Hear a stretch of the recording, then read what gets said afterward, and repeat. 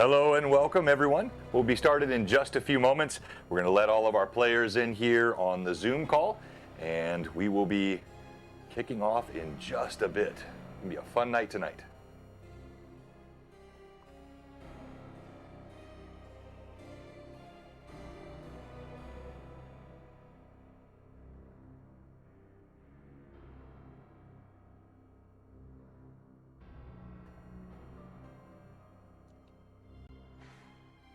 Hello, Ancient Gamer. We just passed 2,000. Let's go! That's fantastic. Already off to a great start. Hey, Daniel, how are you? Doing well. How are you? Good. We're live on audio. All right. So Hello, world. They can't see you yet, but they can hear you. All right. Can you hear me? Yep, you sound good. Can you hear me at all? Yep. You guys can? I can't. Why? Oh, there it is. Yeah. There it is. There it is. Good evening, handsome devils. And that is the unmistakable voice of Mike Disney. That is. It sure is. Hello, Mr. Hello. Birchfield. Hello, hello, hello. Good to see you. Look at all that Bluebox RPG gear he's got on. Look at this guy. Sporting that swag. Yep, let him too. Dang, Yeah. man. Where's my gear? Well, you just became a sponsor last week. I got to get it to you, Mike. You know what? That hoodie is gorgeous. Yeah, I like the hoodie. I like that. Is that a fitted hat or is it buckled? No, this one is buckle. I have That's fitted as beautiful, well. though. I like that. I have a couple different kinds. That is nice. All right, so we're just waiting on one more. Checking all my views here. Yep. All right. Everybody staying dry out there? We just stayed in. It's pretty freaking cold and nasty outside, so yeah. No doubt. Today was a nicer day here. I don't know what it was. I think we got up into the low 40s maybe, but still a good half foot of snow on the ground.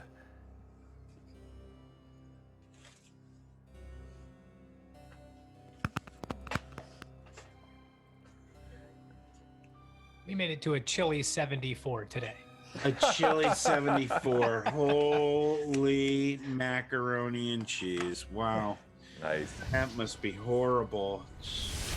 Chilly. So where are you, in Florida? No, it's just south of Phoenix. Oh, okay, there you go. That explains it. That nice, beautiful dry heat too. Thank you so much for the subs, Constructed Chaos. And Troll Lord, I think good to see them on here. And are you done with their stream, or they're getting ready to finish up, I would guess? Troll Lord Games. Those guys are awesome. They Chuck are. is like really, really cool dude. Yeah, he really is. I mean, they've been great supporters of what we're doing with the community, and just happy. Old Chuckarooski. It's a fantastic individual, just like you guys. Yeah. All right, so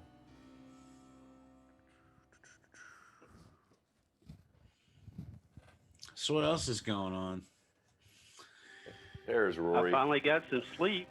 You got After some the- sleep. Monday and Tuesday, I got about 2 hours sleep. And then Wednesday to Thursday, I got 2 hours of sleep, dealing with all these storm events. I have to go, and my guys are out plowing and all that, so they have to check in every 4 hours, and I got to give updates on all that. So Well, I know I'm last not. night I was able to sleep. Yeah, I know I'm not getting any sleep tonight. That's for sure. I told you you're gonna have to pump them Red Bulls or the Monsters or Absolutely. whatever your vice is, buddy. Coffee. Hyper caffeinate. Yes, absolutely. I know it's horrible for you, but one day out of a month isn't gonna really do anything. you No, know? that's right. And I think the good news is because Tim is the DM. It's quite likely I'll die in the first 10 minutes. There you go. So there you go. That's positive outlook right there that we need. And also, it's for a good cause. Exactly. You know, everything sir. is for a good cause. So I mean, it's worth the lack of sleep. Hell yeah, it is. Can I get an amen? Absolutely, it is. All right, all right, so I got a little cropping to do here on some of the video, as usual. So I'll work on that while you guys entertain the crowd. That's it. Constructed chaos. Amen. That's what I'm talking about. Troll Lord Games. Entertain the crowd. Entertain the crowd. Well, oh, we're live? Yeah, we are live, audio live. Oh man, you Audio should have live. seen some of the stuff I was about ready to say. Woof! I'm like, Well, wow, it was about ready to get really downright nasty. well, we're still only audio live, so they can't see you yet, but that's coming shortly. No, I've got the channel up. I'm no ding dong. Okay. I'm way ahead of we're Mike just Disney live and uncut. yeah. That's dangerous. Well, that's just sort of Mike Disney channel right there. That's right. I'm ready to play a gnome female thief tonight who's chaotic good. And I'm just gonna use my own voice, and you're gonna have to picture Demi Moore. You know, oddly enough, Mike, whenever you talk, I do picture Demi Moore. Oh, that I kind of figured either her or Sigourney Weaver. You know, It's the one of the strangest thing. smoky brunettes. You know, that's what we're dealing with. Even though Penny is a redhead, but we'll be all right. I'm ready to roll some real dice tonight, man. All my online games have been using dice rollers. I'm ready for some good old analog dice rolling. Because there's nothing pre-programmed about that. That's right. Randomized rolls. Psh. So who are we missing? We're missing Johnny, huh? I see him in the chat. It looks like he tried to message you through the Yeah, Discord. so did you see, so in the What is it? Underdark Uprising, Johnny, there is a link. It's the same Zoom call that we used the other day for our test, if that helps. Here, let me see. Hey, Shav. Should be interesting. I can't find my lucky dice. Dum dum dum. Oh no! I've been searching for 4 years for lucky dice.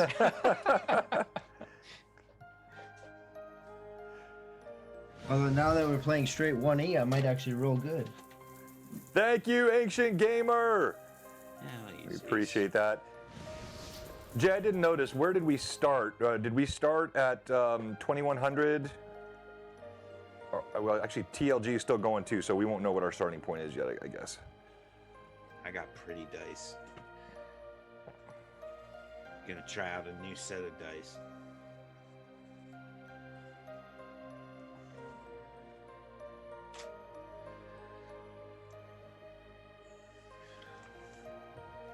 All right, there's Johnny. Here's Johnny. Who's old enough to remember that? All right. Yeah. Who is it? I think on this group, maybe Rory. I think now, Or I think that's one of those movies that just kind of kept on going. Who is it? Well, Hey, good to see you, Carlos. And of course, Carlos was a major contributor to what we're doing tonight. He helped with the construction of all of our player characters, which he is very, very good at. And so, you're gonna Castle Entertainment. Yep. That's right. All right. Got a hell of a 3-paragraph background here on Penny. Man, this thing. Oof. She's something. All right. So, you guys remember, of course, what we covered the other day. So I'll kind of go over that again briefly here in a moment. Get everybody, all the viewers, caught up on the background for our one shot. And then let me see here, Rory, if you could just go center on your camera. I want to make sure I got you good. All right. And then Johnny, if you could do the same, just go center on your camera. Is that where you're going to be at? Okay, let me move this box over a bit. All right. That winsome smile, my friend. All right. And then here, that all looks good. There we go.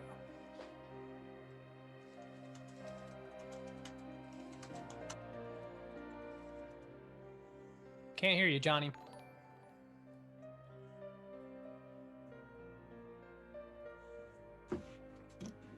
Thank you for the gift sub, Patrick. Can you hear me now? Ah, Yeah. I can indeed. There Nice. we go. All right. I was saying, just put me wherever you want. I'll adjust. I move around too much anyways. Well, if you don't mind, maybe just move a little to your right. Yeah, right there. Let me do this. Yeah. It'll be a lot easier for me just to move my camera There you go. that way. That better? Yep, that's perfect. Okay. And blue steel. Blue steel.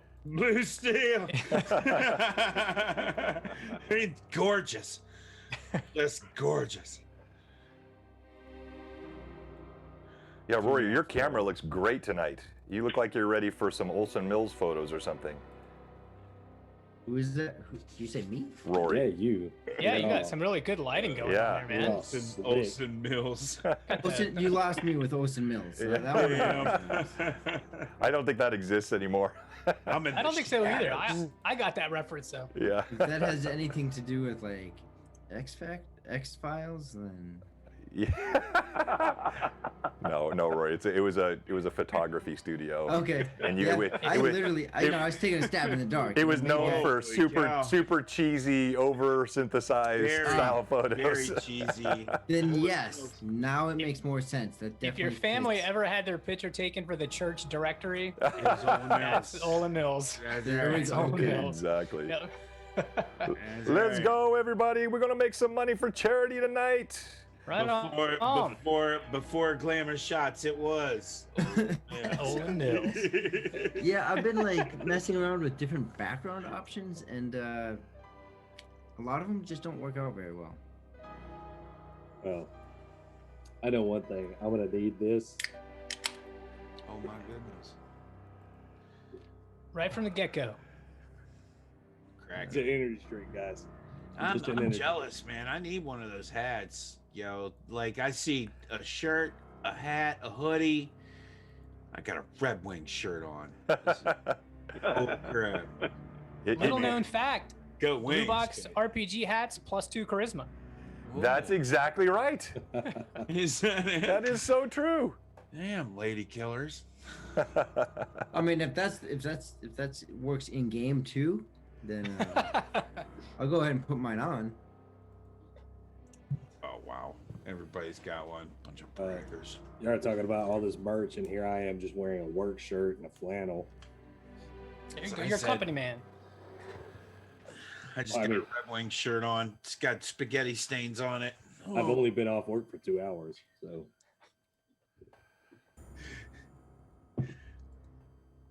Yeah, about the same here. All right.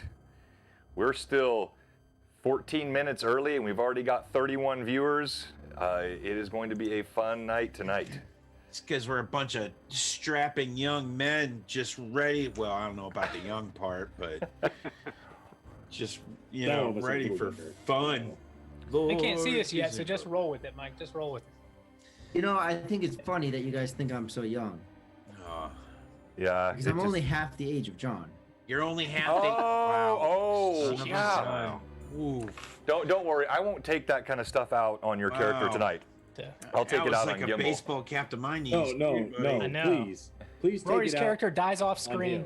It's a prelude. Rory's character dies. It'd be the God, take it out on him, just not the rest. first of us. Yeah, that's The pre horror-stricken environment causes immediate heart attack and fainting. exactly. That was brutal, man. Woo. You are good enough, strong enough, and doggone it, people like you. Stuart Smalley. Sorry, I'm just getting dice right now. No worries. We're just doing a little bit of last minute cleanup here Trying and to letting decide folks how pile many in. and what set. Yeah, we got an all-star crew here with some all-star characters. Oh, snap. I think I'm gonna go with the lucky metal ones. There you go. Look at that. Metal.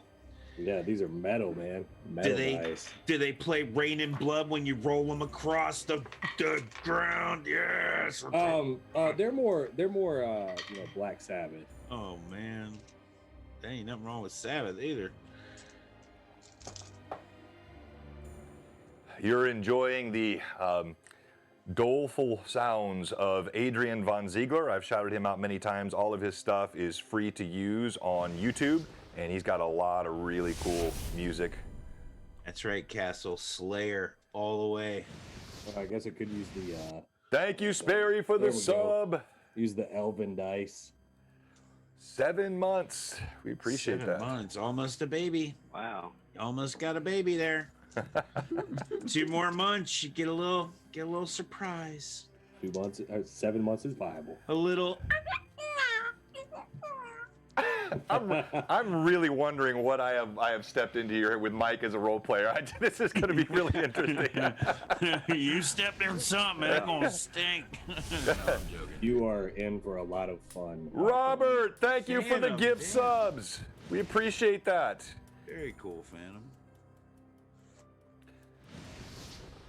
We're gonna have fun, that's for sure. That's what's gonna be. Penny she's gonna have a lot of fun tonight. Old Penny Whistle Garanthy.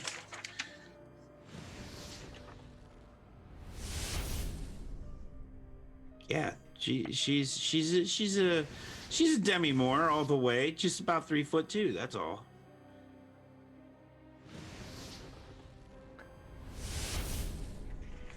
Damn. Thank you, Theater Evie. We appreciate that, Evelyn. We will be just a couple of housekeeping items here, and I may repeat some of this for the fans once everybody is live. But we are playing 1E tonight. So you have Fako to hit armor class 0, and you have your traditional saving throws and all of that good stuff. But we will still use advantage. So if you get advantages that are given to you by the viewers, then you can use those tonight in game. Now, really what I want though is I want the advantages to be done as part of the donation. So not your typical bits. As viewers, you go ahead and you pop in a donation to St. Jude's, and that link is going to pop up regularly tonight. And then we will do, we're going to do an advantage for every $20 donated. We also have prizes that I'm giving, including a t-shirt. The first 5 that give $50 to St. Jude's tonight get a Underdark Uprising custom t-shirt. Limited edition will not be made available by anyone else unless they decide to try to copy me. And then for the first 5 that give 100, you'll get a sweatshirt, an Underdark Uprising sweatshirt. And so we're gonna do that. Plus we got some other giveaways. Jay's got all kinds of cool stuff. We're gonna do a lot to give back to the fans as you give to St. Jude's tonight. Lord Kazumba, my man. He is the man. He is the man.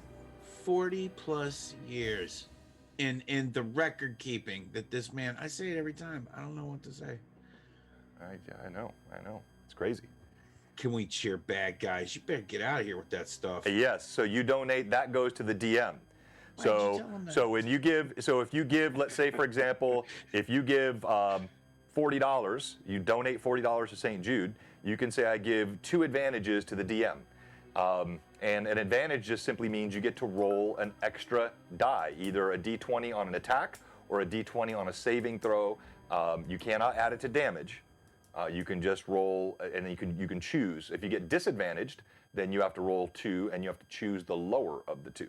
So that's the only sort of little 5e tweak that we'll bring in here because I kind of like that.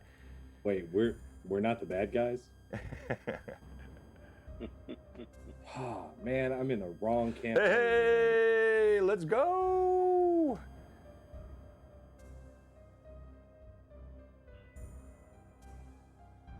I think I see a raid coming. I saw the word raid there somewhere. All right, I'm gonna Cannibal Eridor. I'm gonna pop us up live on video just because people have got to see these beautiful faces, and then we'll see how many viewers we lose, and then we'll cut the video. Hey, John, everyone's asking for the amounts for advantages again. Yeah, the donation amounts. So I don't know. I was thinking every $20, or maybe do 25, so it's easier to round off. You choose, Evelyn. 20 or $25, and then we'll just track it that way. So you give advantage with every 20 or 25 that you give, or disadvantage. And then again, the t-shirt can happen at 50, or a sweatshirt at 100. And then we have some other special giveaways that we're going to do tonight. All right. Hello, yeah. Anna B. Meyer. Good to see her with us. I And wish my paycheck had hit my bank account. I'd donate 100 just for the sweatshirt. all right. And so you are visible, gentlemen. So you are now seeing everybody wave hi, and we're still going to wait here a couple of minutes to get started, because we're going to have, I know, some folks that'll be popping in the next 5 or 6 minutes. But yeah, thanks everybody for being with us tonight. Thank you for all the fans that have popped in so early. And we'll have you go through your characters in a moment, introduce them. We're going to recover some of the intro stuff that I mentioned to you the other day, and we'll set the scene, and then we'll jump right into some D&D. Old school D&D.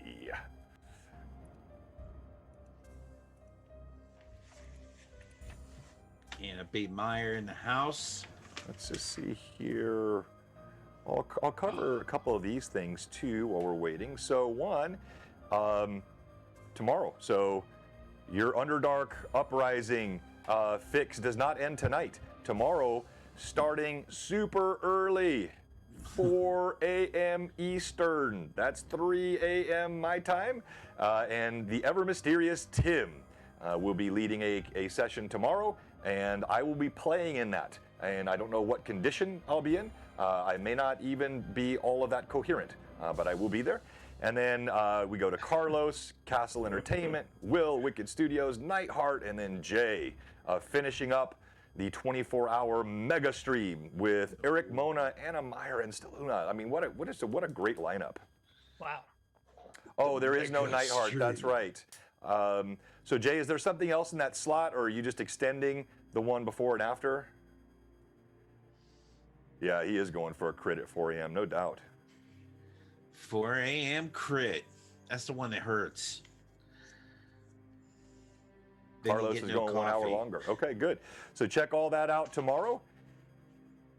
And I'm going to go ahead and talk about our sponsors here so we can start on time. So I'll do this a little early. We want to say thank you, of course, to our original sponsor, the maker of fantastic dice trays, Dragon Crafting Guild.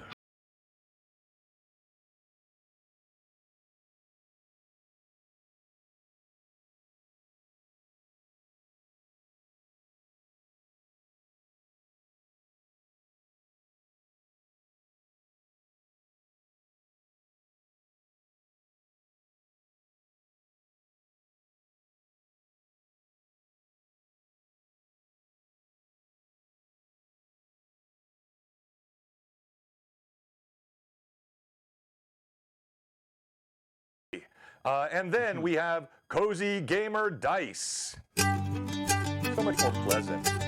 What a contrast in those musical styles, huh?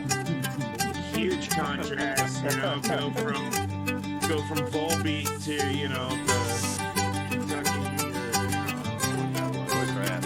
little bluegrass, right? Yeah, Mikey B, you know me. You down with DCG? You're down to DCG. Also, Frederica Draws, who makes all this great artwork we have. We also have the giveaway that we did a couple of weeks ago, custom artwork. We'll be showing that to you on Tuesday night at Next Greyhawk Awakening. And then Mantic Games, makers of Terrain Crate. And we've already done a lot of their giveaways. We use a lot of their stuff on the table. Great company. And then, of course, last but not least, our newest sponsor, Mike Disney of the Art of Mike Disney. Where's the And foghorn? he is with us in the flesh. Mike, I need some cool music and an animated thing for you. Oh, You know? I know. So- It's kind of dumb. So I need just something better. There you go. See, that's what I need. Something like that. Jeez. All right, so welcome everyone, and we got about 3 minutes left. Let's just do a quick recap. We are, as I said, playing 1E tonight, and we are in the Underdark Uprising fantasy stream. Everything that is raised tonight will be given to St. Jude's.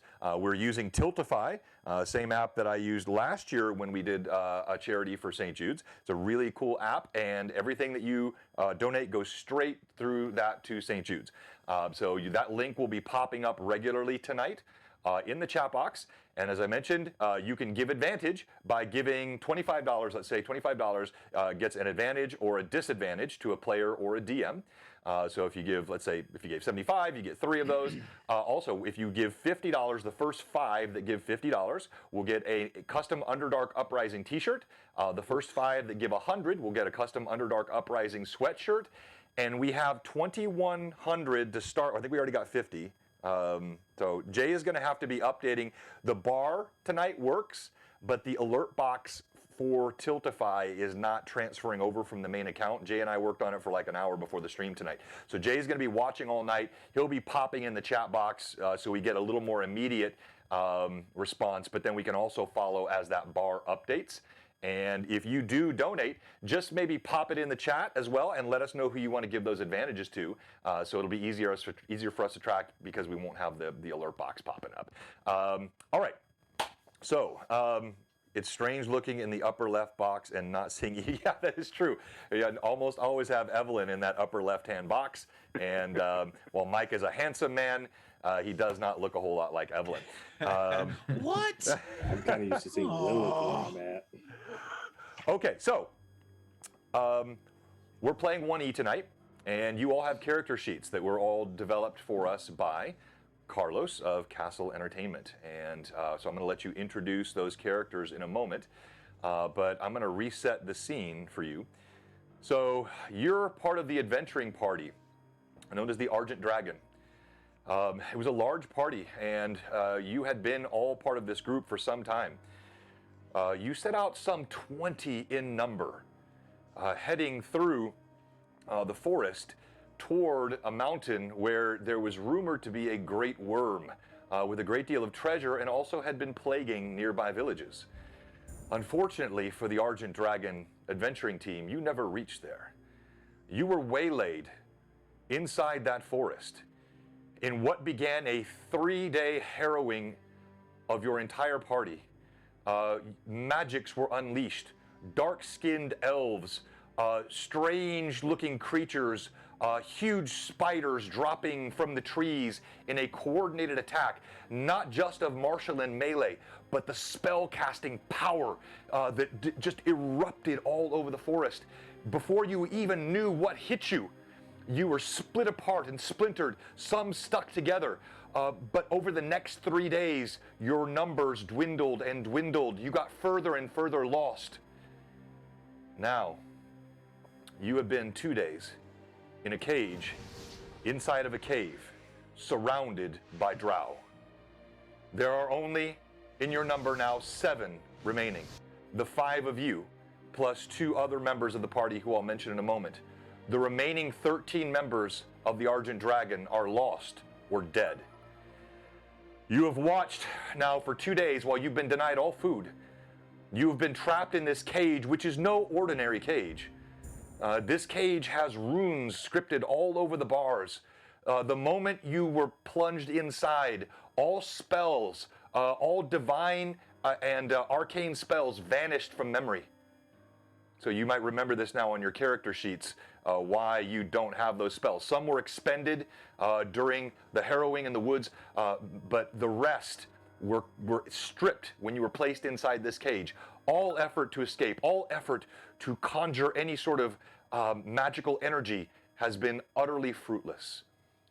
During this time, these cruel drow, they walk back and forth by the cage. Occasionally they spit. Occasionally they run a blade across the bars just to annoy you, to try to prevent sleep. They don't speak to you during this time. They don't tell you what they want. They simply torture. And they seem to do it with relish and joy. So as we begin, and I'll give you the terrain close up here so you can kind of see. We'll be using a couple different camera angles. Thank you so much, everybody, for all the subs and all the support. Thank you for the donations, Antiquitous. And we're up to 2710. Whoa, whoa, whoa, whoa, whoa. We jumped up. What did I miss? We had a big donation. Yeah, there's a couple of them. Thank you, Celtic Boar.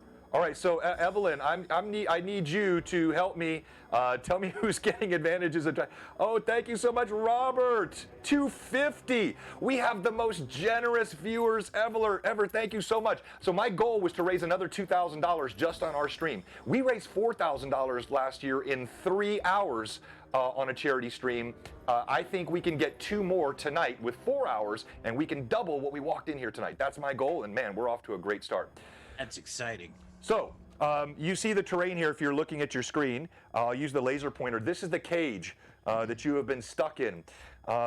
You have begun to recognize some of the drow as they move around back and forth. There are men, there are women, all with white hair and ebony skin, all with equally haughty sneers, different ways of trying to torture you.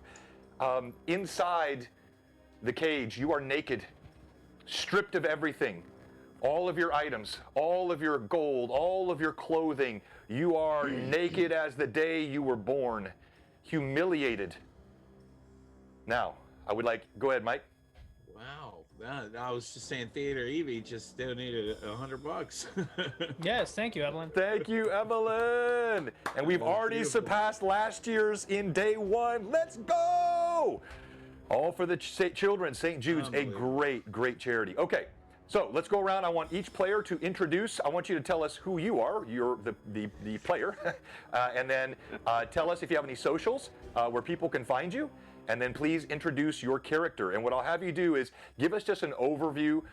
You're not going to go into a whole lot of backstory, but since you have adventured together for some time, if you want to cover a little bit about what the other party members would likely know about you, that's fine, you can do that. And then lastly, I want you to give a description of what your PC looks like. Now, obviously, you can mention the gear that you normally wear, or the armor that you normally wear right now. You're completely naked inside this cage. And we're going to start out tonight with Rory. Oh boy. Oh boy. Okay, so my name's Rory. As far as socials, the only place you can find me is on MeWe. Just search me, Rory Self. For tonight, I am playing Squall Swifto, a hair-foot halfling female, and a fighter. Things that the group would know is I definitely try to make the most ethically or legally correct choice, trying to look out for the group, trying to look out for the greater good. Also that my sister and I, my sister being Storm, are fairly close. And I carry, well, when I had them, I would carry around halberds. I believe 2 halberds. Correct. And your sister, by the way, Storm, Yes. is one of the 2 NPCs that is with you in the cage. And she was badly injured in the chase through the woods. And she has been lapsing in and out of consciousness. All right, let's now go to Johnny. All right. Johnny D. Fox. Most of the time you'll find me actually on Twitch, Johnny D. Fox. I do have other socials, but man, I can't remember the names of them. I'm actually going to be playing Karaz Lightbringer tonight. He's a half-orc male. Let's see. Normally you would find me wearing my leather armor and carrying a flail, of all things. A few things that my party would actually know about me is that I was actually raised by priests of Palor in a small abbey in Ruwood. And that a few events in my life changed me to become an assassin, of all things. Yeah, and he's an interesting character, this one. All right, let's go then to, let's go to Mike. All right, I am playing Penny Whistle, Penny Garanthe. Oh, my name is Mike Disney, by the way. And my socials are all the same. Art of Mike Disney. You can find me on just about everything. Insta, Facebook, you name it, it's there. I also stream here on Twitch, and I do a Patreon and a YouTube channel as well. And he streams like every morning at like 5 a.m. I think, every single morning. Yeah, it's pretty early in the morning. And then and we go to about noon, but I am playing Penny Whistle Garanthe. Penny, she is a gnome female, very small, diminutive female. She is a rogue, a thief, if you will. And she has got very coppery red hair, and she's friends with the two twins in the adventuring party. I don't know if they're still alive anymore, but they're the halflings. And she's also friends with the dwarf, who is the leader, and I don't know if he's still alive. Yeah, so the dwarf, the leader, you have not seen him. Kron, you have not seen him at all. But yes, both the halflings, the two sisters, Storm and Squall. So Rory is playing Squall, and Storm was this, I just mentioned, she has been lapsing in and out of consciousness with a head wound, and she is in the cage with you as well. All right. Oh, there we go. Daniel. Hey everybody, I'm Daniel. Go by Hutchback on the socials, and tonight I am playing Rainier Vandren, Gray Elven Male, and I am trained in the ancient art of both martial and arcane combat, fighter magic user. Here we go, first edition, everybody. And I believe I am the most recent addition to the party. The Covenant recently came to the aid of my people, helped us fend off some invaders, and out of gratitude, they have assigned Rainier to protect and serve the Covenant and travel with them. And I have found myself in this predicament with you now. Well done. And then Keith. I'm Keith, Roger in the group chat. I am playing Zara. She is a albino woman. She's a druid. She's tall, about 5'8" or so. She is known as the White Heart of the Rune Woods. So she lives in the woods, and everybody around there knows her by that. So she wears a tattered cloak and leather armor and carries a spear. All right. And then along with you, as I've already mentioned, Storm, you have the Paladin, Zarin. Zarin has been with the party for some time, half-elf, and normally clad in shining armor and wields a bastard sword with proficiency. Now in the same condition you are, slumped up against the side of the cage. And if we have any questions, by the way, thank you so much. We're at 2770 already, and we got 104 people on. We've already crested 100. It is going to be a blast. Let's get into it. Any questions before we start? Yeah, I got a question. Go ahead, Roy. Are we all in the same cage, it looks like, or Yes. are we in different cages? No, you're all in the same cage. Okay. And all right, so advantages, one for Mike. You guys got to track your own. One for Daniel, one for Rory, and one for Keith from Krenzelen. And the question came up from Jay Birchfield 3, Mike. He wanted to know if Penny has a beard as brilliant as the one you're wearing as well. Oh, I saw that question. I was going to answer it, but I didn't want to interrupt anybody. No, Penny does not have a brilliant beard, but thank you for those kind words. You flirt. Man, there's a lot of flirters. All right, so as we begin, you can see the rise and fall of the sun through the entrance to the cave, which is about 40, 50 yards outside of where you are. And it is in fact getting dark outside now. The darkness in the cave grows even more. You have a bit of quiet as several of the drow seem to be talking over in one side. They're kind of gesturing at you and looking. Others are on the opposite side of the cave. They're watching you subtly, but they're eating. And as they're devouring what looks like some sort of viscous-looking meat, and they occasionally look up at you with these just hateful eyes, and you're alone in the cage. Oh, man, you paint a chilling picture. It only gets better, Mike. Oh, Can we see where the keys are to the cage? Yeah, interestingly, what you've noticed is there are no keys. This seems to be something that I have a Dwemer which they use to open and close. You see no latch, you see no lock. There is no obvious way for you to open this. Can Rainier discern anything from the runes that are inscribed on these bars? Yeah, go ahead and make an intelligence check for me, please. So in this case, in 1E, what you're going to do is you're going to roll under your intelligence score. All right, rolling lows, what I do. Thank you, Samusairs, for the follow. We appreciate all the follows. Give us all the follows. Unfortunately, I rolled my intelligence score. I rolled a 16. So as you look at them, it's obvious to you, you have studied enough of foreign language and you're bright enough to recognize these are clearly Drow inscriptions, but you cannot make heads or tails of them. They seem to be, as I said, arcane in nature and not a magic that you're accustomed to.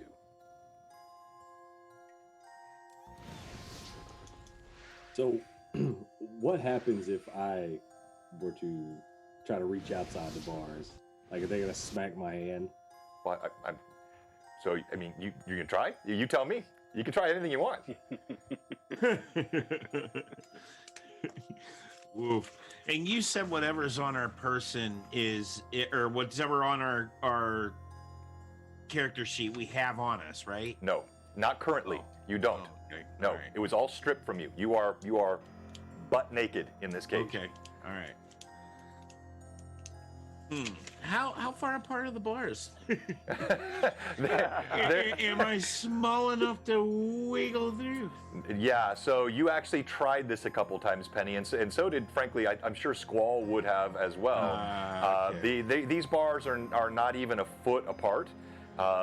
They're not intended to allow even small humanoids to pass through them. This really stinks. I would assume that we also tried to pull them apart. How many guards we see? So yeah, you did, Johnny, to no avail. In fact, they laughed. This is again, you've been in this cage now for 3 days. So all the things you would think to try, you have tried.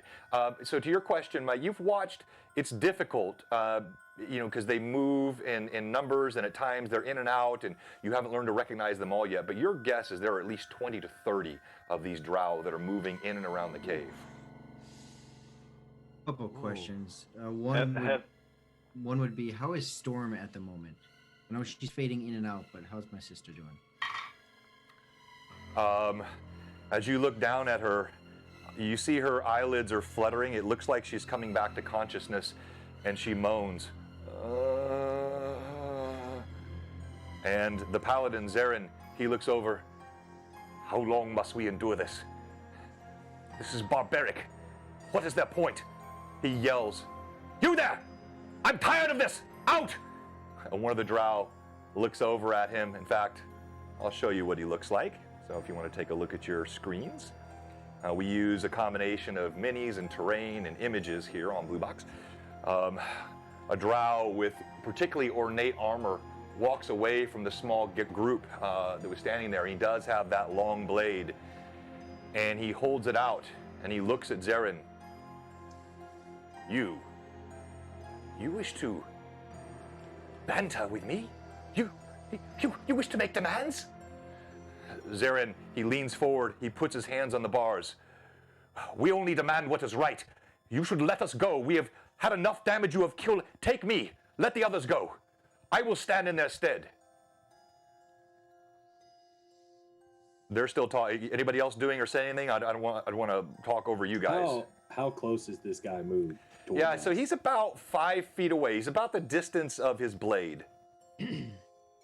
Okay, so I wouldn't be able to reach him. You could try. And I'm just gonna keep watching. Just being a fighter, just that concept of combat. Just watching, making sure priority right now is Storm. but watching, taking in details and distance. All right, so as you're watching this and you're looking at Storm, the drow, whose attention has been captured by Zarin, looks over as Zarin makes this plea, for self-sacrifice, and he laughs. Altruism, another of the great failings of your feeble kind. So, you would wish to sacrifice yourself for the benefit of the others? I would, says Zarin.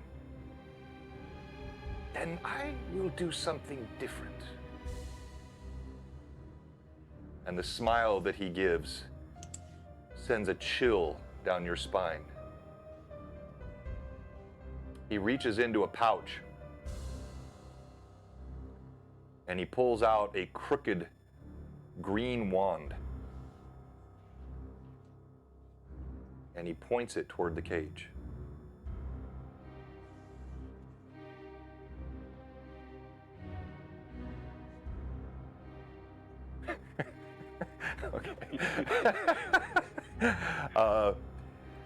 As Zarin snarls, grabs the bars, the drow utters one syllable. You see the wand flash green. As it does, you notice Storm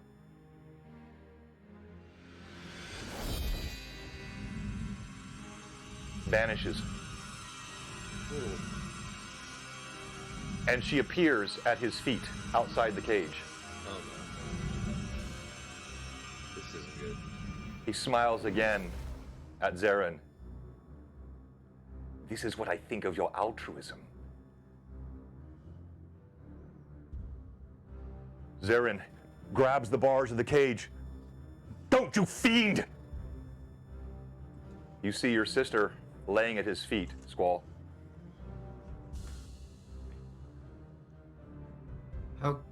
How Can you only pick on the weakest of us? Are you not willing to see the more strong of us in battle? how much do I know about drow? I mean, you've not encountered, Squall would not have had, you generally know what they are. They're creatures of the Underdark. Under Orth, they tend in magics. They are almost universally evil, with very few exceptions. Prone to cruelty, which you've had demonstrated here. What about their hierarchy or sensitivities?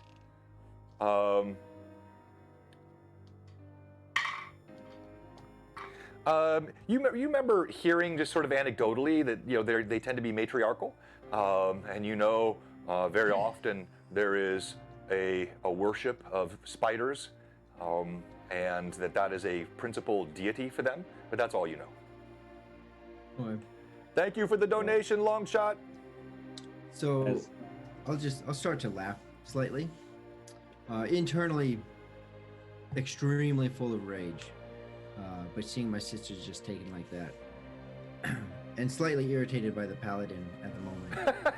Yeah. And Penny seeing her friends like this, she's in hysterics because we've been trapped in these cages for a while now, and it's just deplorable situation. They're constantly, my wits are at an end, and I am breaking down seeing my friend tortured in this happening. I can't take it no more. Yeah, and Penny, you recognize the chuckle that ensues before something happens. And it's okay. You see, he's just picking on what it is that torments him every day. He knows that he's no better than anyone else here.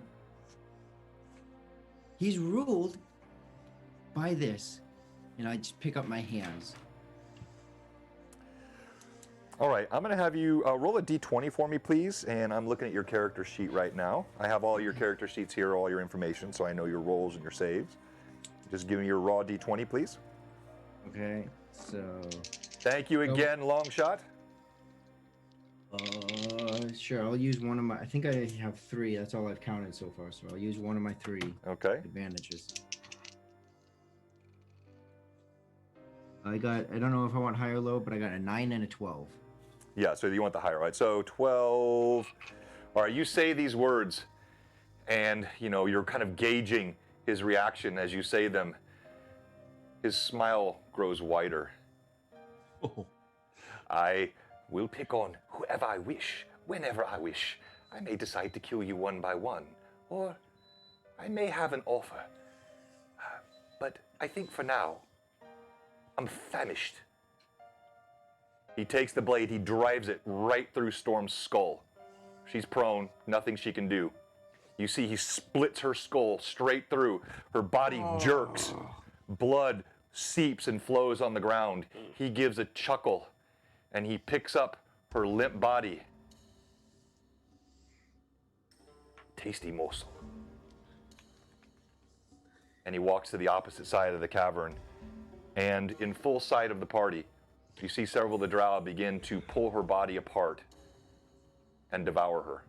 Oh, horrible. Horrible.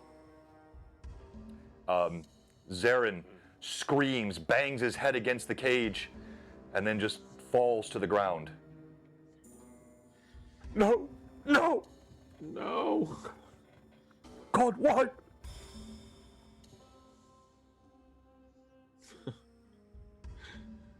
Yeah, that's pretty much the stunned silence in the cage. Well role-played, everyone. Yes. Yeah. Well, At that point, what do you do? Yeah. Rainier actually puts his hand on Zaren's shoulder. And he's just like, brother of honor, do not blame yourself. It is their way. They are cruel and petty. If we were not here to victimize, they would be tormenting one another. It's in their nature. Do not despair. You did not cause this. They are the cause. Save your grief for later. And I interrupt Channel you in it. I'm going to interrupt you in your speech and look over at you, very, very empty of emotion, seeing what just happened to my sister, and look over to you. You think this is not his fault?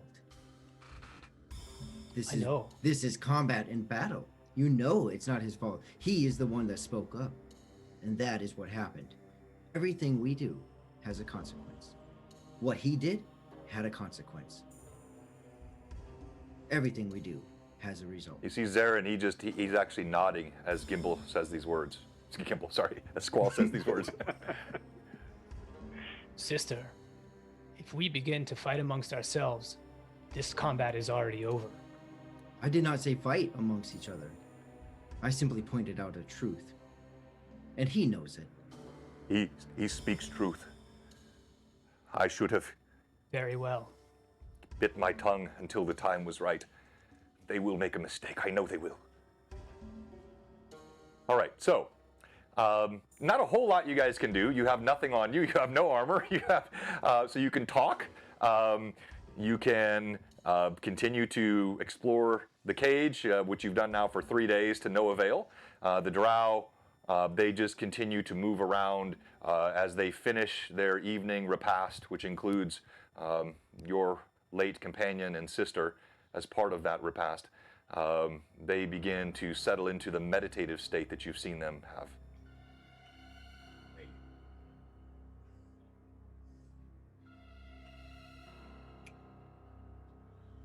Do we see any, or do I see any of our gear laying around, or any gear that they have laying around?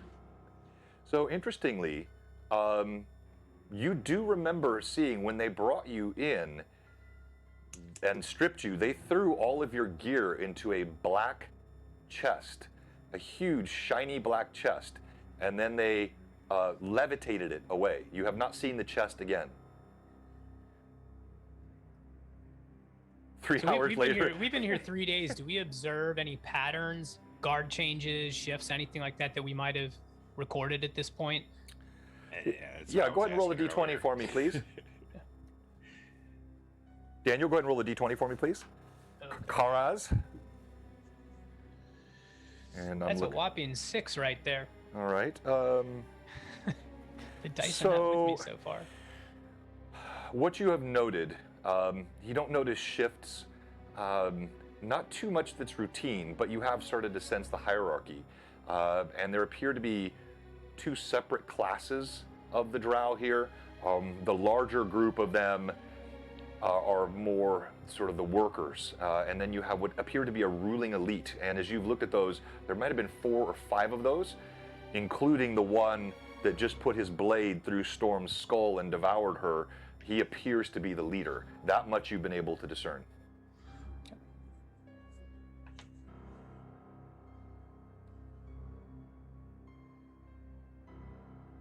So this whole time, are they still tormenting us, or after they have? driven No, their sword they've through kind storm? of they've had their fun for the moment. Mhm. So you are all, it's as I said, it's a little bit darker in here now, and you are left quietly to yourselves in the cage.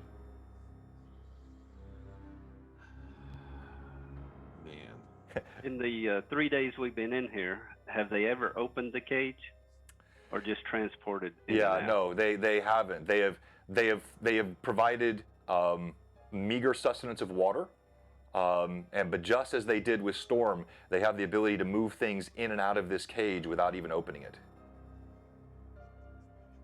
Like Robert, he said a moment ago, 3 hours later, the party is still in the cage. So it does not escape me the fact that magic works going in to the cage, but not going out. That would be one deduction that you could make. Another, which you might make, and you don't know which is true, is that your magic isn't working and theirs is. So you don't know if it's a function of inbound or Yeah. outbound, or if it's a function of the unique types of spellcasting they're using, or the way this cage was constructed.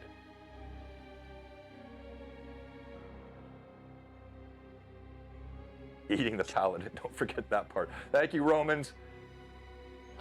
Do any of the guards wow. And only the one guy has the wand that does the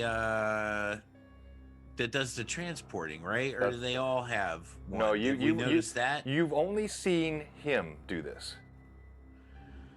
And how often does he come close to the bars over by Penny and not pay attention? Well, I would say, like, it's not unusual they pass by, and they do seem to treat you with contempt. They don't seem to have any fear of you. So occasionally, yeah, they do wander close by, including the You know leader. what? If he ever comes over by me, I'm gonna try and pick that son of a bitch's pocket. Okay, all right. So, unless anyone else has something you want to do, I'll kind of move the timeline forward here, or if you want to Can I sit. talk to? Yeah, go ahead. I'd like to actually speak to Swifto real quick. Right. So, I address you. Tell me now. Given the opportunity to act, what would you do? Why, it depends on the opportunity. Depends on who's around, how many. If there's 30 of them, nothing. 30 of them will butcher us in seconds. If there's a couple, perhaps a lot, perhaps even irrationally. But it just depends. If we've seen there's some capability of escape, but I don't know how to work an item like what that thing used on my sister. So for me to grab that would be futile. But if you saw a sword or something of the like, well, then I could be of use. So when the opportunity arises, I have nothing to lose. I've already lost my sister. Does Penny hear this conversation? Yeah, you're all within earshot of one another. Okay, yeah, then I'm not gonna pick the pocket because I was gonna go for the wand, but now I was like, yeah, you know what? This is making sense. My friend's making sense. After hearing that conversation, I was actually fixing to start growling at them and spitting at them, trying to get them to come to us. So. My friends make And sense. do you guys communicate that, or I mean, Rainier is just kind of taking it all in. And just know that when you choose to act, if I'm with you, whether I deem it folly or not, you you have my aid. And likewise. I may be able to make some use of that device, but I am unsure. Their ways are dark and perverse. My people don't use magic such as this. But with time and certainly with the proper motivation, I may be able to make use of it if I have it in my possession. For sure, it's just something I think we should all consider is, let's say we get a sword or wand or something of the sort. Why should they care? We're stuck in here. Unless they believe that we're a threat. Or if there's one or two and they believe we are a threat. Or perhaps one just hates their neighbor enough to decide to help us. As you're speaking, you see the leader. He gets up from a cross-legged pose. He mutters something to some of the drow around him, and they nod. And you see a party of 6 of them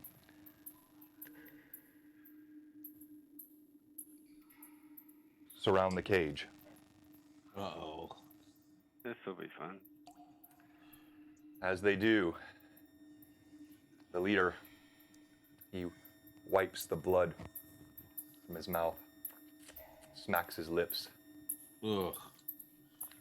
She was even more delicious than I thought. But we grow tired of this game.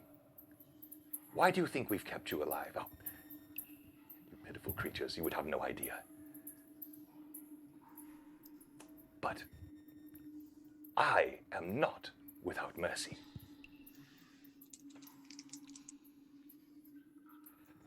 He crosses his arms. He just kind of watches you. Do you know why we are here? To ruin our day.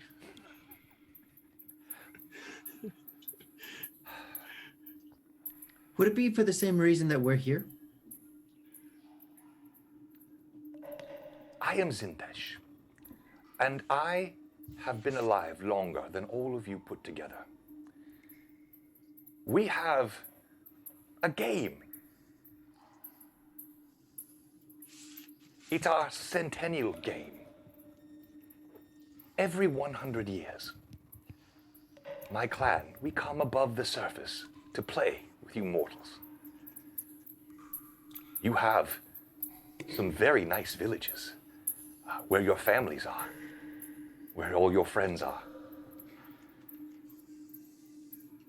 So you're going to play a game. That's why you're still alive. And you're going to play this game because it is your only chance to live. And if you win, we will spare your towns and villages.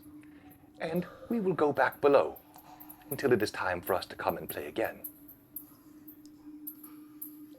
I wouldn't ask what you think. You have no choice. What?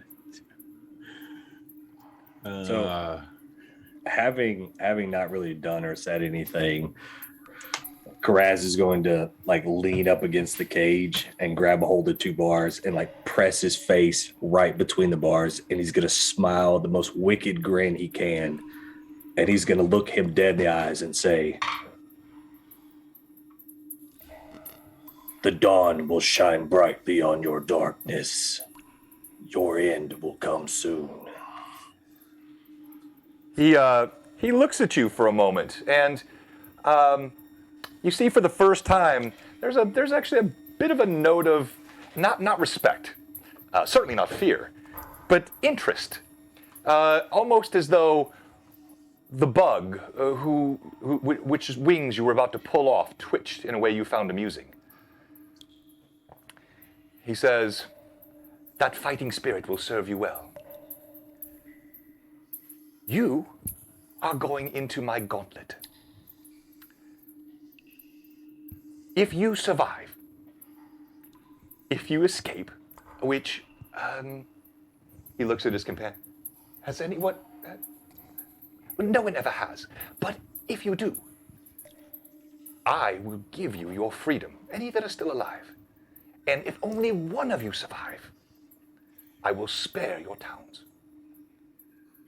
But if you all perish, as you likely will, then we will have our way with your families and your friends. Now, A word is meaningless to us. What guarantee do we have? well, I am Zinvesh, and I have given my word. But again, what choice do you have? It doesn't matter. It doesn't matter. Karaz is gonna join in the laughter, and then abruptly cut it off. And he's gonna look at him and say, "You must have a lot of fear in you, or you wouldn't be wanting to play games." It's not fear. It's fun. I'll be able to see you, everything that you do. I and all of my friends and family, we will be watching. We will laugh as you'll rent limb from limb. We will giggle with delight and toast one another as you are stricken through with blades and poisoned. As each of you dies in horrible ways, it gives me amusement. That's all the reason you're here, just to amuse me. You must see the humor. Lighten up. So do you send us like this, or do we get equipped? Or spit do we on him. delay? I spit out the cage on him. All right, as Penny spits, it strikes. Go ahead and roll d20 for me, Penny. He's about A 19. I hit that son of a gun in the face. He's a good distance away, but you do surprise him. Apparently, Penny is quite proficient with this, and she manages to splatter him square in the breastplate. He looks down. I will have something special for you. To your question, I am benevolent. I will give you your items back. I will let you have all of your goods. I will not send you to my gauntlet naked.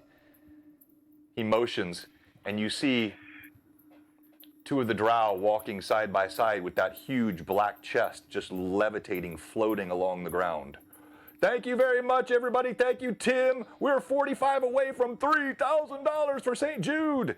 That's unbelievable. It is. Thank you guys so are much. so generous. Thank you so much, everybody. Thank you. Thank you for the Everybody. subs. Thank you for the follows. Thank you for the gifts. And thank you for letting me torture these players. Yeah. The chest vanishes and then appears right in the middle of the cage. Oh, I grabbed my gear right away. Okay, Petty, you run to the chest and you see, again, much like the cage, there's no latch, there's no lock, there's no handle. A couple of the drow, they snicker as you scrabble around the edges. No, not yet. Here. And he pulls out something which it's difficult to, as he pulls it's completely black, and it seems like fabric, but when he turns it, it seems to vanish. Oh. He takes it, he stretches it, it grows to about this large, and then he tosses it through the bars of the cage. It lands right next to the chest. This is how the game begins. Your chest will open when you place it through that hole. You will follow it. You will then be no longer here. You will be able to get your gear. And then we see how long you survive. Doesn't that sound fun? Karaz, not wanting to spend one more moment in this cage, he's going to look around at everyone and just shrug and pick up the chest All right. Well, actually, as you pick it up, it's remarkably light. You know, there's a ton of gear in there. It's not floating as it was, but as you pick it up, it feels like it's almost weightless. Go on, scurry, little rats, scurry. We want to see the games. Just in case anybody's watching for the first time tonight, Zindesh is John's DM philosophy made flesh. Right. And I didn't want to interrupt. $3,100. Thank you so much. We have crested 3,000. That's awesome. We're going to get to 4 tonight. I know we are. Amazing. All right. So, what are you doing with that? Well, it looks like we don't have much of a choice. Yeah. I'm actually going to stop because picking that up, it being as light as it is, it shouldn't be that light. And I feel like I would know it should not be that light. Roll D20 for me, please. 5. Yeah, actually, no, because that was a check you were making. That was not a save. Okay. So, you're deja vu. You've seen enough magic, and you've watched the way they have been floating this around weightlessly. You're not sure. You certainly don't trust them. You're not sure your belongings are in there, but you also know it's not entirely impossible that they are, and that whatever this chest does, it has allowed those items to be weightless while inside it. And would Karaz actually know what that hole in the ground is? No, Okay. you wouldn't. But as you look at it again, it is utter ebony. It seems to absorb the light. Yes, torturing players for the children.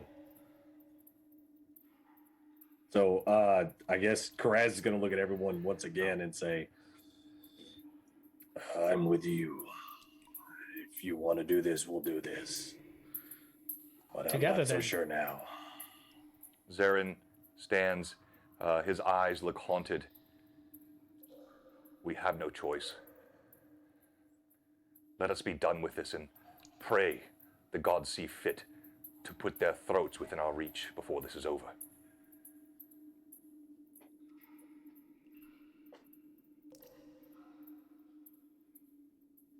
I guess with that, Karaz is Very just going to well. jump into the hole. All right, correct. As he does, he just vanishes. You hear a faint whooshing sound. The chest drops through with him. All right, Rainier I'll go turns through with to. him. Oh, go ahead. Yeah. Rainier turns to Zindesh and says, "Whatever our fate may be, I know what eternity holds for you all." And then he just steps through the hole. A note to you guys, I'm not going to try to catch you. Goodbye, Sarah will jump through the goodbye, hole, little too. rats. So, Am I the only one that remains? Is everyone No, else I don't gone think already? Penny has. Penny's with you. Yeah. Oh, yeah, Penny. Yeah. Yes. Zarin steps through.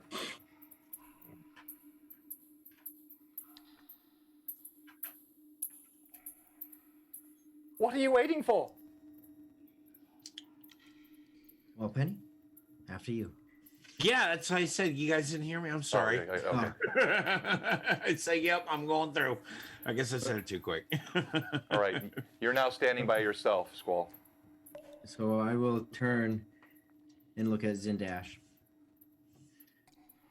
So does your game include us going weekend, or may I humbly be provided by your mercy a potion? A potion.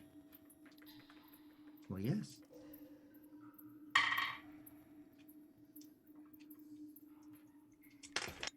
I'll give you a potion. Yes.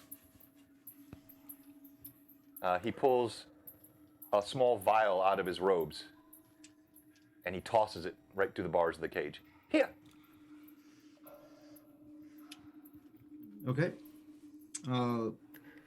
Sure hope it's not poison, but I'm gonna hold on to it.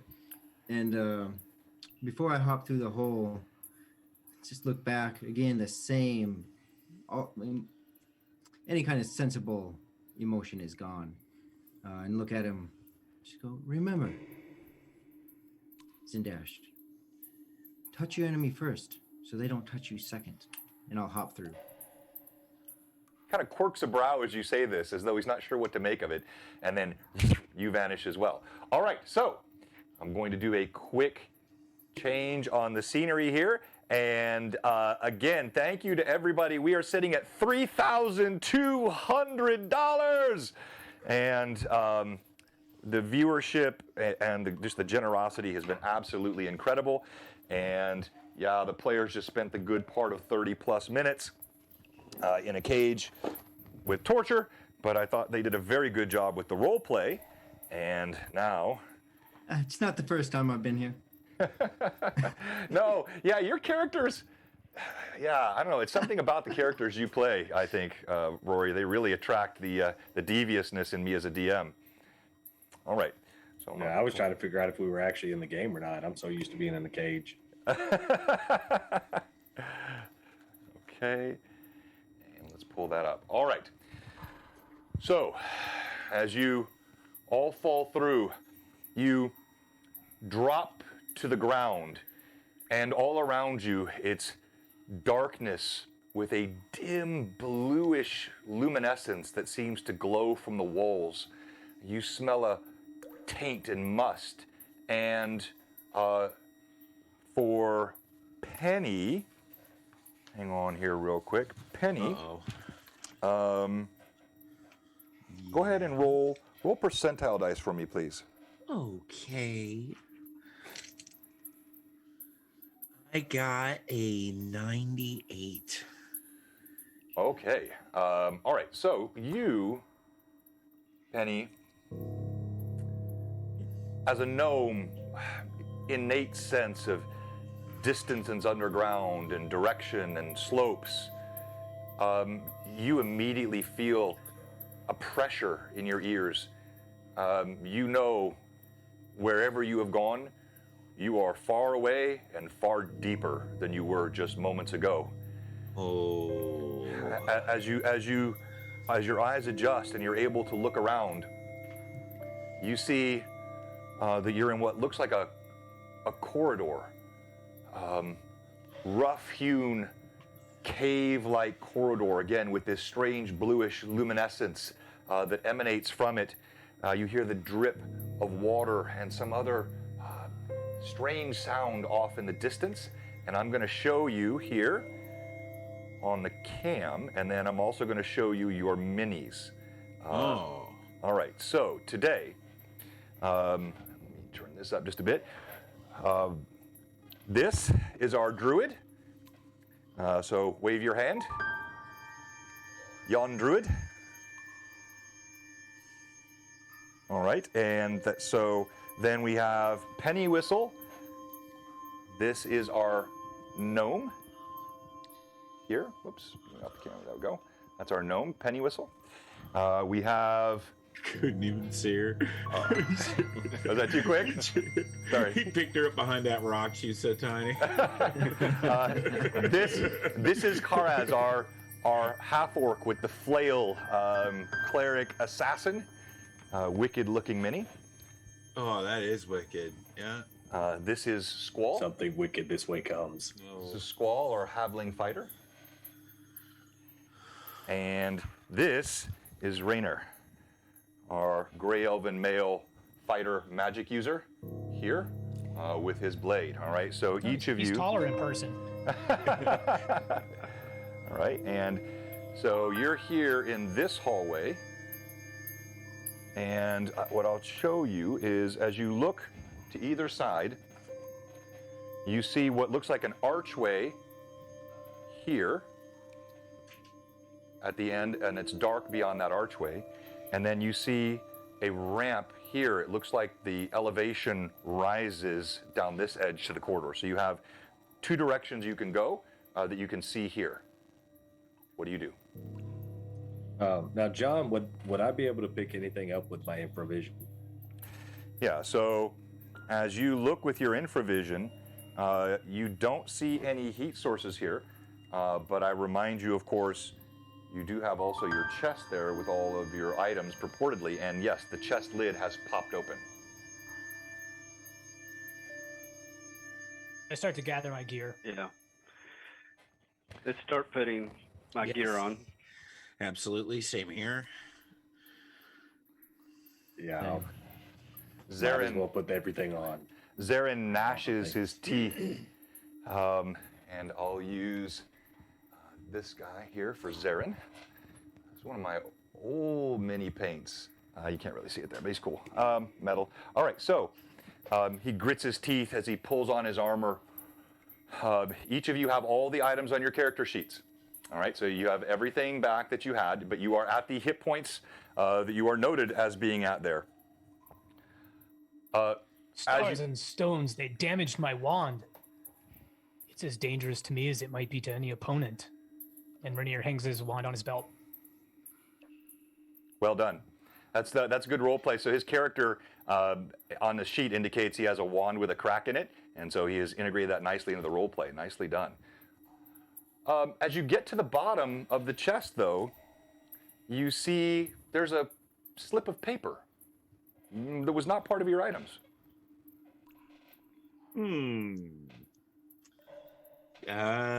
What is on this paper?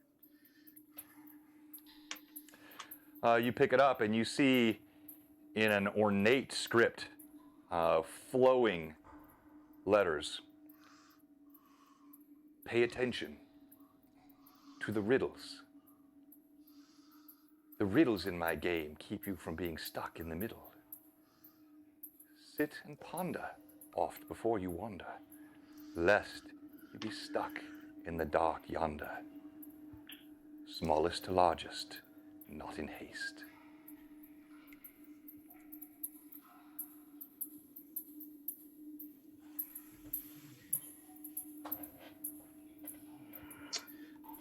It would appear he's encouraging us to take our time. Is it wisdom or is it a trap? Well, he wants us to survive as long as we can so they get more joy out of seeing us.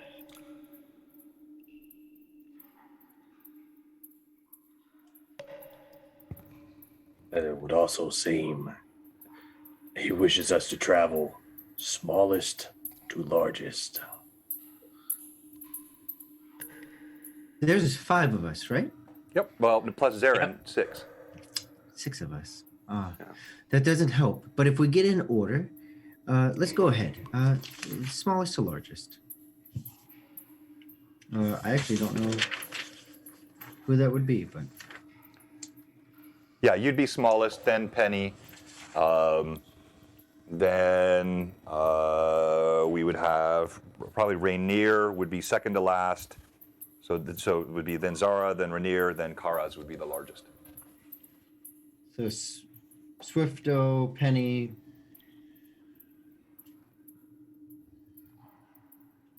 What's the order? Zara's next. Swifto, Penny, Okay. Zara, Rainier, and then Karas.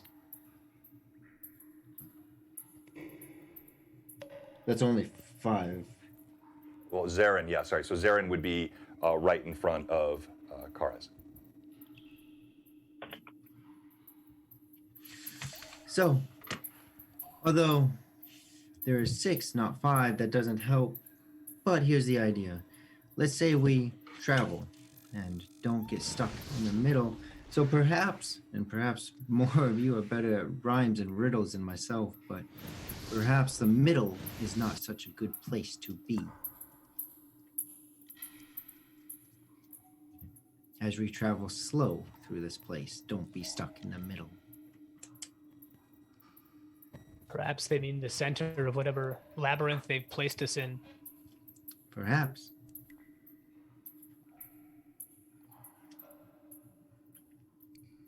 Zarin seems to be getting impatient. Well, we got 2 directions to go. Perhaps this is the middle he speaks of. Let me have everybody roll a d20 for me. Sorry, were you going to say something?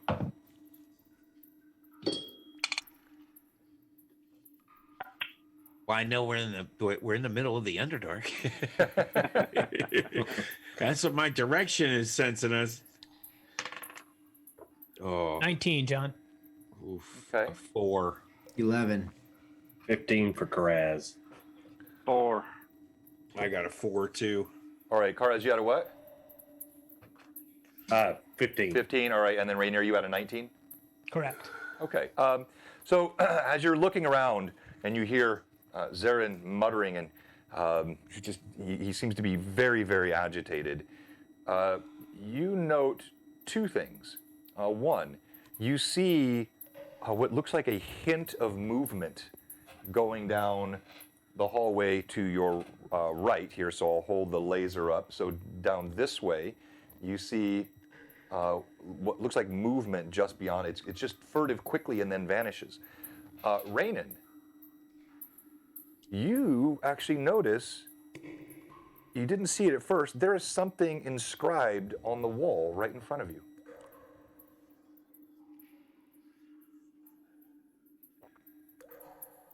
It's written. What language is it? Do I recognize it? As you look closer, it is in the common tongue. So I read it. All right. None of you had noticed this. You see Karaz kind of looking down the hallway. Raynon walks over, and Raynon, as you look at Rainier. Rainier, as you look at it, Like the mountain. correcting the DM is a good way to die. No, I'm just kidding. Okay. That's why I was Raining keeping it my is. mouth shut Yeah. the first time he said it. My You friends guys call keep me going. Raining. You know. You guys keep going I- because the longer y'all do this, the further down I die. Yeah. It is. You look, and it's a riddle. You see a riddle on the wall, and it says, "Never resting, never still, moving silently hill to hill. It does not walk, run, or trot. But all is wonderful where it is not."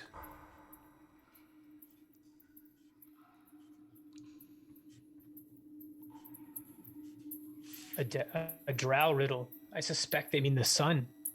It's never rests, it's never still. It rises on one hill and sets on another, but the drow loathe the light, so they would find delight where it does not. Any other guesses? Instant death for Rainier. Instant death for Rainier. Easy there. Instant. This is for the kids. Question for you, John. Yes. Do you have these in digital format where you can just send it in the group chat so we can see it? Oh, yeah, I can do that. Hang on here. That's a good idea. By the way, John, thanks again for having all of us here tonight. This is a great game, and thank you for DM. And Dude, no, thank you. The pleasure is all mine. It's great group. we're just getting Really- we're getting started. I don't know. The pleasure's all mine for you getting to have me. Yeah, thank you. All right, so yeah, Rainier says this. Karaz, you're still kind of looking down that other hallway. Let me go back to the lighting. Do you have the other one too, the one that's on the paper? Well, you're demanding, aren't you? Oh, yeah. Somebody else gonna die too. I can't write fast enough. I've got two ahead of me now. All right, what do you do?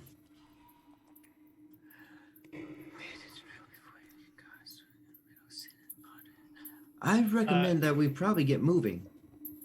Yeah, I second that, my friend. I want to look around. Do I see any other symbols now? I'm looking for iconography, specifically of the sun. Yeah, as you look around, you don't see anything else. This just seems to be an isolation on that wall. Do you suspect we should look for things as we move? I'm merely grasping at straws at the moment, but it's all I have. It seems this will serve some purpose. It says not to walk, or trot, or run.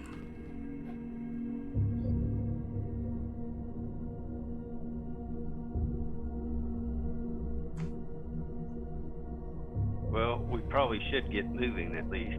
We're not getting anywhere standing here. So up or down? To the left or to the right? Which way are we going? There was movement up above. Should be wary, or should we just engage it?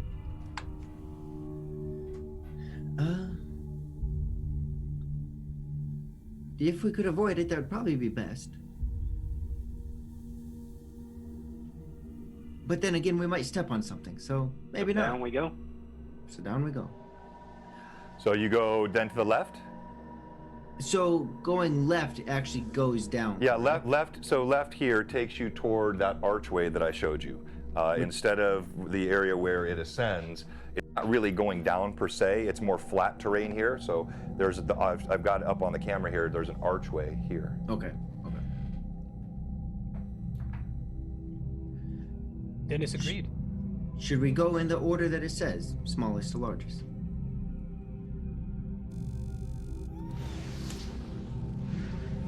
Yes? No? I think so. I'll The do riddles that, are here yep. for a reason. So. Riddles are there for a reason, exactly. I definitely concur with that. I think we should stick to it. Now, John, is this completely dark here? It is very dim. As I said, there is a slight, almost like a bioluminescence on the walls that glows this blue, but it's very dim. Those with infravision, dark vision, but for like the human, yeah, it's a struggle. Okay. When we fell through the hole, I know we got our gear back, but did we regain any spells? Okay. Just the scrolls that you have.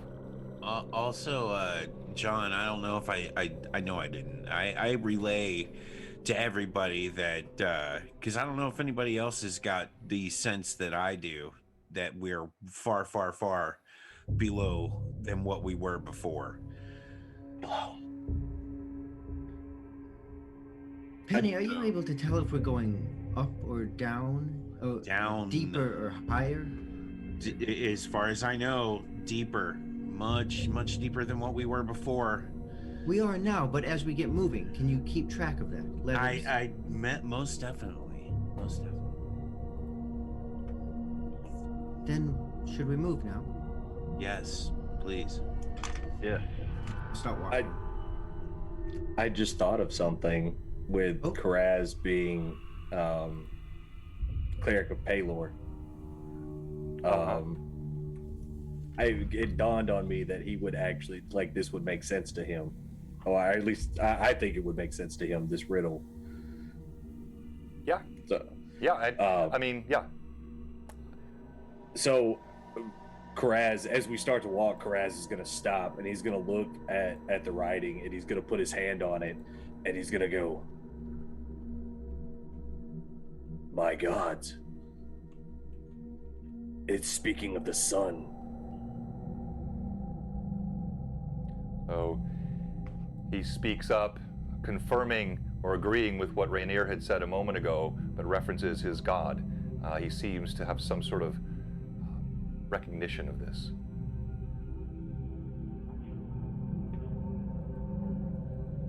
I think they may be the riddle speaks of Palor.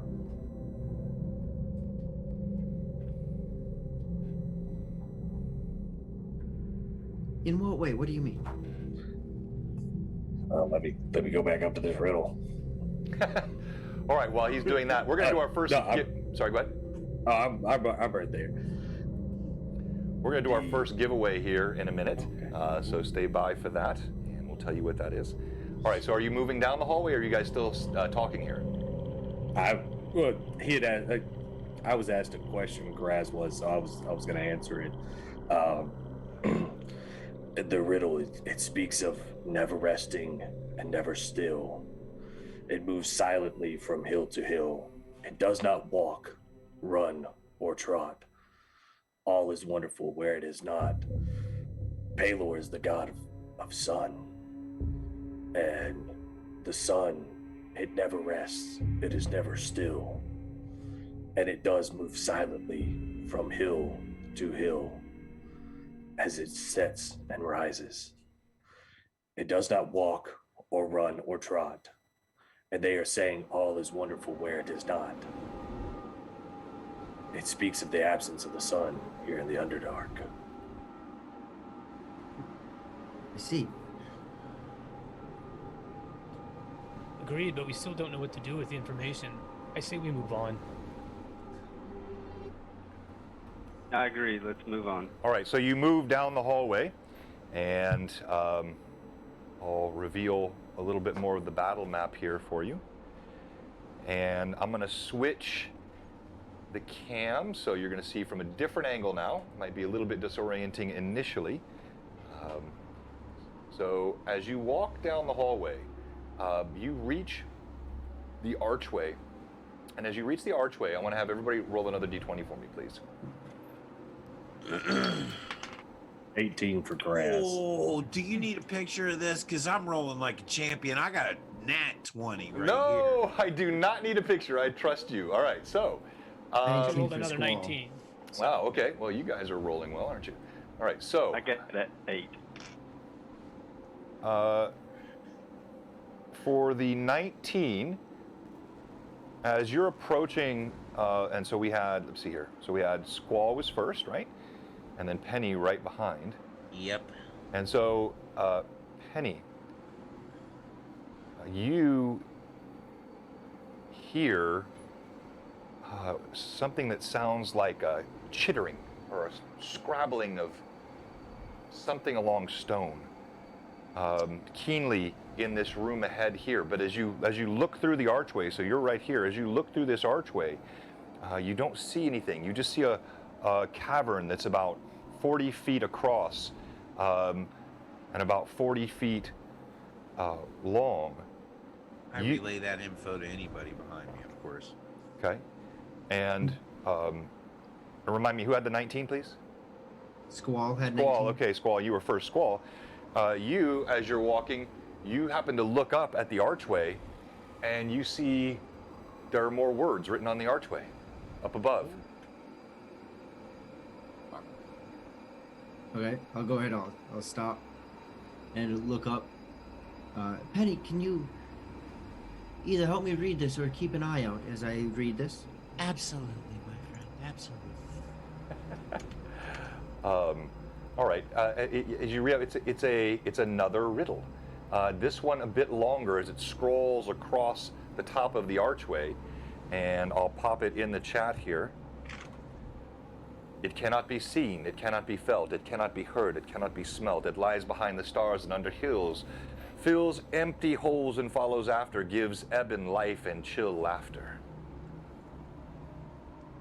As I'm reading it, I'll read it out loud. Anyone make anything of this?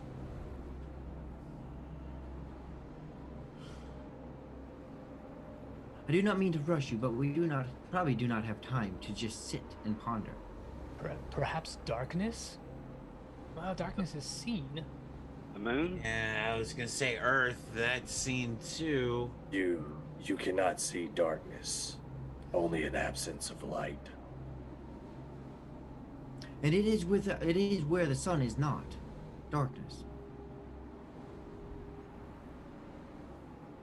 Can we all see in the dark, infravision or otherwise?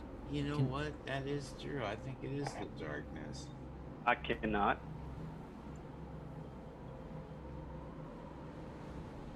And Xeris cannot either. And chill laughter is the way of the drow, correct? Darkness, ebon life, and chill laughter. That would certainly be our experience with the Yeah, Drow thus far. that would be definitely. I agree. I think it is darkness. So perhaps we are heading the wrong way. If the initial clue was for the sun, perhaps we are indeed.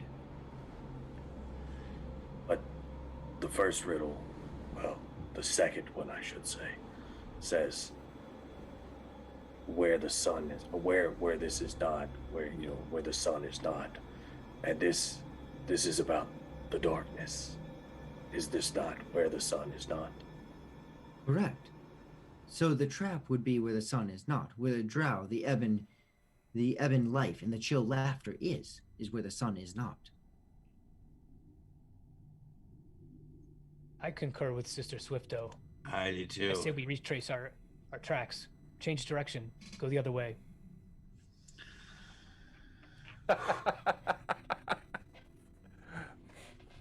That laughter. I don't know about that. No, it's just I love it's a you know it's a one shot, and the caution and concern of this party for their characters, they're moving like 5 feet every 20 minutes. I'm willing to walk straight through the arch.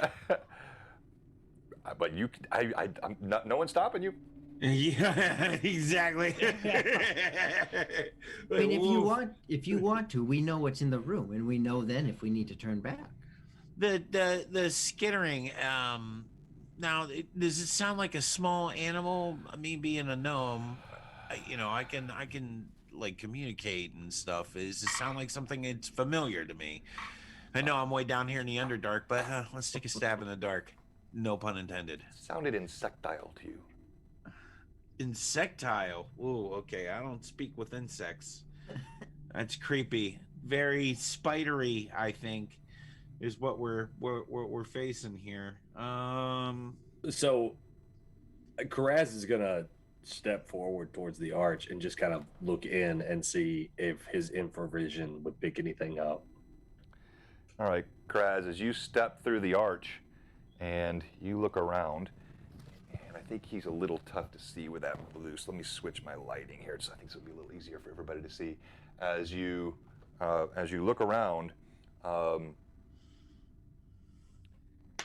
you do see there is a large heat source on the ceiling of the cavern. You look up, it's partially concealed, but as you're looking at it, you see an enormous, monstrous looking, at first it just looks like a spider, and it slowly lowers itself down on a thread, as in no hurry, in no rush.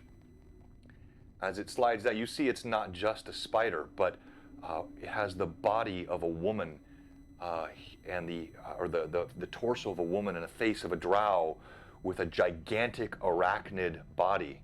And as it lowers down, there's a grin, and it lands just a few feet from you. You notice the abdomen here. I'll hold it closer for you can see. This is her, and as she lands gently, you notice her abdomen is extremely swollen, almost looks like fuzzy. Babies. So I lied. I'm going to be the first one to die. I think So we should you- go the other direction. You still insist in going into the dark. Roll initiative, D6. So here's how we do this. We do D6 party-based initiative, and we're going to start. Thank you so much for the cheer. We are going to, whoever starts with the roll, and we'll have Karaz start, since he has walked in the room and he is face-to-face with this creature. If he wins this initiative, then he will roll again for the next initiative. He'll continue to be the roller for initiative until he loses. And then we'll rotate to another player. All right, so roll your D6, Karaz. The DM has a 5. I had a 5. Okay, roll again. DM has a 1. 6. All right. Karaz, as you're face to face with this creature, your spine shivers. The evil, the malevolence, and it seems to be in no hurry. There's a joy that it seems to exude, and she holds a blade in one hand, and you see in her other hand a ball of blue light begins to glow. And if you want to look at your screen, I'll show you a picture of her.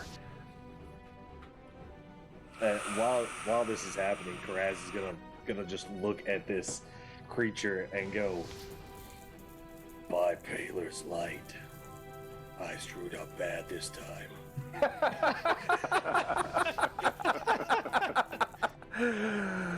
All right. So as you say this, what are you gonna do, Karaz?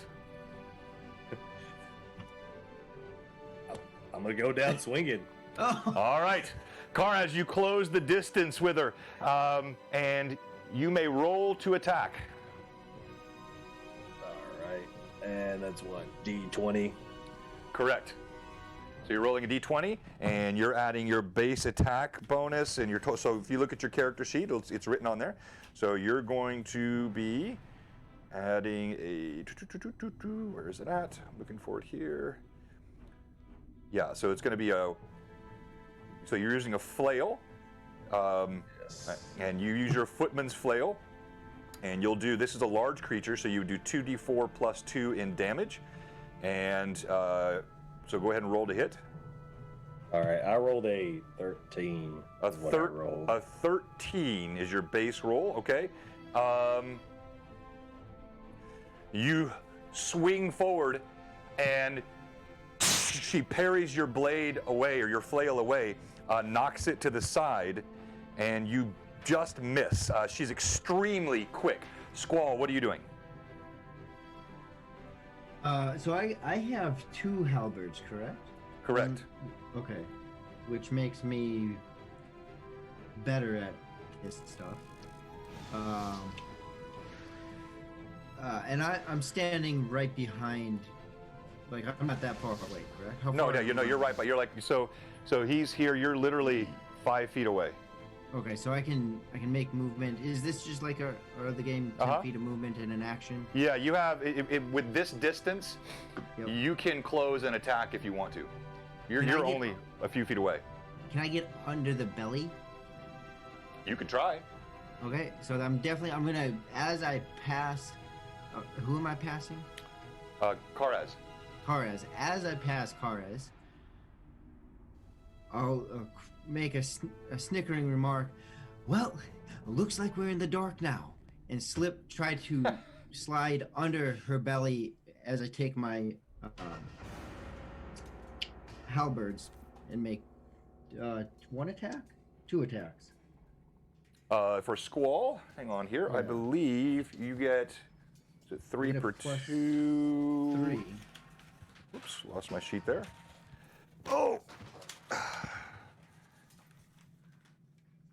Oh, I have misplaced my Squall character sheet. So it should be there on your. Oh, here it is. Got it. Yeah. So you're going to make. So you get 3 attacks every 2 rounds. So you'll get 2 attacks this round, 1 attack next round. So it's 2, 1, 2, 1. Okay, perfect. So I'll make those 2 attacks this time. Okay, go ahead. And I get a +3. When wielding a halberd, Squall receives a +3 bonus to hit and damage. She may attack with the weapon 3 times every 2 rounds. Right. So I'll just roll both d20s. That's I'll use one of my advantages for the first one. Okay. So I have 1 left. So here's the one with advantage. I got a 6 and a 9. It's 9 plus. 9 and a 12. I'm sorry. What'd you say? A 6 and a 9, and then it's +3 to hit, right? So Well, no, you have but you have your base attack bonus too. So hang on. So you just missed as well. Your second attack. So you swing forward. She brings the blade that is just fended off Karaz's flail. She brings it back around with a quick pivot of the wrist, and she pushes your first halberd away. You swing the second one. Can I forego the second attack to increase the chance of getting under her? Well, yeah. So look, this is a very risky maneuver, and certainly, like if you take 2 attacks, close that distance, take 2 attacks, you're not going to really get any sort of special movement. If you want to forego 1 attack and make this effort, you can. You would have been better off making no attacks and using a for full sure. round action. But yeah, you can try. So what are you trying to? You're trying to get on her or under her or? Under her. I don't know that I can make it all the way. End game. I want to get on the other side of her, behind her. But right now, probably under her. Right. Okay. So you run, and you slide, and I want you to roll a d20 for me, please, Squall. Okay.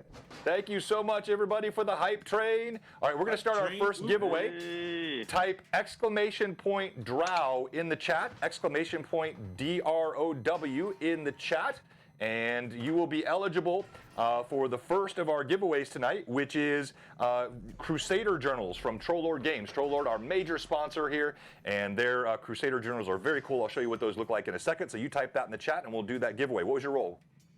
13. 13. Now, as you slide, she actually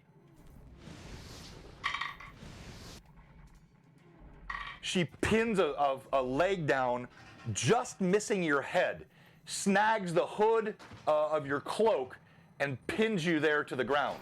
Now, we're going to go to Penny. What are you doing, Penny? Hide in shadow. All right. Go ahead and roll for me. Oh, and that is a solid 1. Okay. All right. Well, and as you move into the shadow, are you staying out in the hallway, or are you going through the archway and into the room where the combat's happening? Yeah, going into the room and into the where the combat is, because I'm going to try and make my way around the back of her too. Okay, so you're going to try to move around the wall here and Yeah. get behind her? Okay, so you'll get about right here. So you're up even with Karaz now. And Zarin comes storming into the room. And he is going to be right next to Squall. Squall is actually here closer, pinned to the ground. All right, Rainier and our lovely druid. What are you guys doing? Go ahead, Zara. I'm sorry, what's that? I was telling Zara to go first. All right. Looking at it, is there room to move forward and attack? Or is it too... It's too congested right now. All right. You'd risk hitting an ally. All right. Let's just hold action right now. All right. Yes. All right. All right, Rainier reaches for his wand, but then in frustration just kind of clenches his fist. And but I want to try to get. You said I can't move in an attack. There's not enough room for that. No. Can I just try to get into better position? Yeah, Or try to yeah. So almost, you're like, gonna flank? move in the room, and kind of get an angle here. So you're behind. You can actually. I take that back. There is room if you want to kind of basically step right on Squall. I mean, you can get to the creature. He's on the ground. She's on the ground rather. Or you can just. Yeah, I'll kind of almost even like straddle Squall, like and like try to almost even get in between the two with my attack. So yeah, Rainier unsheaths his longsword, just argent and reed-like. He raises it and then he swings it around so that the length of the blade is running across his forearm, and he lunges forward. Abomination! And swings to attack. All right, roll to hit. I'm going to use my one and only advantage. Thank you, all the viewers, for the advantages. You have helped our players tonight. And thank you for $3,200 already raised for St. Jude's today.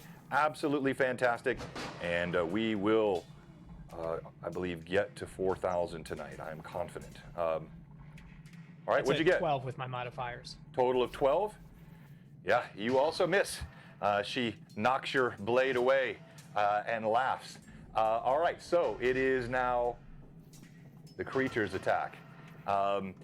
She unleashes the ball of blue light, and it goes straight toward Rainier. Rainier, I need you to go ahead and make a saving throw versus spells for me, please.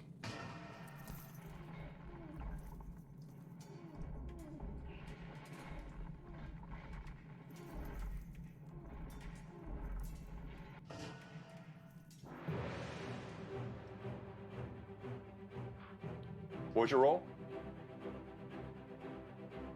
Did you hear me? Rainier? Oh, I'm sorry. Yeah, Rainier, I need you to make a saving throw versus spells as this blue light flashes at you. Yeah, that is a 17 on the die. A 17. Okay.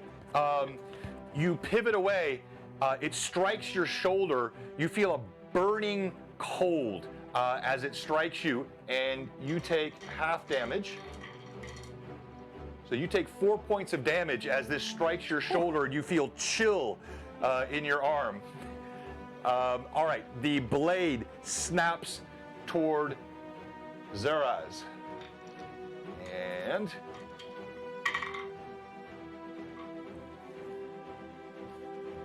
her blade swings right in front of your face. You pull your head away. You feel the wind, the whistle of the air as it goes right past your face, missing. We go to initiative. So it's you again, Johnny, because you won last time. 5. You have a 5, and the DM has a 6. All right, Squall. The leg that pinned you, she lifts it up and tries to stab the dagger point edge of the leg down on you. You, on the ground, you roll to the side. She grazes you with that leg. You feel it pin the skin on your shoulder and kind of tear off. You take 1 point of damage from that. And then she swings her blade again towards Zaraz. And that is a hit. As the blade flashes around, it bites into the half-orc's flesh, sinks through the armor. And you take 5 points of damage from the blade. Now we go back to you, Zaraz.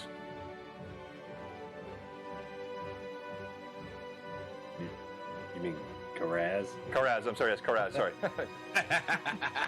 All right, so I guess since I got hit there, I'm gonna swing my flail back. I mean, war of attrition here. All right, roll to hit. So I'm gonna use advantage. Okay. Probably a good idea. Not really. I got a 9 and a 2. Man. All right, combat is not going well for the party here. And that was your last advantage, burned and done. Let's go to Penny. You're on the ground, a little blood seeping from your shoulder. What do you do? No, I'm sorry. No, Squall. I meant Squall. Okay. Penny, Okay. You're still moving along the wall. That's Squall. what I was gonna say. Well, how am I bleeding from the No. shoulder? Well, you stepped away. When I you stepped away, missed anything can happen. So what are you doing, Squall? So I will go ahead.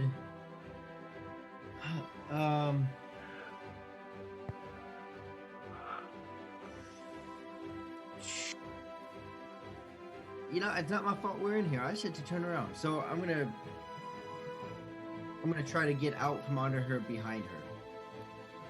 All right, so you're going to try to, what, are you staying on the ground? Are you scrabbling on the ground? Are you standing? Scrabbling to get behind her. So you're going to try to flank her by crawling on the ground. All right, so no attack this round, right? That's your full round movement. Go ahead, roll D20 for me.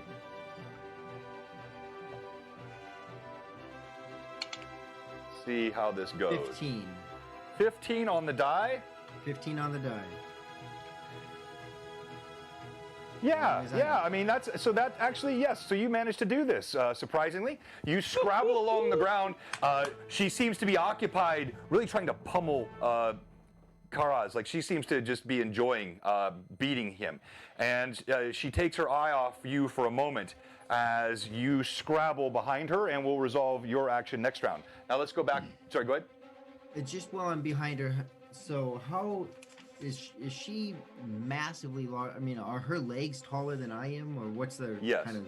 Yeah, no, she's a good 6 feet at the shoulder, at the hump of her back, and then her torso goes a little bit higher. Now, as you're scrabbling around, you notice that fuzzy back is moving.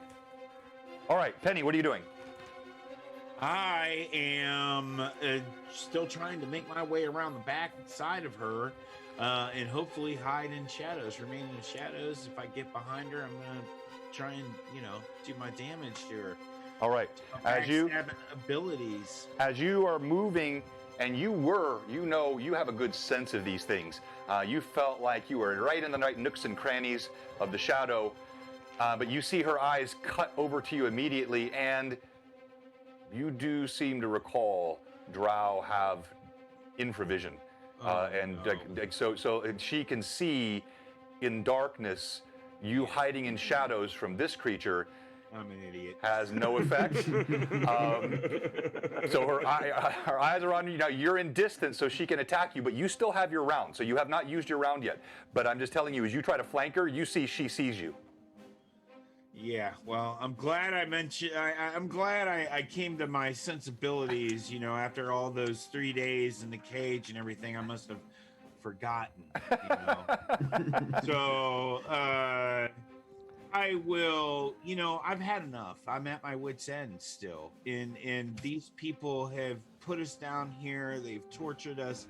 I'm ready for a fight. So I'm gonna step two. All right. For real. Let's go, Penny. Yeah. D20 with my beautiful dagger. And I fumble. You roll a 1? Yes, I did. Okay, so you haven't fumbled yet. We do confirmations here, so roll again. So if the second roll is what would have been a miss, then that in fact does become a fumble. Oh no, second roll is a 14, but I don't see my bonuses on here. Yes. So Carlos put them on the sheet. It'd be a 15, I guess, with the +1 dagger. So you got your adjusted to hit Thaco is a 19. So that would be effectively like a total of a +9, right? So that's the way you can think of it with Thaco. So okay. So you just hit. Nice. And rolling damage on that is, wow, help me out here. Not that I'm doing a lot with my. Oh, sorry. So it's your D4 +1. Yeah, that's what I thought. Daggers were D4. That's gonna be a 4 altogether. Okay. So you plunge your blade in. As you plunge your blade in, you see a bit of ichor and some entrail pour out, but then suddenly your hand is covered with tiny spiders that are coming off the back of the creature. So there were many of them on the back of the creature. This is what Penny was just seeing as well. They begin to crawl up your arm. No.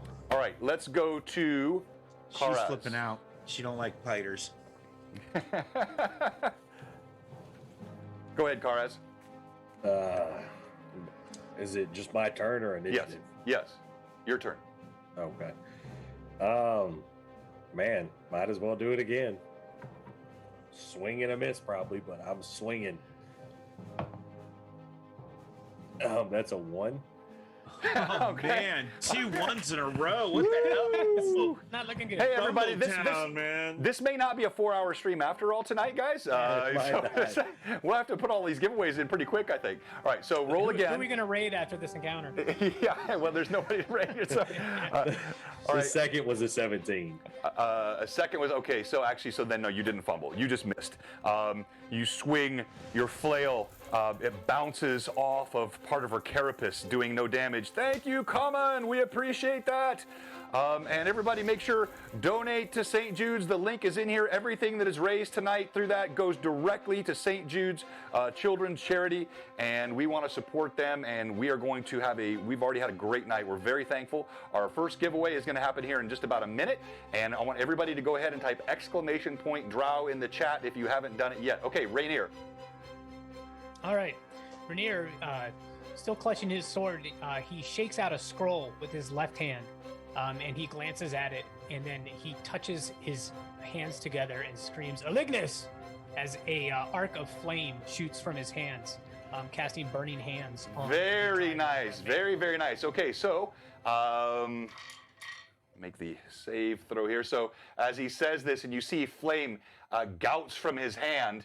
And you actually, and 1E, there is no saving throw against the spell. It's just 4 points damage. Oh, that's right. Thank you for that. Okay, good. So, Yep. Total damage?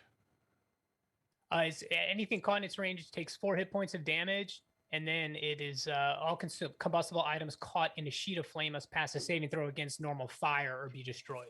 So that's items. Yeah. All right. So as the fire shoots from Rainier's hands, you see it does strike the creature. and she curls her mouth, but then you see her eyes go wide as the flame engulfs all the tiny little spiders crawling all over her abdomen. Oh, nice move. You hear a sizzling and squelching, squealing sound as they fall to the ground, on fire, legs curling. She screams, "No!" Well done, sir. All right. Let's see. Let's go to Zarin. Zarin, the paladin. He lifts his blade and he cries out, "Die, foul beast!" And unfortunately, his blow does not match his bluster, and he is not successful hitting her. Let's go to Zara.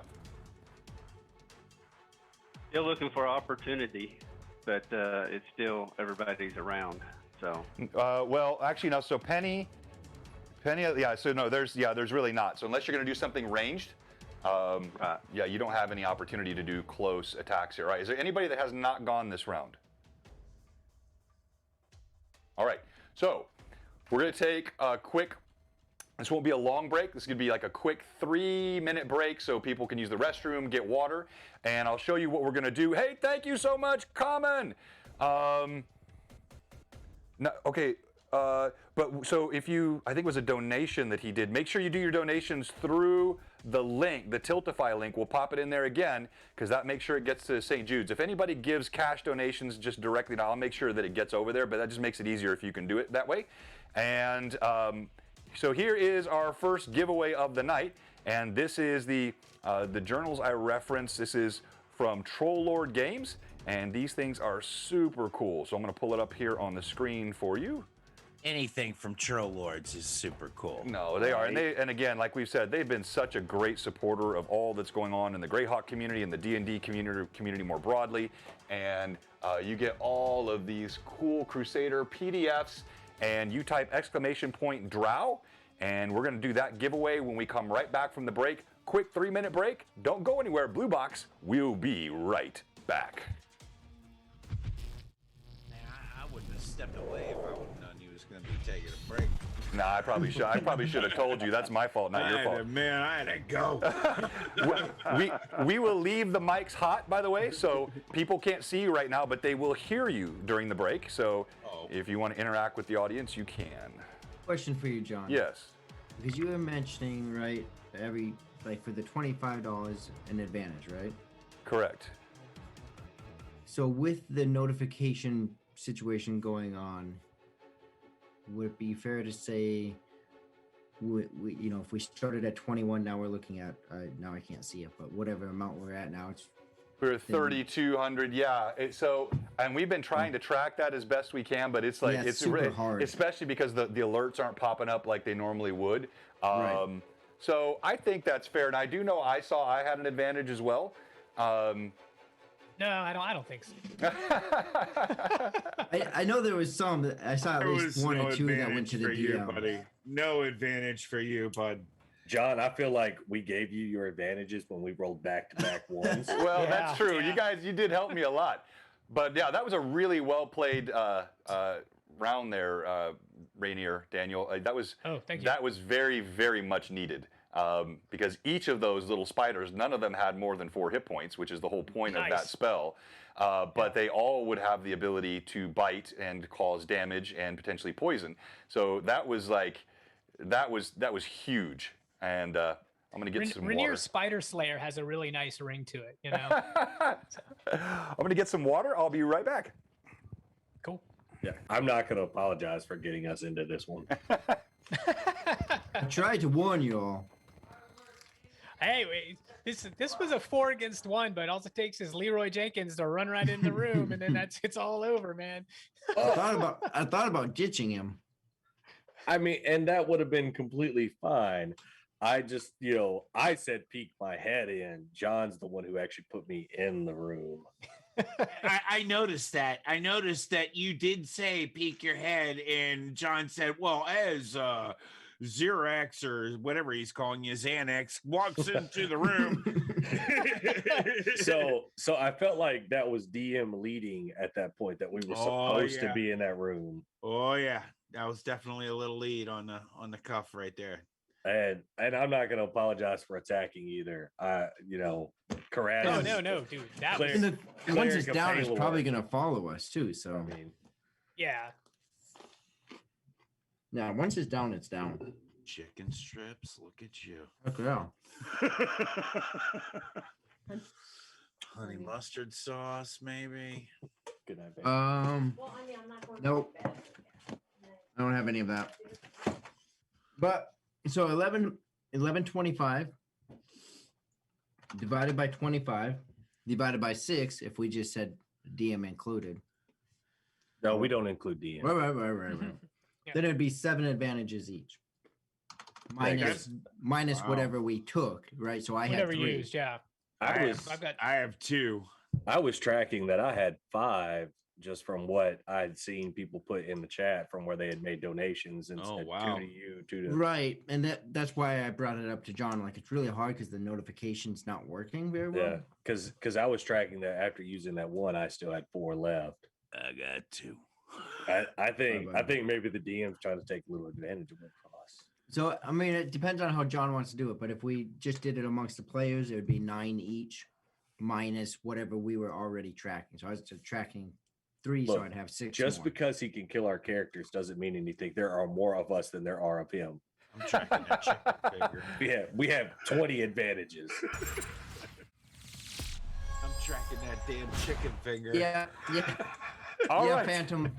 Phantom. I saw your comment earlier. That's why that got me thinking about that.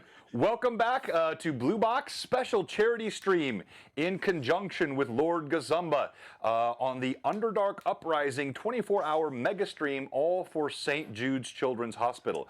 As you can see on the bar there, that is not a personal financial goal. I'm not pulling this cash in, so it was just pointed out to me. I don't have the word charity anywhere on this on these screens here, so new viewers might log in and just think that's like some kind of goal for my channel. It's not. That all goes straight to St. Jude's. And it is being done through Tiltify. All this was set up, as I said, by Lord Gusumba, Jay Scott, and it is. We've already had a great night. We've raised just on this stream alone about $1,150 by my math, and we appreciate everything that you've given. And I really want to see us get to 4,000 tonight, and I think that we will. And then thank you so much for all the followers. Just a little quick word about Bluebox before we do our giveaway. And if you haven't type !drow in the chat, we'll do an automated Nightbot giveaway here in just a second. But Bluebox is a regularly streaming D&D channel. Everything we do here is D&D, and we use a combination of role play, immersive role play. We use theater of mind. You get a lot of voice acting often on this channel. We use minis and terrain, and we just like playing old school Dungeons and Dragons. And so we have a campaign that runs every Sunday at 1:30 Central. Then we have a campaign that runs every Tuesday at 5 o'clock Central. 2 different campaigns run every week. And then we have also our Wednesday stream, which is sort of a lore stream, more of a chat discussion called Lore Masters Arcanum. You can find all that on our Bluebox channel. Also, we've got all of our sponsors that we have put in the channel here in the chat. And then I think we've also linked up Jay. If we haven't already, Evan, let's make sure we link up. I know Carlos was on, any of our other friends. Let's make sure that people can get to them. And so also, if you're watching tonight, now we have a tradition, and I think most of you have watched enough now, you should know what we're going to do. But if you're watching tonight and you haven't followed, or if you're a follower and you haven't subbed, or worst of all, if you're a sub and your sub is expired, we have one question for you. What are you doing? Give us a follow. We appreciate all of the support here at Bluebox. All right, so with all of that said, our first giveaway of the journal from Crusader Games. Thank you, Shadow Quilter. You are now part of the Mad Chatters. The Mad Chatters are the most exclusive chat group in all of Twitch D&D. And we also have a Discord channel. And the winner, hold on here, the winner is 2000 Caesar. 2000 Caesar, are you still on? You must be present to win. So pop in the chat and let us know if you're still here. 2000 Caesar. Hail Caesar. Hail Caesar. Yeah. And Hey, John, I want to throw this out there. Since I started watching Bluebox RPG, I have always wanted to be part of that. So dream come true tonight. That was really the only reason you came on tonight, was to be able to say, "What are you doing?" Right? Yes, it was. Yeah, who plays D&D? I just wanted to say that. Excellent. All right. So 2000 Caesar, if you will, please follow the link to our Discord. It's right up there. And then DM me in the Discord. I'll just need your email address, since this is a digital giveaway, and I'll get that over to Lord Gazumba, and we'll make sure we get that all out from Troll Lord Games. Now, we have more giveaways to come tonight. We got a couple pretty cool things I want to do a little bit later also, and thank you again for all the support. So as we resume the combat, we are now, I believe, in the third round of the combat with this creature, and the tide was not looking very good at all. I was actually getting quite concerned about a TPK in the first combat, as this creature, spider-like, half woman, half spider, I'll put the picture up again on the monitor, descended from the ceiling. The combat began. She was definitely getting the better of the party, but then it looked all the worse as they realized, and I think somebody actually said this initially when I described her back as being kind of fuzzy. One of you said this walking in the room. There was no fuzz. There's lots of tiny little spiders all over her back. Penny had some going up her arm, and then Squall saw what was happening as he slid under, and just as it seemed like it was going to get really bad, we had the Burning Hand spell from Rainier, which not only damaged her, but managed to catch and destroy all of the little spiders along her back. And now I believe we are at initiative. So you lost last time, Johnny, so we're going to rotate now to Daniel. Daniel, you'll be rolling for initiative now. Rainier rolls a 5. All right, and let's see what the DM has here. We're doing group initiative here, old school style, and I have a 4. You have initiative. So let's go ahead and let's go to Penny. Penny, you do still have, I said all of the spiders were killed, but no, actually the ones who were already on your arm, those 2 are still there. Because he did not hit you with the flaming, burning hands. So, Penny, what do you do?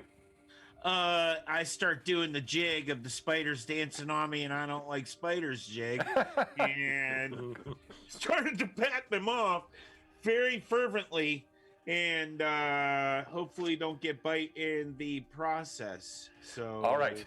So are you trying to knock them off as you're dancing around? Absolutely. Well, it's the dance to knock them off, John. All right, so you're dancing, trying to knock them off. Go ahead and roll a d20 for me. And Mike, I'm going to give you a bonus on this if you'll actually dance for us. Oh! Okay. All right, Mike, I don't care what you rolled. You got them off, all right? I don't need your die roll. That was kind of a pee dance, too. It was. That was worth the price of admission. You managed to get them off you, and, they're not very large. They're just, you took a full round there. You stomp on them and you squish them. Let's go to Karaz. All right. So, let's see. Trying to figure this out because, would that spell killing all those baby spiders, would that allow me to surprise attack this big old spider? No. No? No. I mean, you're standing toe-to-toe with her. She's engaged with you. I mean, there might be some distraction that was created, but you're not going to surprise her. Okay. It was worth a shot. Yeah, no, it's not a bad question. Yeah, I was trying to get that, assassination there. Of course. well, then, you know what? I'm already toe-to-toe. Let's just do it. All right, let's go. Karaz brings his flail back. His 16. mighty half-orc fuse. What was your roll? 16. That's a hit. And then what is it? 1d6 plus 3. Yep. That'd be 7. Ooh, all right. So yes, she was somewhat distracted as she screams. Her head turns just enough. You manage to get your flail around. You catch her full in the chest. Thunk! You feel something crack inside, and she lets out a cry, and she skitters, not retreating, but she's clearly hurt now. Let's go to Squall. Ooh. Yeah, so does it say on the character sheet how tall we are? No. But you're How tall is a halfling? yeah. I mean, you'd be a little over 3 feet tall. Not much. So I really want to get up the back of this thing. But so the legs are long but skinny, right? I mean, it's Right. Yeah. there's not much to them to really. I mean, she's big enough. There's still some, but yeah. I mean, they're commensurate with what a gigantic spider's legs would look like. I should probably just take my 2 attacks. I took the 1, so I'll take my 2. I'll just take 2 attacks from on her back end. Specifically, if I can see where any kind of webbing would be produced and come out, may as well shut down one type of All right. thing to deal with. So, All right. So yeah. you attack, and yes, you get your 2 attacks this round, and you are flanking her. You did manage with that nice maneuver to get behind her. So go ahead and roll to hit. Just straight rolls on both, so I'll roll both of them. Yeah, I've got your Thaco here. So. So I got an 11 and a 19, and I get a +3, right? And then also because of my Baronet of the Covenant, I also Right. get a +1, right? So I get a +4 to hit.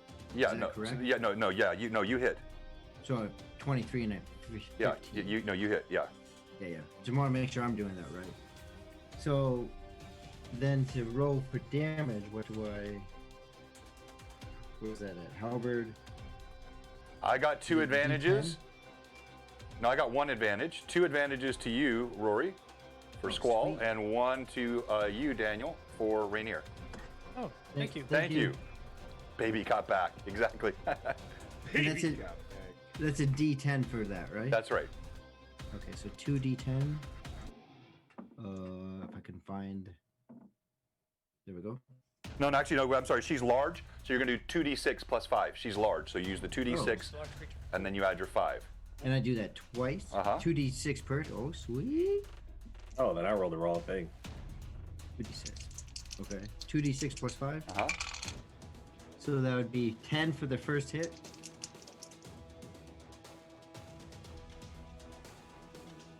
And 14 for the second, so 24. Wow. Mighty little Havling. Squall, still struck with horror over watching her sister die, anger boiling over inside her.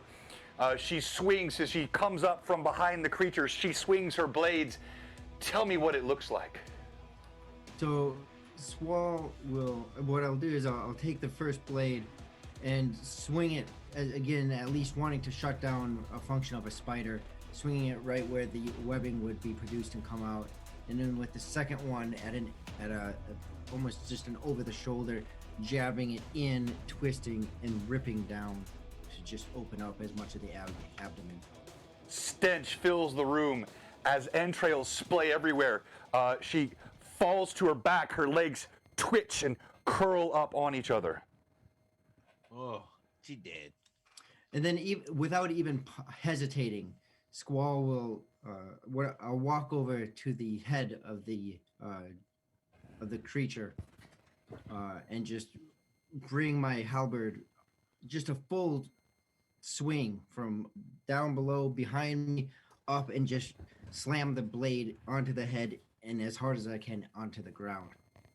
You see this violent action. It seems, again, Penny, or Squall rather, it was strong and solid, but still just violence you've never seen from her like this.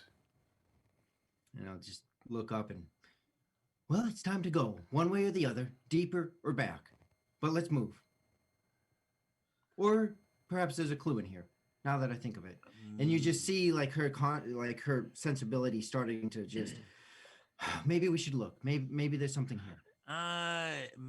The Vizier, my dagger, can emulate a potion of treasure finding. Maybe we can look for. Maybe that could help. You know.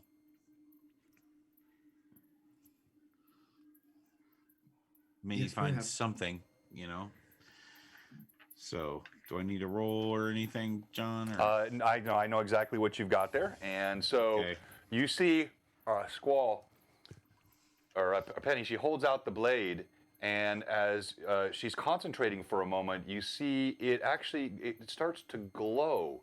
It has a faint yellow light, and you actually do, Penny, feel it pulling you toward this corner, sort of opposite the arch that you came through. All right. I walk over there slowly, making sure that none's gonna fall on my face, or I'm not gonna step on something that's gonna have poison darts flying at me. But yeah, what do I see when I get over there, John? You see the dagger. It's pulling you toward what looks like a pile of rocks with webbing over them. Okay, I point out to the rest of the party that there is something in this pile of rocks with webs all over them. I'm not touching it, but you guys feel free to go forth.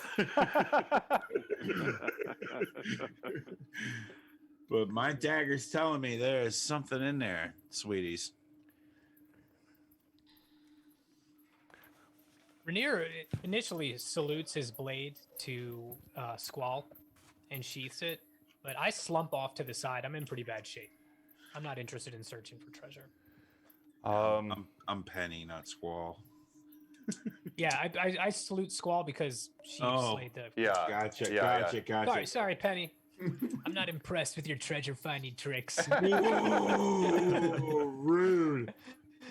All right. As you do this, you see Zarin. He looks over at you, Rainier, and he says, "I can lend you some aid." He holds out his hands, but he's not he's waiting to just see how you react if you want his help. I Consent is welcome your everything. assistance, brother.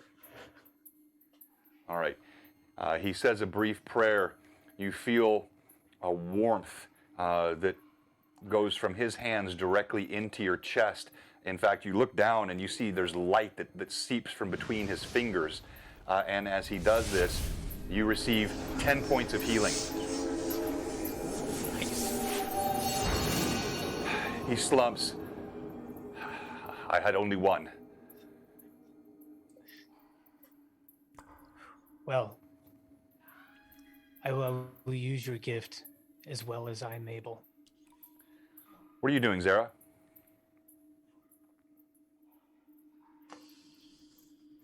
I guess I'll move over to the pile of rocks that Penny found. So Okay. there's spider webs. Yeah, all so you over see a pile of Spider rocks webs all over 'em. covered by Yeah, webs. Covered. Using my spear, can I kind of part the spider webs, push it off to the side? Yeah. So you see Zara, as she does this, starts pushing the webs aside. You see there's the glint of something shiny in there. The more you pull away, you see there are several things down there. Oh, wow. It looks like there's several items down here. No spiders, obviously. Well, thank you for prodding those for me, and I dive right in.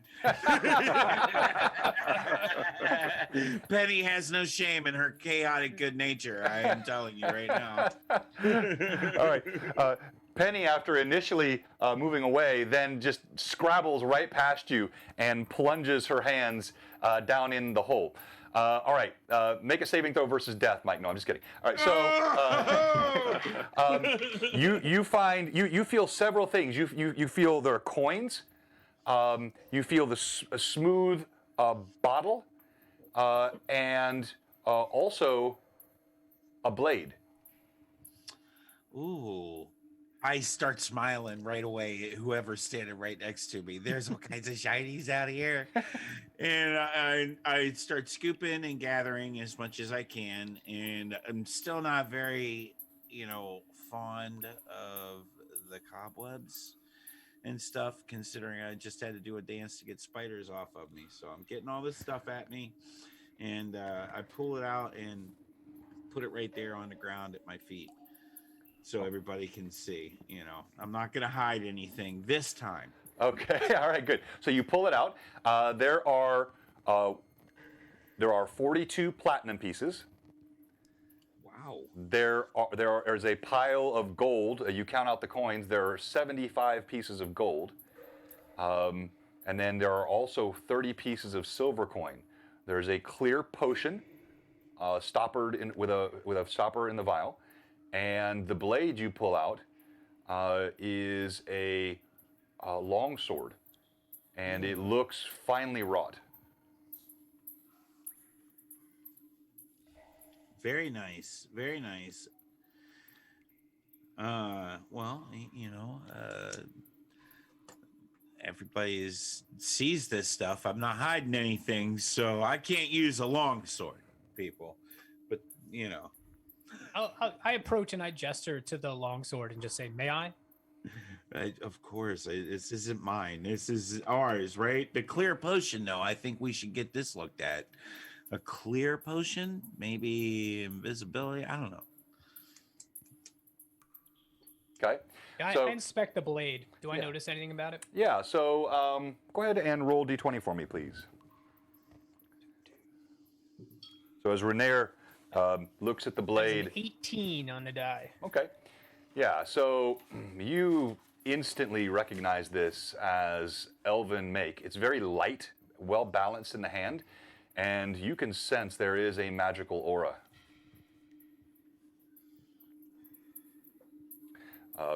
This is of my people. The pommel, Does anybody contest my possession of this artifact? I like the way he said that. Ooh. I don't think I've had a player say that before. It's pretty aggressive, actually. It's pretty a lot Challenge. of aggression in there. Does anyone else contest my possession of this item? I like that. Feel like we need to make a duel out of this. There's a lot of aggression in that statement.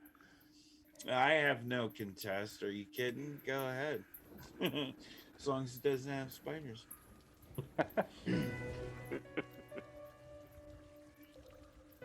Mine. Yes, Phantom Ninja. All right. No one seems to object, Rainier.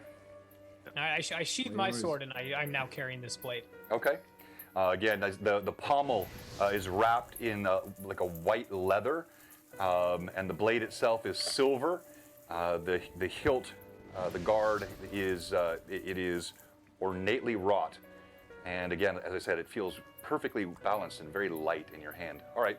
Anybody else doing anything with the rest of the items? Thank you so much, everybody. We're at 3360 for St. Jude's. I'm definitely willing to split the coin with the rest of the party. I'm an honest thief, but I'm definitely gonna pocket my share of those platinum pieces. That's for damn sure, sir. Pennies all over that. For all I care, you could carry it all for now. Divide it up later if we see. Or just leave There it. we go. That clear potion needs looked at, though. I keep like holding that and you know, putting that at you guys. This needs looked at. Well, I only know two ways to figure that stuff out. Sip it or That's right. Why do I feel like Squall is side-eyeing Karaz? we could. You know what? I will sip that potion. I will sip it to see if I can get a qual on what it is. You sip the potion. Okay. You Rub some on your gums. Here you go. Get a little after dinner party. You put the potion to your lips, and it's got a salty flavor, but you don't. You nothing happens, and you don't know if you've maybe not consumed enough to know, or if it doesn't do anything.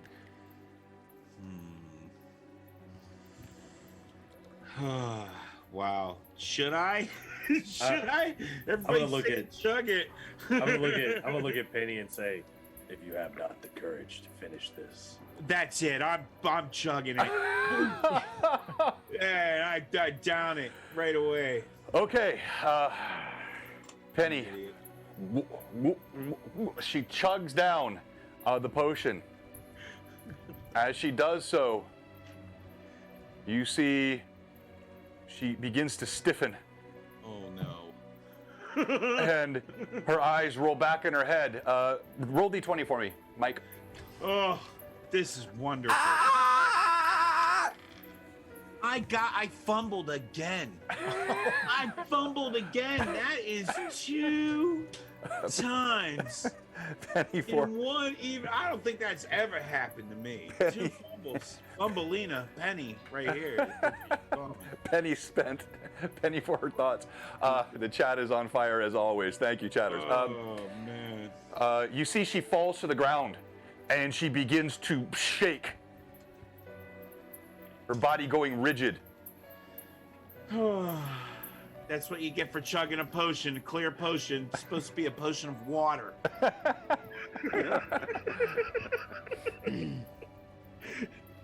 Well, I guess we best be moving. Wow, so I quick don't to know drop that your Penny friend. can. Penny's heels are slamming on the ground and Squall's like, yeah, let's go. We can bring her with. We could pull her or carry her, but we should probably Karis. get moving. Karis, is there nothing Definitely you need can to do? move. You always pick up a penny. You always pick up a penny. Did she Absolutely. fall Especially heads if the up? 'Cause heads then up, she's lucky if exactly. you pick her up. Yeah. The head's up. Trust me. Graz is just gonna walk over to Penny and just grab and throw Penny over his shoulder. All right. As you throw Penny over your shoulder, you see she's frothing at the mouth, and her body is stiffening. Oh, that's not good. A moment of sensibility comes back over me. This whole in and out of the cages and the spider. Is there anyone can do here? Is there anything anyone can do here to help? Yes? No? Anything? I don't know. I can try to do cure light wounds to see if that helps negate some of that, but that's all that I can do. Zarin shakes his head. Alas, I have no more healing power this day. So I'll pull out a scroll of cure light wounds and read it and touch Penny at the same time. All right. Go ahead you. and roll a d8 for me, please.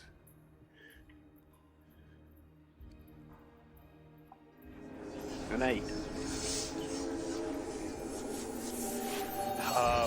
As Zara reads out and the spell lays its divine power over Penny's body, you feel she stops shaking and her body goes limp. Oh.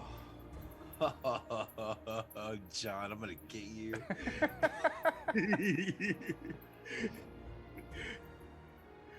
Oh.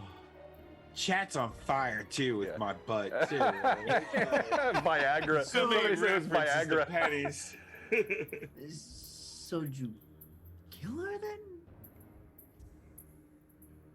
I don't really have a good understanding of how this stuff works. It's supposed to help cure, help restore her hit Cure points, or kill? not kill. Did you But pronounce breathing? But we something don't wrong? know what she took. Penny's eyes. I check Penny and see if she's breathing. Yeah, so she is in fact breathing, and as you walk over, you see her eyes flutter open, and they're a strange green color. Oh no! What did you do to me, dude? Like- What did like- you do to me? It's like a verdant green color. Like no, you don't see irises, just solid green. Oh, Penny, you're conscious now. You can speak again, but you don't feel well. Libbity dippity, flippity flu. I don't feel good. How about you?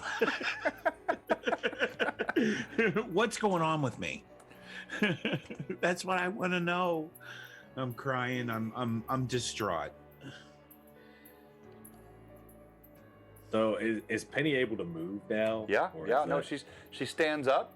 well, no, I'm going to put her down then. Okay. So she's over my shoulder still. Okay, so you set her down, And yeah, she's able to stand on her feet, and she says she doesn't feel well, but she's healed. So you received those 8 points of healing if you had any damage. You did get that healing. You took no physical damage from this potion that you know of, despite what you went through. But yeah, you feel very queasy. Very queasy. Does Penny suddenly feel like she can spit acid? And my eyes are green. What did you do? Oh, you gave rest? You did? I missed that. Yeah, Jay Birchfield gave it 1,000 restoration. Whoa, okay. All right, we'll resolve that in a bit. Well, Penny, I gotta say that's a good color for you. Well, you know, I didn't know what the potion would do. I didn't expect it to kill me. Yeah, no, I understand. If maybe we had someone in the group that could have helped us understand, that would have been great. But you know, we did what we did. I've got to do this. I'm gonna look down at Penny with her green eyes, and I'm gonna say, point towards where the coins and everything were found, and I'm just gonna say, I guess you really are green with envy. Oh, that was harsh. 5 disadvantages for Johnny. Bad punnery. That's Perhaps for the there's mad chatters. Okay, so what do you do? The room is now silent. You've got the coins set aside for divvying up later. The blade is held in Rainier's hand. The bottle, the potion vial lays on the ground where Penny dropped it. And yeah, Penny, you. I'm a What? ding What? dong, What? I know. What? You feel? You look down. You see there's webbing starting to form between your fingers. Oh no! Did you turn me into Spider John? Well, No, not webbing like webbing. Webbing like connective tissue. Like yeah, I know exactly. oh, okay. Turning Sorry. into a frog. Yeah. Turning into a swimmer or something like that. I thought we got our friendly neighborhood Spider Penny. I start feeling my neck for gills. No, you don't feel anything there. I must be able to swim then, I guess, for quite long periods of times or really fast. That'd be great. Let's look around the room.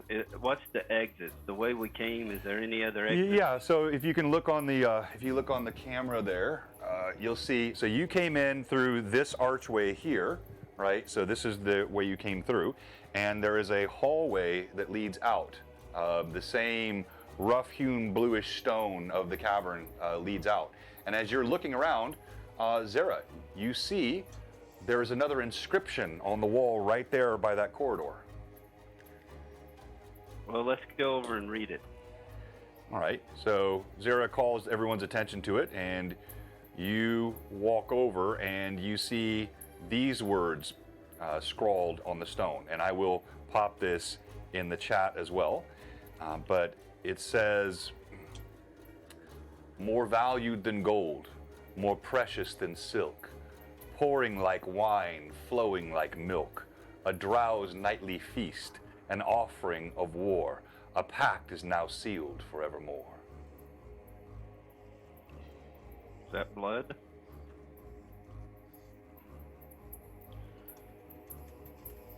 I say these are getting more That was my first thought, was blood. dark as we go. This way. Absolutely. So do we go back the other direction or continue on down?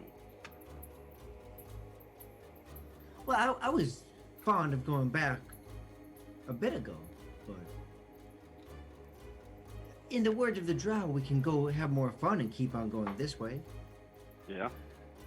Agreed. If they want to be entertained, it seems we have found that path. We have found that path, my friend. Are you not? We have found that path. Let me tell you, I was just a witness of that firsthand.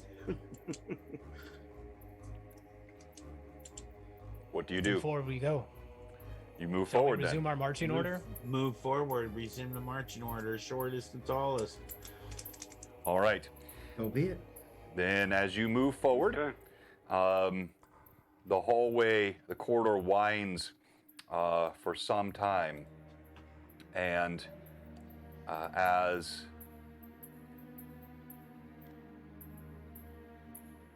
you move down the corridor, you can see up ahead, it looks like the stone starts to slant up again.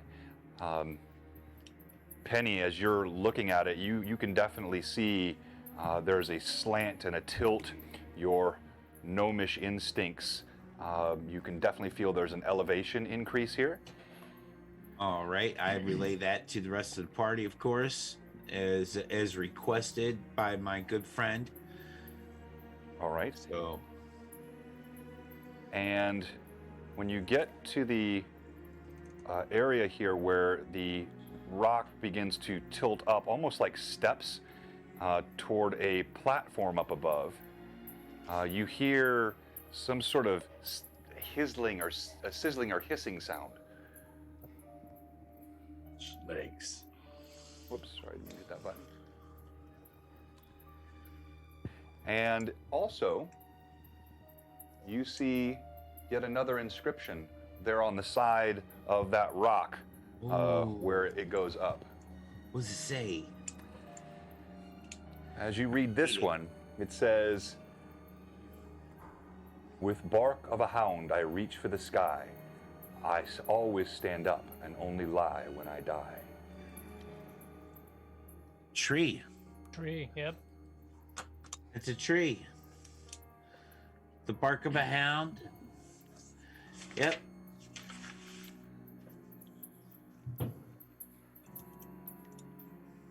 That is a tree. Has anybody got any wood on them? Zambies. Hey! So, is there any what else is around this inscription, John?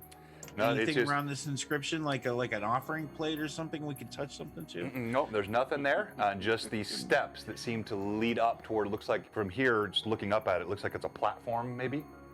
Why would this inscription? That makes no sense. This inscription makes no sense. What do these steps look like? They're rough hewn. Are they wood? Stones. No, they're carved into the stone. Yeah, carved into the stone. Rough hewn steps leading up. Smallest to biggest, right? Least weight to most weight. There we go. Let's go. All Keep right. some distance. All right, so as you walk up the steps, Squall, you're in the sort of lead. You see, in fact, it does come up to a platform. It looks like a stone bridge, and it spans across. As you look down, you now know why you heard that strange sizzling sound. It's a bridge not over water. It's a green viscous substance below the bridge that bubbles, and the bridge is broken. So as you look at let me tilt the cam over here. As you look down, you see that this is broken. Whoops, I think I just turned that off. And Crevasse. the green boils beneath it. How big is the gap? It only looks like about 6 feet. Only 6. I'm 3 feet. Only 6 feet. Well, we could have a little halfling tossing. 6 is 8. Karaz, throw How that. far to the other side can I see? You can see all the way to the opposite side. There is a wall there, and it looks like maybe another passage, from what you can tell. I tell everybody to hold, and I shake out my scroll again. I can get us across safely if you wish. So be it. And I'll step behind him, like off the platform. Okay. All right, so you step back off the Okay. platform. What do you do, Rainer? with a gesture, I say, Elestilum, and a arcane energy starts to coalesce in front of me, and it forms kind of a shallow dish, a basin before me as I cast Tensor's floating disc from my scroll.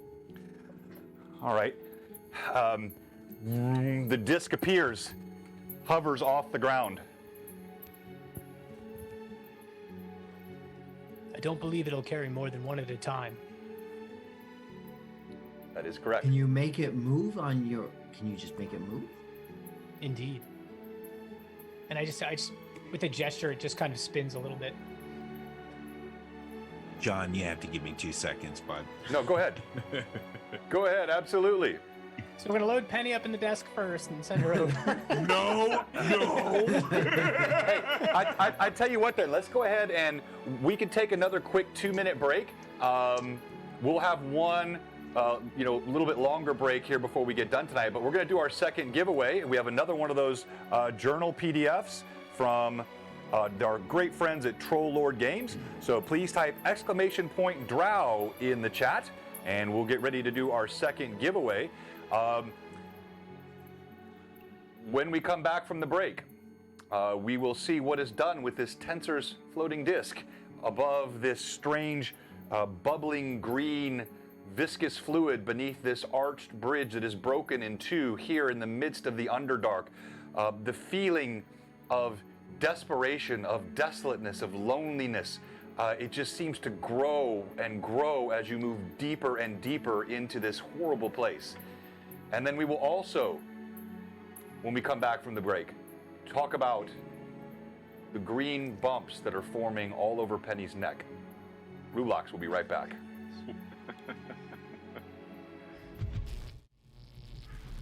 It's a quick break. Don't leave us.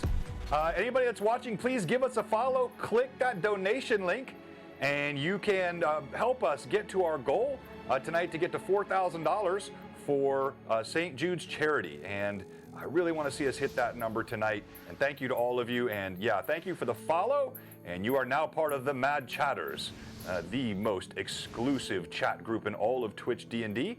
And this break will just be a couple of quick minutes. While I'm setting that up, you guys, players, do you have any questions on anything?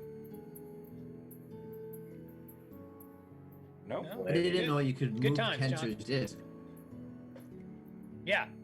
Yeah. 60 feet per round. Nice. It doesn't just follow you? Nope, it says moves in accordance to the caster's Sweet. commands. That's nice. That's awesome.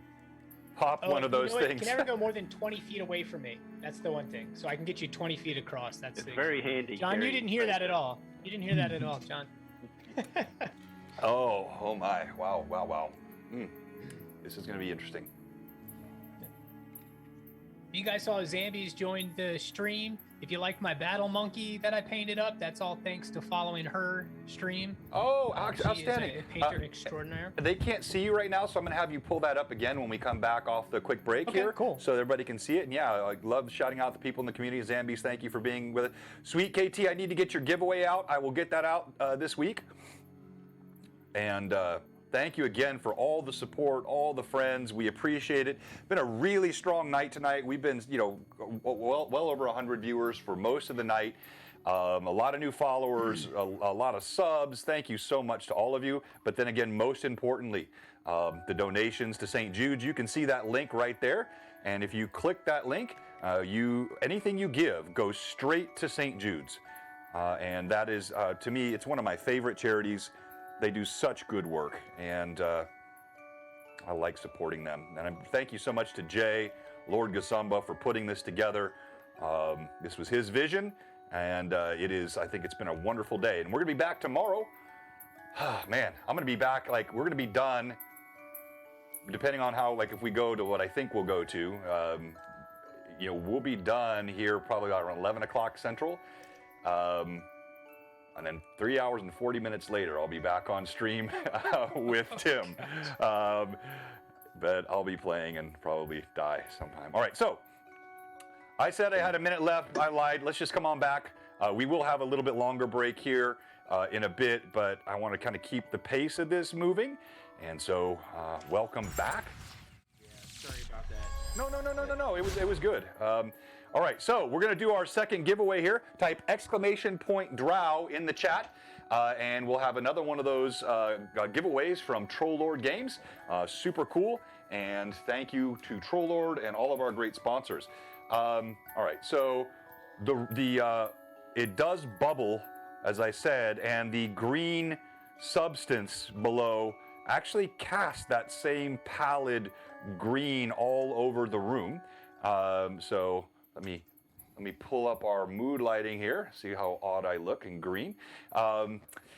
And it's at that same time as you're spinning the disc, Rainier, you look over, Zara, and you notice that there are bumps forming on the back of Penny's neck.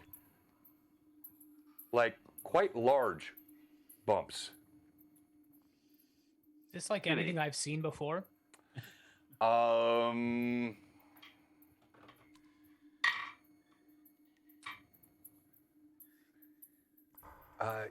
No, but I don't know, something tickles at your, maybe?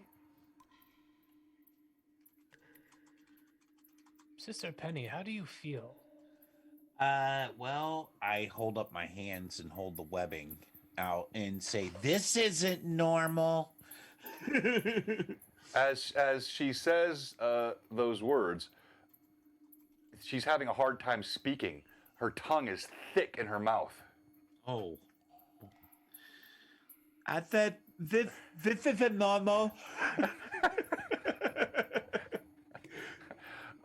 Yeah, she's very difficult to understand. And actually, as she's talking, her tongue lolls out of her mouth for a moment and hangs down about a foot. Her eyes go wide. Ribbit. It's a potion of Gene Simmons. Yeah. Perhaps we discuss this on the other side. This room is probably not a great place to be. Very well, Swifto. Agreed. On the disc with you. Yep, on the disc. All All right. right. So I send Swifto 20 feet across the other side. All right. Swifto, you get atop the disc. As the disc moves and floats over the top, as soon as you get off the ledge, the disc dissipates, vanishes, and Squall falls, squalling into, you hit, boom, immediately the burning, it's acid, you have fallen into acid. You hear Squall scream. No, Penny's screaming. I've had enough. Oh, How far down is he? It's only about 15 feet, not too far. How deep is this acid that I'm in? Well, I mean, are you going to dive down? You said I'm in it, right? What? No, you hit it, but like you didn't sink. Like you plopped. You're kind of floating on the surface of the acid, and you're literally burning right now. Yeah. So I mean, am I on my back floating, or do my feet go down? Like, can I touch the ground under me? No. I don't know. Yeah. No. Oh. Is there a way down? Well, there actually you can see where he is at, or where she is at rather. There is a rock escarpment here that she can crawl onto, but it leads right back up to this platform.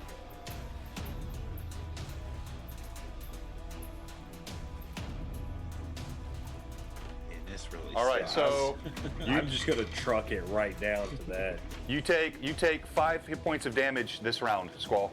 What are you doing? Okay, I'm gonna be trying to. I'm stuck. I'm already in the stuff anyways. I may as well try to swim to an edge. I'm trying to go to the nearest edge I can too. This is my dearest friend. I am trying to save her with all my might. So where is the quickest possible way I can get to her besides following her in acid? You see her crawling toward the ledge. You could get a rope to her. Yes, that is exactly what I'm doing. Boom, rope to Squall. All right, Squall. Reach. As you you can't help but scream. You feel the flesh being eaten off of your body. It burns terribly. You see a rope that drops. The end of it sizzles, but it's there. Yeah, I'm grabbing it.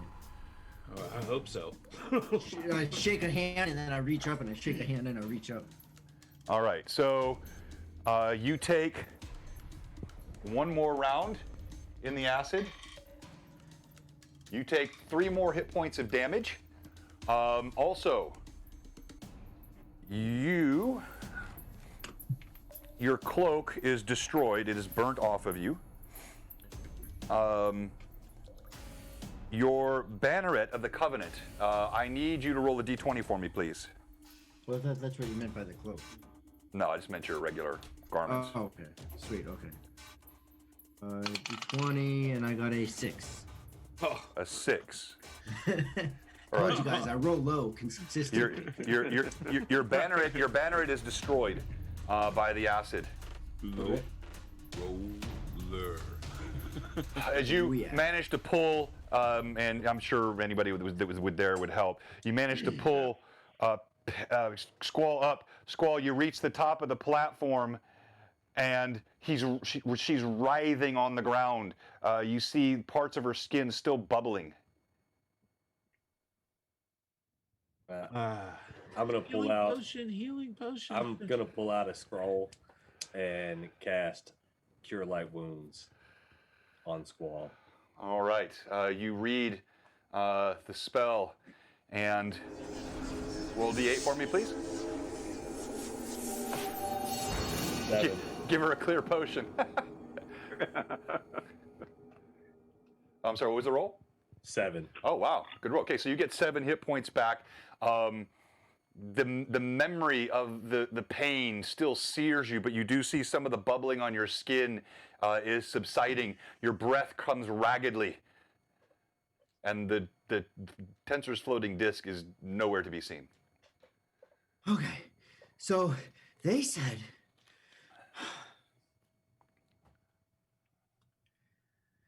I reach for the sky. I always stand up and only lie when I die.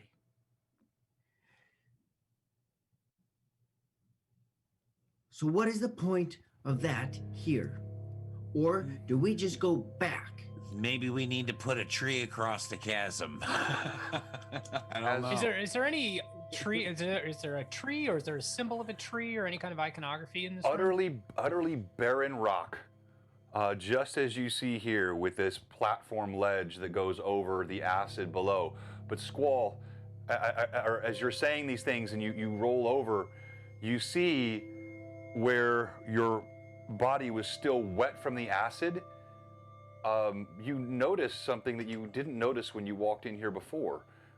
You wipe away dust off the surface of the stone, and you see, unlike the blue-gray uniform rock that you've seen everywhere here in the Underdark, you see there are 4 stones embedded in this side of that bridge, and they're different colors.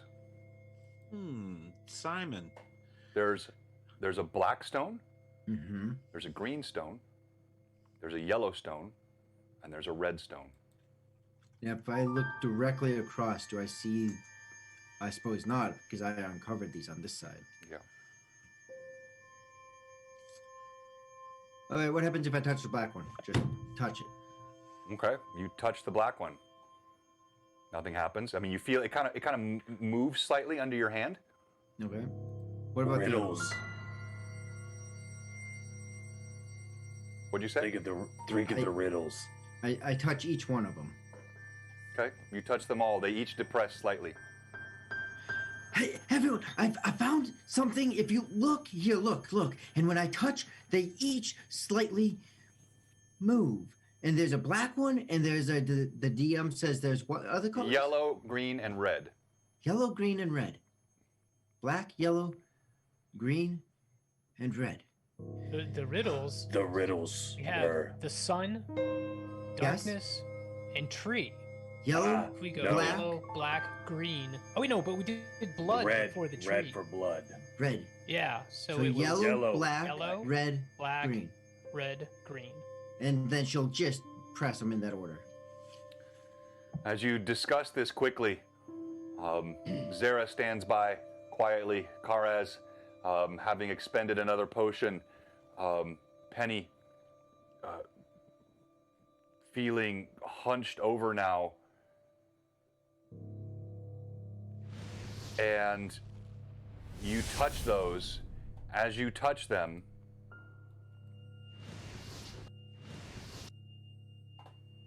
the bridge moves.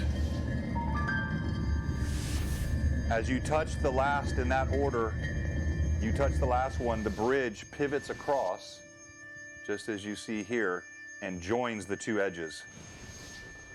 Ooh. And I'll look up at the group still and touching my arms. Everything here has a reason to the riddle. Everything has a reason to the riddle. And get up, no point dusting myself off because I'm sure I'm free of dust after walking through that stuff. And just let's keep moving or something, but I'm not staying here. Agreed. Forward we go. Real quick timeout. Thank you to Theater Evie for all the gift subs, and thank you. We got an anonymous $200 donation just now, getting us up to $35.88 on my goal of getting us to 4,000, which will have us just right there for our total goal of 5,000. We'll have a whole day. That's amazing. We'll crush that tomorrow. So just help us get across the wire there, and thank you so much. Thank you so much to everyone. Thank you, everybody, so much. Theater Eve, that's very sweet of you, and the $200 from Anonymous, you guys amazing people. Absolutely. Indeed. Awesome. All right, so yes, you now have a way across the bridge, if you wish to go that way, or you do what you want to do. You tell me. Yeah, Squall is gonna not briskly, but I'll walk forward. Yep, and I follow my friend, keeping We'll my follow rope. in our same order. And we'll keep an eye out for more riddles in the doorways. Yeah, and it seems like all the doorways, the arches, they seem to have, the main spots to have them. All right, give me a moment here. I'll describe what you see next.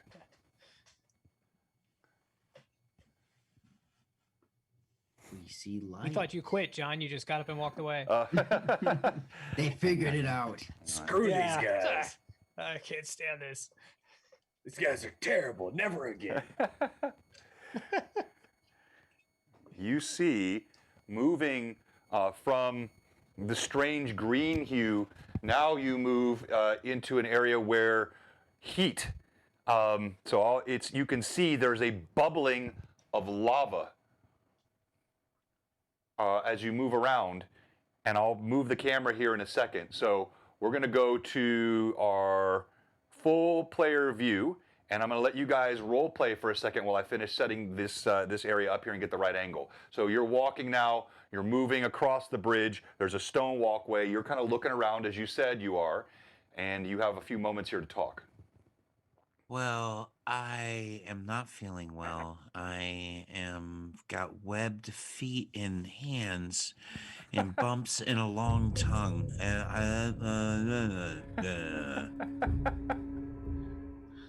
Penny. We'll get you out of here, Penny. We'll figure this out.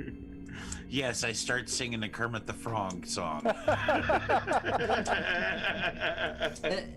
And for a moment, again, I come to a moment of sensibility, right? So seeing Penny in this situation, a deep breath comes over, and just a moment that each of you see Squall just. I'm sad. And she just speechless, just looking at her friend in this condition. It's horrible. It's horrible. I throw myself at you. Arms are out. I can't take it no more. Big webby hug. Just hold me. Am I slimy? Do I look green? He does, yes. Rainier just turns to Zara, and I'm just like, your people's customs are still very strange to me, but despite Penny's predicament, I'm currently more concerned about Swifto. What do you think of her state currently?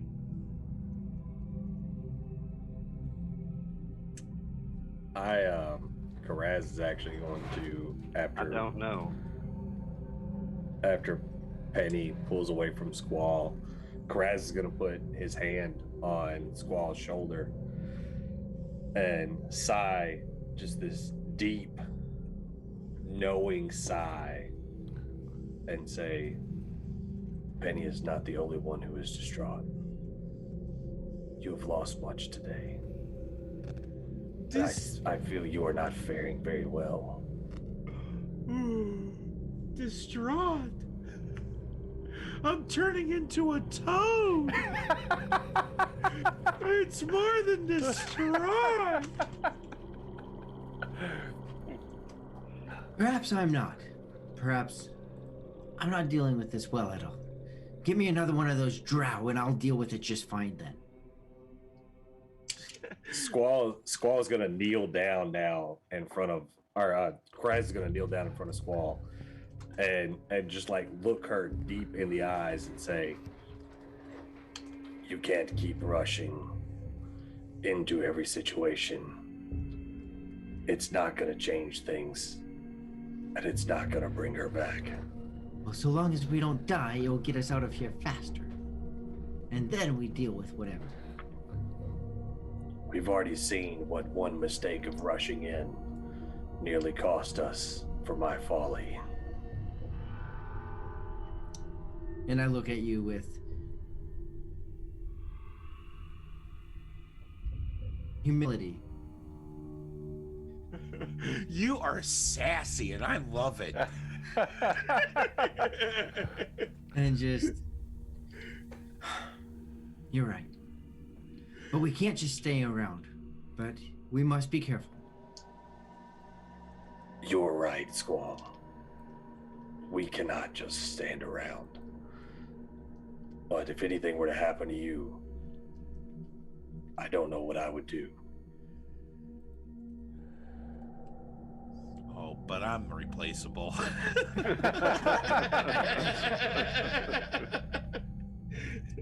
Damn it, I did 4 hit points of damage on that Drider back there. Thought that was pretty acceptable. So, what now, everyone? What now? All right. So as you're having this conversation, you look across, and this, as I said, moving from the acid now, this next chamber, it's filled with bubbling, roiling lava. And I'll show you here on the cam. So you are here. You've just come around this, so this is the direction you came from, the bridge. You can sort of see the bridge there in the background. And now you see this lava, and all that you see across it, there is no bridge, but there are several stones that jut up from it, spaced out. How far apart? Most of those, a couple of them are within about 2 to 3 feet, and a couple of them look like it's about 4 feet. Any sign of a riddle? You look around, you don't see anything. I'm gonna step forward and look at the party and say, I think this is where I come in. And I'm gonna pull out a scroll and cast resist fire on myself. Okay. And then utilize my ring of jumping. Okay. All right. So you do this, and you see Karaz boldly leaps out onto the first rock. As you leap onto the first rock, it immediately begins to sink. Oh, that's a hairy situation right there. Well, obviously I'm gonna jump again. All right. As you jump to the next stone. Roll d20 for me, please. 18. You get to the next stone, and you know it's as you're in the air, it's already going down. As you are leaping from it, you manage to land on it barely, keeping your balance. It starts to sink more quickly. What's happening to the stone he just left? It's now just hovering where it was. So it's sunk down. It stopped when he leapt off it. The next one started to sink. Smallest to largest. Smallest to largest. Karaz, roll another d20 for me. Are you leaping forward? Are you leaping back? What are you doing? Yes. I rolled a 14. A 14. And are you going forward or backward? Might as well keep going forwards. All right. You leap forward to the next stone, and the stone literally pivots in the lava as you leap forward, like it's almost sentient. And you plunge down into the lava. You guys remember Karis? He was a cool guy. Who's that? Run, you fools. As Karaz plunges into the lava, even with his resistance, he lets out a cry. The magma all around him. What's everyone doing? How far out is he? Well, I'm dying. Shaking my head in disapproval, obviously. He's about 15 feet out now, in the middle of the lava. Rainier throws his hand out with a scroll in his other, and he cries out, "Selectolus!" and casts his levitate on Karis. Timely spell casting. All right. You read the scroll, and you see Karas floats up out. Ah! You are still taking damage, but that fire resistance was very, very helpful to you. Couldn't have said anything about levitate before I started jumping. It only goes up and down. It's not going to get you across anything. So. Can we throw him the rope and then pull him back this way? Yes. Yeah, so he floats up out. You take 8 points of damage. Also, let's take a look here. I need you to... So much math, Ranger Harley. Right. All right, so you have... Also, I'm not looking very good right now. Well, all right, so your leather armor is destroyed. Your boots are destroyed. Oof. Your wooden shield is destroyed. So that just hurt your armor class pretty significantly. And then make a roll on your flail, please. D20? Yeah, and it's magical, so it should survive, but there's a chance. 14. Okay. As he comes up, bubbling with lava, most of his garments burned off. You throw the rope, you're able to pull him back over to the ledge, and Karas comes over looking very rough and shaking.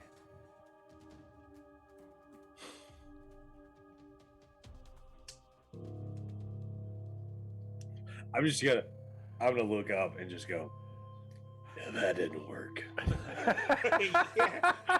You think? You think? I do believe you talked to me about this a few minutes ago.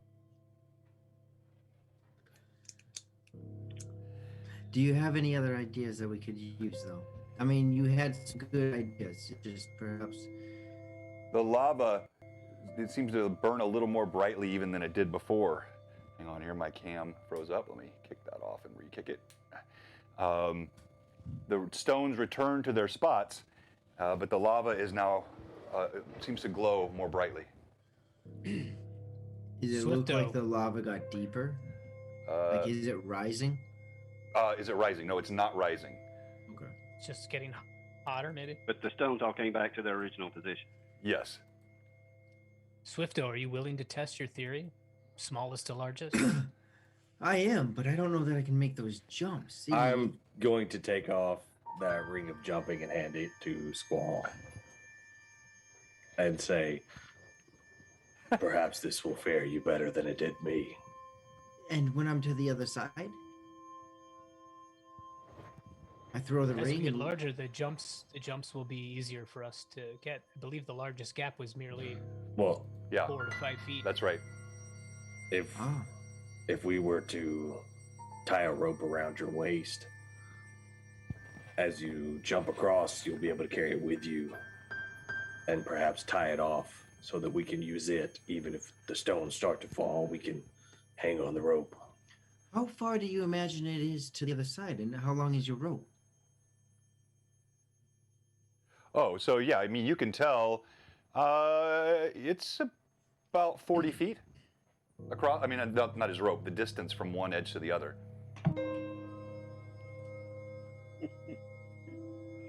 And your rope is how long? Somebody that has rope, because I personally probably do not have rope anymore. Yeah, your rope would be good. Anything like that was destroyed, yeah. I have rope. Penny's got rope. It's just got a little acid singe on the. So is the rope 50 feet, or how long is the rope? Yeah, typically a coil of rope is going to be 50 feet. Okay. Yes, I mean that would make sense. I do imagine that as we go, though, and she'll reach her hand or step closer to the ledge if she's not already there. Does it feel like it's getting warmer in here? No. I mean, it's already warm. It's like a Right. sauna in here. Okay. Well, I don't know what the glow's from. It doesn't seem to be getting hotter, but I'd imagine it's not good. So as long as we're ready and we're gonna go and know that the plan's gonna get screwed up along the way, then I'll go. Well, the idea of the rope is also if you Yes. fall, we can pull you up. Yes, both ways. Yes, I'll go and I'll try to tie it off over there and be ready to pull if need be. The chat is on fire. You guys are awesome. I like Carlos. I went to Club Vesuvius. Man, that place was smoking. We were talking about a robe of endless regret. And I'll go ahead and slip on the ring. Do I have to do anything with the ring to make it work? He's asking you, not me. Click your heels 3 times and think like a frog. Don't say that in front of Penny. I'll do it. I don't. I mean, I had a cape that was magical. That was about the extent of that, and I just had to wear it. So, okay, click, click, click. Ribbit, ribbit. All right, and you leap out. Yeah, I hope that made it work. It worked. That's what I was told. So I'm gonna make my first jump. Yeah. So as soon as you leap out, and Perez is actually laughing because that was a joke. But the first stone. Let's see if I can. I can't. I don't think I can. But this mini is not very stable anyway, so I'm not going to manage that. I'll just put it up here. So you leap to the first one pretty effortlessly, and you notice it's not moving. Oh, nice. Okay. I'm not gonna really pause beyond knowing that I got my bearing. Okay. And just keep 1, 2, 3, 4. All right. You leap across from one to the next, and in moments. Go ahead and roll a d20 for me just for fun. Yeah, I'll need an advantage on this. Fun. Yeah. Who's fun, John? Who's? Penny's just watching this just whole don't roll thing, don't jumping roll a up one. and down. Yeah, I'm gonna say just don't roll a 1. Okay, I got a 5 and an 11. All right, so yeah, you're dexterous, even though you're still just stinging from the acid. You get across to the other side without issue. Okay. And is there anywhere that I know I don't have very much rope left by the time I get to this side, but is there an anchor point of some sort that I could use a few feet to tie off, or do I just need to hold it? Well, I mean, there's rock outcroppings. You can try anything. Do they, if I move the rocks, do they feel like they're No, sturdy? you could, I mean, you could find a piece of a jutting out rock on the wall. That's not a problem. Yeah. So I'll go ahead and I'll tie it off, providing there's still enough rope for them to hold it on the other end. I'll tie it off and then just stand by ready to reel it in if someone falls. Okay. Penny, are you ready? Yes. Let's go. All right, Penny. She said we see she's starting to hunch over now as well. Her back has grown crooked, and as she leaps out, she has the same experience. She goes from rock to rock to rock, and nothing moves.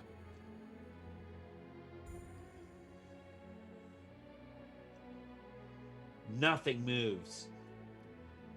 Agility. Zara, I believe you're up. All right, my turn. I'll follow suit. All right. So you go through the sequence. I'm going to have each one of you go ahead and roll a d20 for me. Now, only for the halfling and the gnome was the threat only a 1. Now what you want to do is not roll a 1 or a 2. So you're leaping across these stones. They're meant, it's clearly this is what they're designed for. They're not far apart from each other. And as you are progressing in this order, you notice they are not moving as you do this. And as you continue to go from the smallest of you to the largest, jumping across each of these stones, they stay stable. So let's have you go one by one. I think Zara is next. So Zara, go ahead and roll. A 9. All right. Then we're going to go to Rainier. Spending an advantage, Okay. 12. All right. And then we're going to go Zarin. He gets across, no problem. And then lastly, Karaz. Is my resist fire still on? Yes. Yeah, that hasn't expired yet. Good. I feel like I'm probably going to need this. 15. Okay. All right. You all get across to the other edge. Penny, you start as you're feeling your body curling in on itself. You brother. feel. I need you to make a saving throw, and this is going to be a save versus spells. You feel your consciousness starting to shift, like you're losing control of your own mind. Well, my saving throws versus spells is an 11, and I rolled a 6. All right, well, Penny, you succumb to this polymorph. You fall to the ground, and you see Penny begins to shake again like she did before. Clearly the healing had forestalled something, but not stopped it. And Mike, Penny no longer has human consciousness. Of course she doesn't. She falls to the ground, and she just starts crawling around, her green eyes looking eerie and odd. Uh-oh.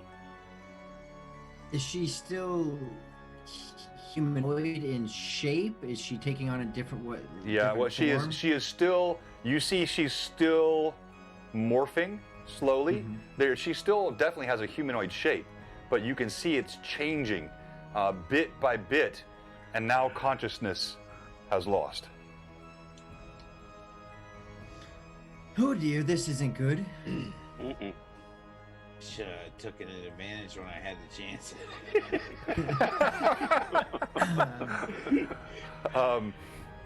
All right, while the party, and you see the corridor ahead, it looks like it opens up into a really large cavern, and you see more of that red glow.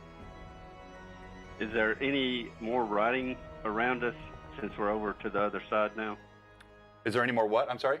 Writing on the walls? Oh, or... yeah, no, so you look around.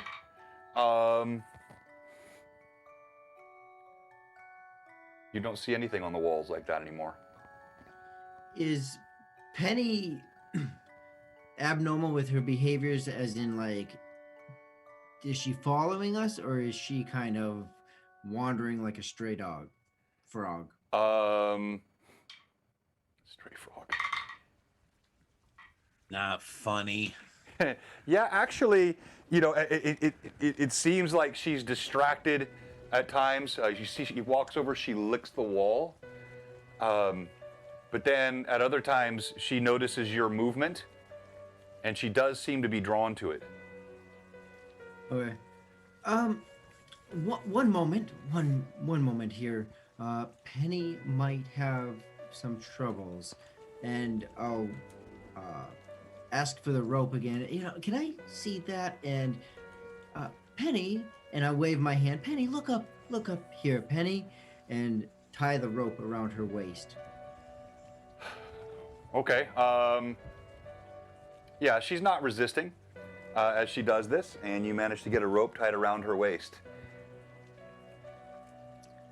This might get much more difficult going forward for all of us.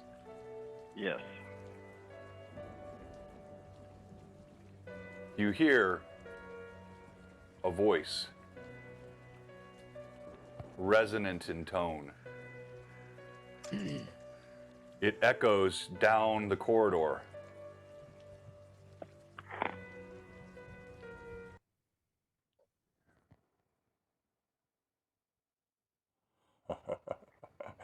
You have done well. I so rarely get to be the finishing blow. Come in.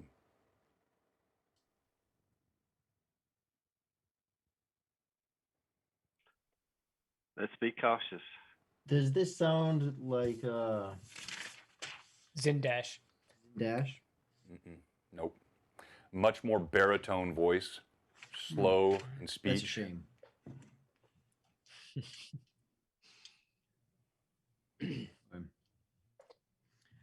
Well, I looks agree like- with Zara. Move with caution. should we go? That Largest seems to seems shortest? sort of self-evident at this point, I think. So what are you doing? And I yet, gue- Yeah. I guess we should continue to proceed smallest to largest, in case, of course, unless we've already fulfilled that riddle. Perhaps we could stay the same, but if Zara, if you could take the rope with Penny. Yes. I'll take the rope. has Penny changed in size? Interestingly enough, as you look at her, she's kind of, as I said, curling in on herself. So just sort of her physiology is looking different. No, somebody had a good idea in the chat, but I don't have my Froghemoth mini anymore. No, she seems to be roughly the same size. All right. Okay, just checking. Before entering this other room, I'm gonna turn it around and look at Penny, knowing that she's tied off and that Zara has the rope, and look at Penny. Penny. Remember my sister, Storm. Mm-hmm. Remember Storm. Remember what they did. Ribbit. And I don't know if it holds anything, and I don't know if I can catch a moment of consciousness in there. And then just taking a minute to try to catch her consciousness to lock in a thought before we enter into this other room. Okay, and you're uncertain. If you did make any connection, nothing registers. Although she does turn her head towards you, and you see her jaw is growing wider.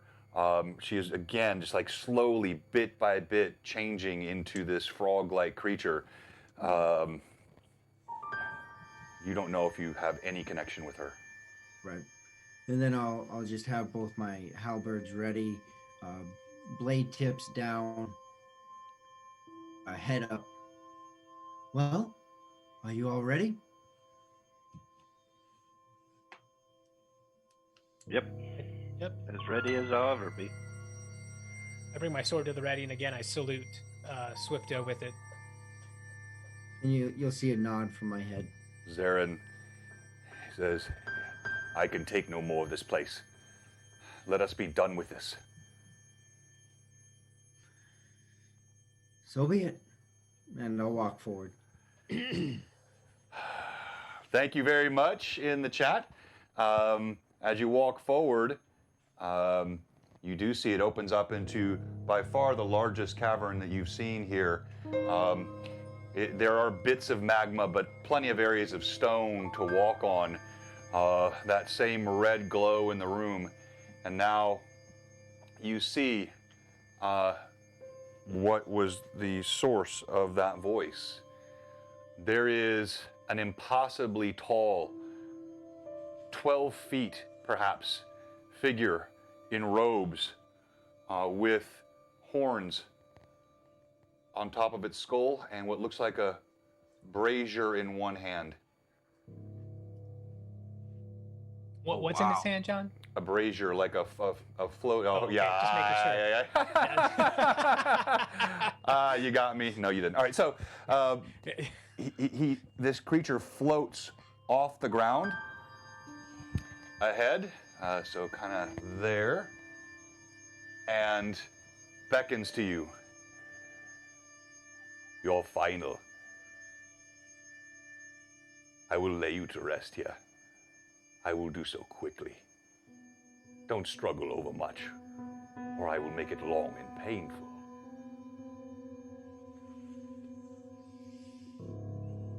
He looks. John, would I looks- know what kind of creature this is? No need to roll. You've never seen anything like this. It looks, Okay. as I said, it looks humanoid, but it's 12 feet tall, and it's got these massive horns, black robes. It has that ebony skin of a drow, but doesn't look like a drow. You have no idea what this thing is.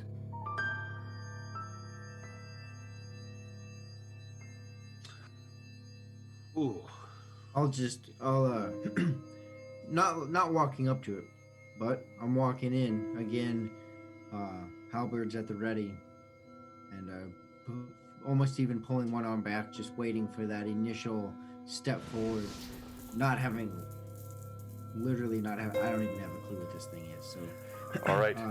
Just step in and, well, looks like we are here for you.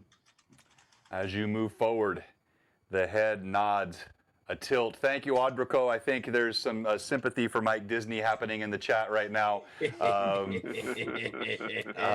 as his character is polymorphed by virtue of an incautious imbibing of a potion found inside an Underdark lair.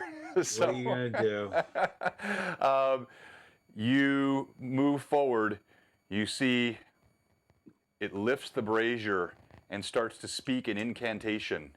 And we will go to initiative. You won or lost last time, Daniel? I won. You won. All right, so you're going to roll initiative again. All right. And That's the 6. the DM has a 5. So you will have initiative when we come back from our last break.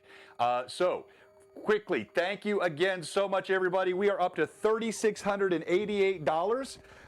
We are just $322 away, or $312 away from getting to our 4,000 goal that we had for tonight.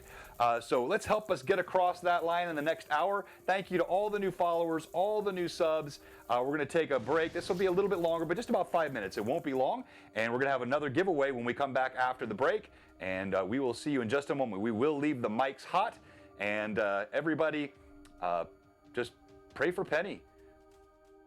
Pray for Penny. Bluebox will be right back.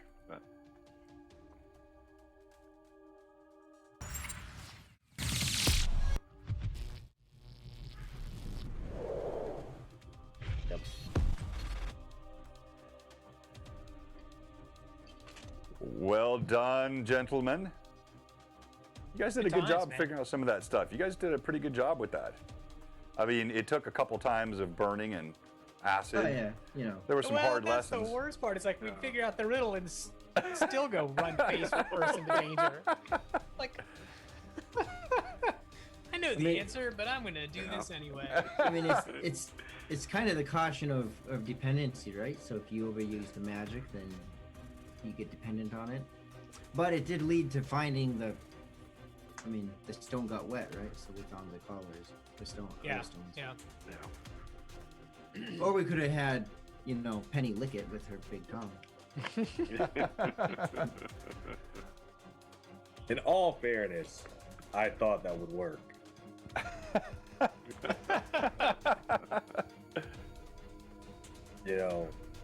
You give somebody a ring of jumping and resist fire and put stones that they could jump across with lava. It kind of seemed a little too... It felt like the DM had actually designed that so that you would be able to do that. That's kind of what you were feeling? Yeah, it was a little too on the nose for That's what what I was given. That's what a nice DM would do, yeah. But a mean one might trick you with that. It worked. No, like you did a great, like everybody's done a great job, and you did a great job with it, Johnny. It was the riddles that you were picking up along the way had different applications in different places, and you guys did figure them out. It just was a little bit of trial and error first. Well, I figured maybe that riddle would have been, going throughout it. I didn't figure it'd be at that point, right? Because it was the first riddle, right? Exactly. Whoa! Somebody just dropped $500 donation. What? Thank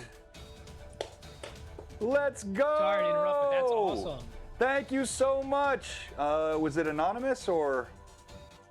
Just said Lord Gazama just said. Yeah, Lord Gazama here. Let's see. Is it?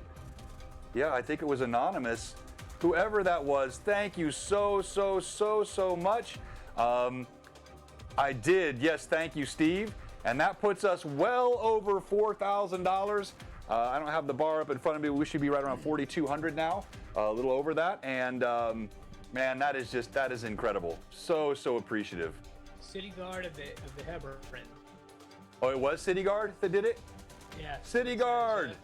Man, thank you so much, man. You are truly generous, sir. Yeah, that is so generous, and regular viewer on our show, regular contributor, good friend of all these folks in the Greyhawk community. Just thank you so much, man.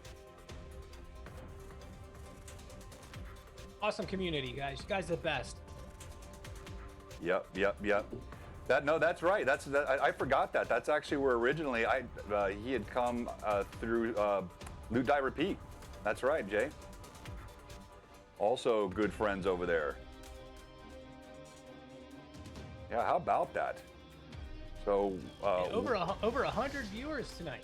Yep, we've been just pegged well over 100 viewers. Thank you for another follow. That's a dinosaur shirt for you, John, isn't it? Oh. Wasn't it?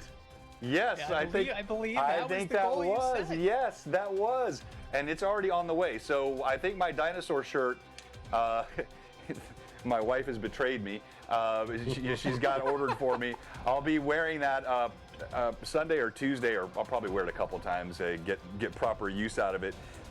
And yeah, thanks for being a good sport, Mike. I know it's kind of not fun playing a frog. But I think you've done a really good job with it. Oh well, thank you. It's kind of hard. It's a complicated role, Kermit is my influence, my inspiration. My fear is that Mike is going to be typecast now. Yeah. Oh, Mike the Frog. I love that.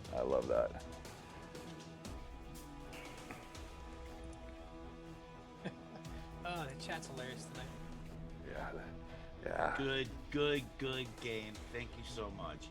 Thank you. All right, so we're gonna go back live on video now, and we're gonna do. I never did our second giveaway of the journals. So Yeah, let me that's go correct. ahead. I only do one, so we'll do that now, and then we'll have one more giveaway after that. But look at that number. $4,188. We have raised over $2,000 on this stream tonight. Thank you from the bottom of our hearts for what you are doing for this charity cause. And I think it is You just guys are awesome. It's That's a blessing. That is a blessing. That is a blessing. Thank you so much, you guys. Thank you. Very, very, very, very generous. You're blessing. You're helping out kids is what you're doing. Think about what you're doing. Exactly. Because that's it. You're helping out children. Exactly. All right. When we went to break, the party has made their way into this large cavern filled with dark rocks and bright lava. This 12-foot tall creature hovers off the ground about 20 feet away. And hold that up here so you guys have a better look again. And as this creature hovers off the ground, it had spoken a moment ago. Now it stands silently lifting that glowing brazier towards you. And the party won initiative thanks to another great roll by Daniel. Let me close this. It's getting a little chilly. Da-da-da-da. And here we go. All right. So we're going to start with you, Rainier, since you won the initiative. Now, if you're going to cast a spell, that will come at the back of the party. But if you're going to make any other movements or anything like that, you can go now. Okay, I have this new sword that I found. I take up that offensive posture where I actually rotate it in my grip so that the blade is inverted. And not even, as I just kind of step forward, not even looking at the rest of the party, I say, I know so little of you all, but today, I assure you, we are one. And I lunge in and go ahead and take a swing using advantage. Okay, so that's too much distance to cover to make that move. I just want to close the gap then. Yeah, so you can close that gap, and you can get within striking range for next round. And let's go to Karaz. I am going to pull out a scroll and cast Protection from Evil. All right, and yes, I still forgot to do the giveaway, didn't I? I keep coming back to the combat and forgetting. So here, let me do that real quick. Sorry. All right. Man, you're all about the combat. I don't like the way this is going. Right of this. You are too excited about this combat. That's a Rory lot. won it. Rory, wow, that is Rory, awesome. congratulations, Mr. Gimbal. And we will have one more giveaway in just a bit. All right, so Karaz, I'm sorry, what were you saying? I'm going to pull out a scroll and cast Protection from Evil. Okay, you pull the scroll out. You do feel the presence of evil in here. As you cast the spell, you feel there is a slight abating, like light pushing against the darkness. All right, let's go next to Squall. What's the distance between me and this thing? About 20 feet. And where am I on the screen? Yeah, so you are, hold on here. Your mini is so tiny. You're right here, right? So you're kind of in the entrance to the cavern here, right behind Karaz. So I'll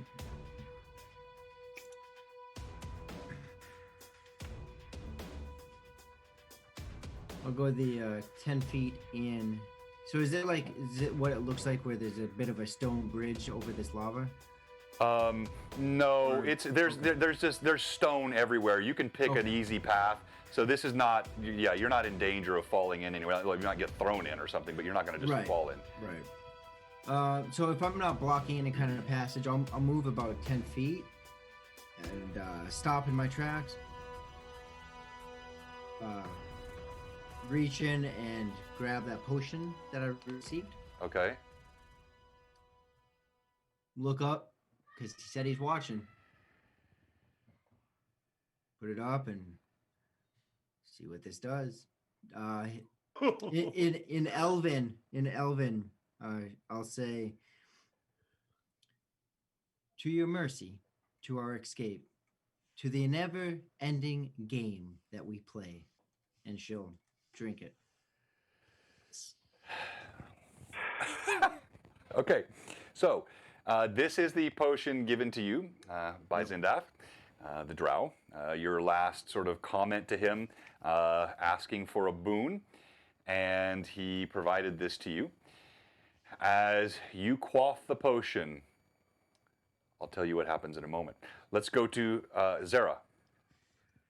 I am going to move into the room, and I want to pull out a scroll. And I'm not exactly sure the range. Fairy fire.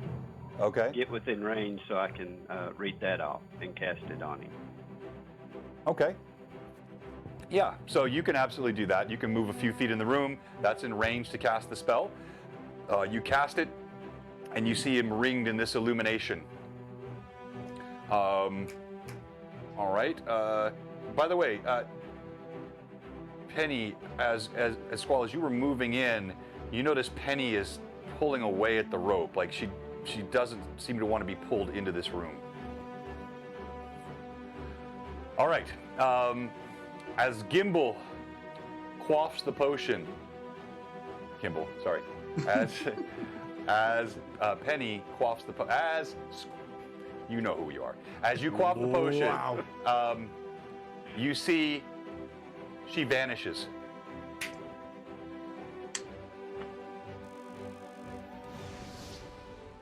Gone.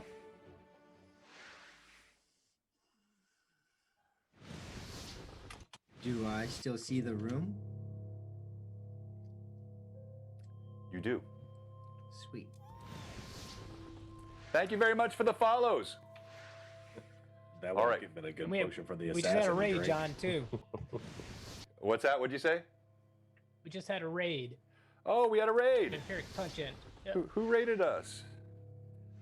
Vampiric Touch Entertainment, I'm guessing. Oh, thank you so much for the raid, my friends. We appreciate that. We're just here toward the latter part of our, I see, and that's thank you so much for all those folks that are following us.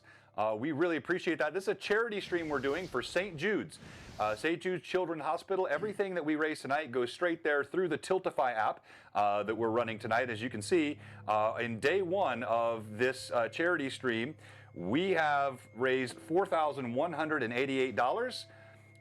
We have killed a few players, and we've turned one into a frog. Now, they are in a combat state here in this room in the Underdark, having gone through this horrible gauntlet. This has featured awful things and torture and all kinds of bad things have happened to this party. They have been through the ringer, and yet, by and large part, they still survive. As you disappear, Squell, and I'm going to use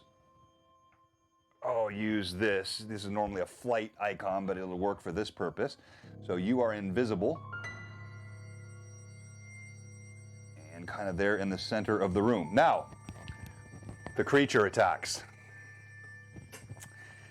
As I said, it holds up the brazier. It mutters these incantations, and you see a blossom of fire goes out, and it will catch in the radius. It's going to catch both Zara and Rainier. As the fire goes out from the hands, I need both of you to make a saving throw versus spells, please. With advantage. Okay. I'll use an Double advantage. nines. Yeah. Okay. Yeah, you're looking to roll high on these. Yeah, I know. I got a 9, but I also get a +2 bonus for fire. Right.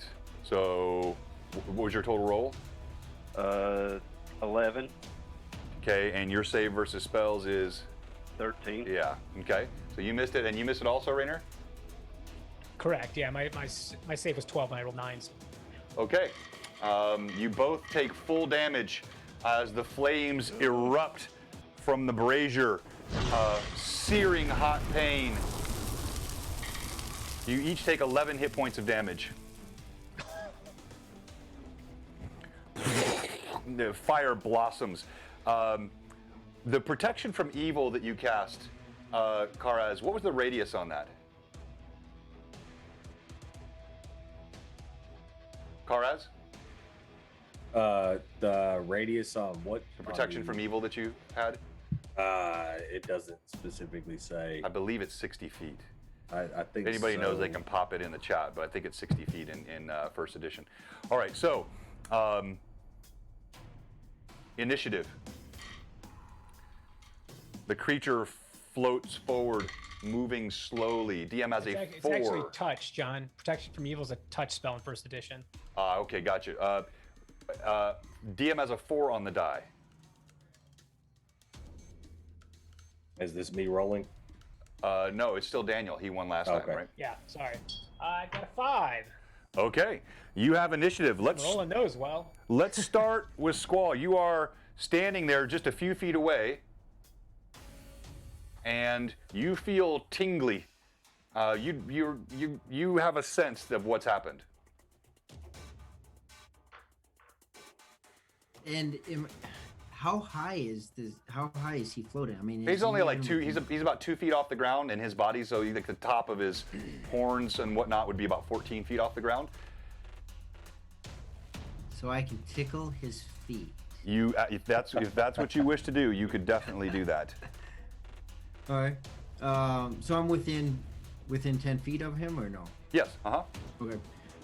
So with halberds in hand, I will bring them up in a long overhead thrust. I get 2 attacks in one, so I'll take the first 2 attacks and just take them both down. I guess between his toes, right? I mean, to his feet. That's what I can reach. Yeah. So With Fairy Fire in effect, you get a +2 to hit. That's right. So he's very easy to see. He's ringed in this illumination. So roll. okay. I still have a few of these left, so I will use. Fairy fire on the feet. That would be a hell of a athlete's foot right there. I'm going to use 2 advantages, which leaves me with 1 left. So for my first attack, I get a +3 because I don't have the cape no more. Ooh, that's an 11. Okay. Nope. And the second one is actually a 1 and an 8, which gave me an 11. So Okay. happy about that. I'll take the miss. Oh, dang it. Another 11. The dice have not been kind to this party tonight. Not at all. 2 fumbles. 2 fumbles. Let's go ahead. And even like that last save, Mike, you could have held off the loss of consciousness through this, but the save failed as well. We're succumbing at every turn. All right, so let's go to Karez. I'm going to attempt to go out on a limb here and take a leap of faith and attempt to see if this works. Turn undead. Okay. So you concentrate for a moment, and as you push out this holy power, you definitely feel the presence of evil. And in fact, you do feel a sense of undeath, but the creature is so powerful. It resists your turning. However, roll a d8 for me, please. Big money, big money, big money. 6. You see, as you push out, it's like nothing you've ever touched before with your power.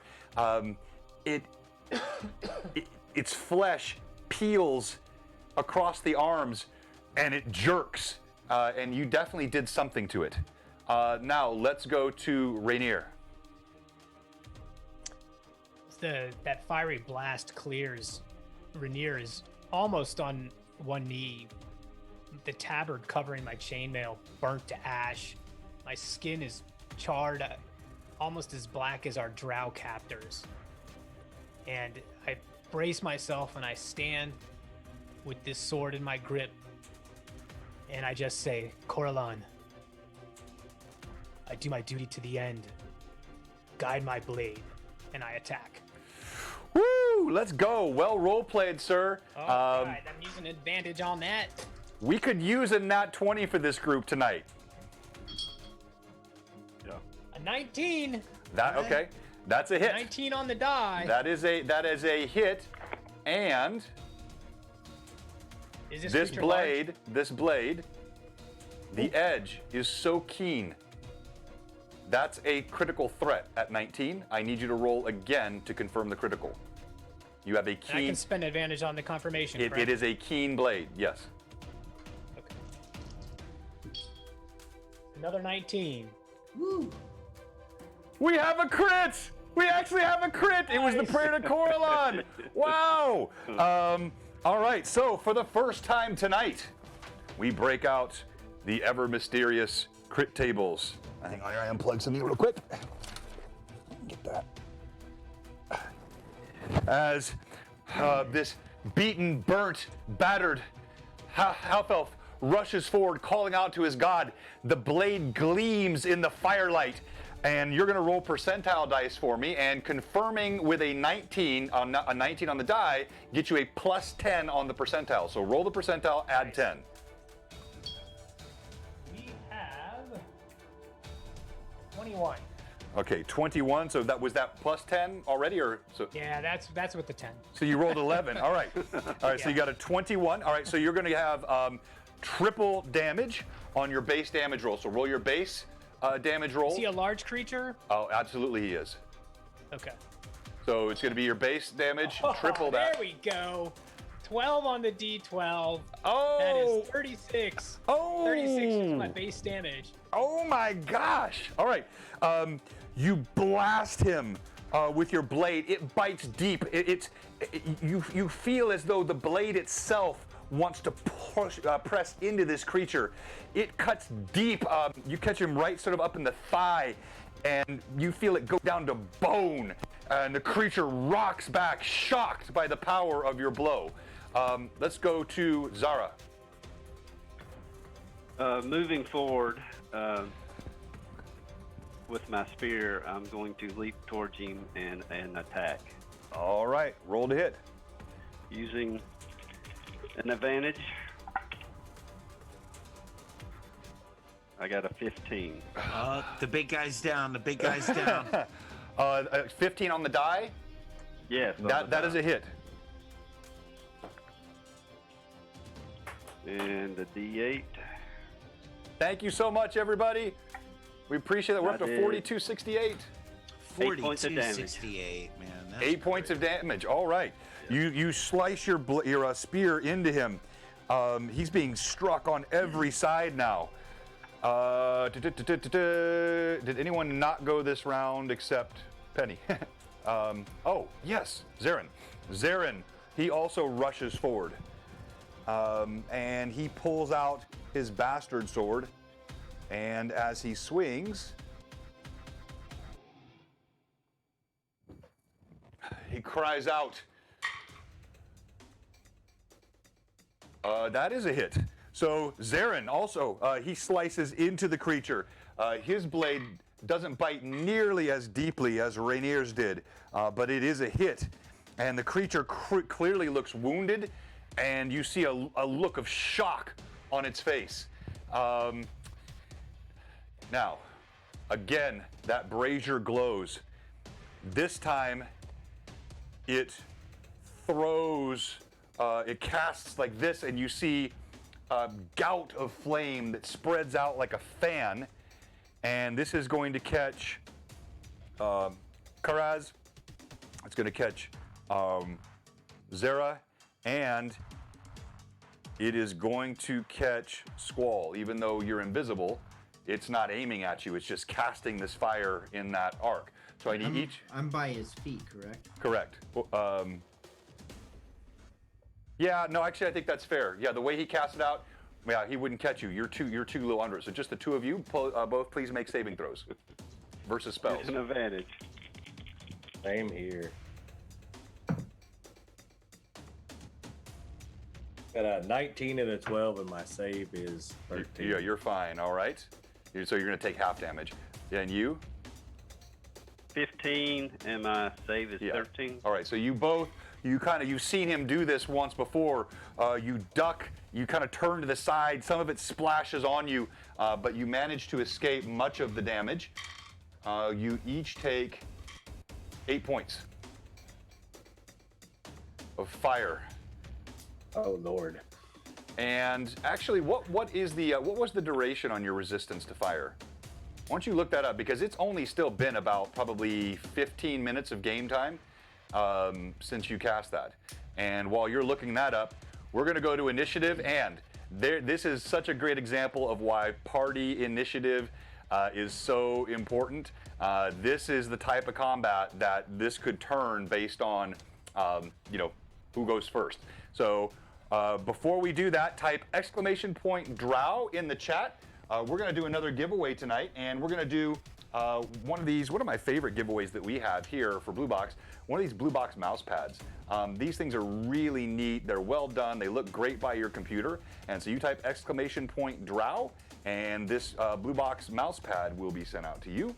And again, thank you to all of you for the support. It is absolutely unbelievable. Thank you again also for the raid. I think it was Vamp Wickman, or was it who raided us? Whoever, I'm sorry, I should have had that. Vampiric Entertainment. Oh, Vampiric Entertainment. Thank you again so much for the raid. Thank you for all of their folks that followed us. Initiative. Here's a big one. Ooh. DM has a 5. I have a 2.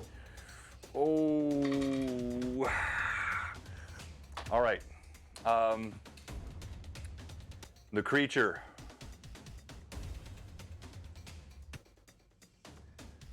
We're going to go directionally 1 to 3. It returns its focus to Rainier and to Zarin, who both hit it. 4 to 6. It's going to keep its attention on Kara's. And all right, here we go.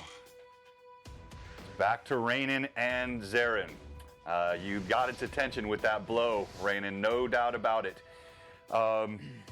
It lets out a bellowing cry, and it slings the brazier at you again. And I need you to make a save versus spells, please. And Zarin's going to do the same. 19. All right, you made it, and Zarin did not. All right, the damage for you is halved. So, ouch. So you take 9 points of damage. Zarin takes an incredible amount of damage. It burns. He staggers back and lets out a cry. We're going to go to. You're still conscious, Hey, Ray? John? Yeah. No. That's what I say. The Oh. blast hits Rainier. He throws his blades before him, but to no avail. He crumples to the ground. Rainier falls unconscious down. So you die at -10 in my games, and you're not Okay, so bleeding. I've not. You're not bleeding. I've not died. You're highly cauterized right now, so there's no blood. Okay. All right, let's go to Karaz. I only found that it was 1 turn per level.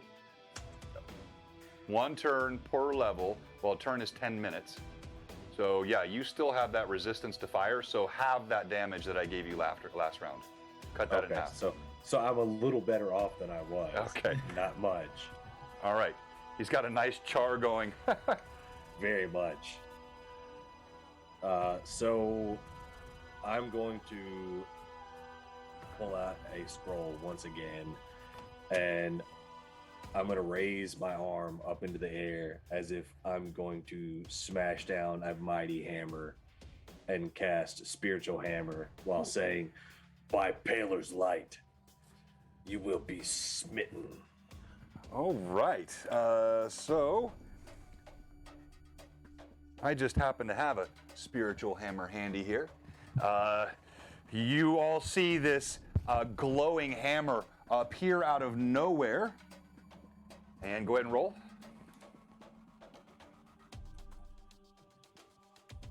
That's a 20. A nat 20? That's a nat 20. Oh, okay.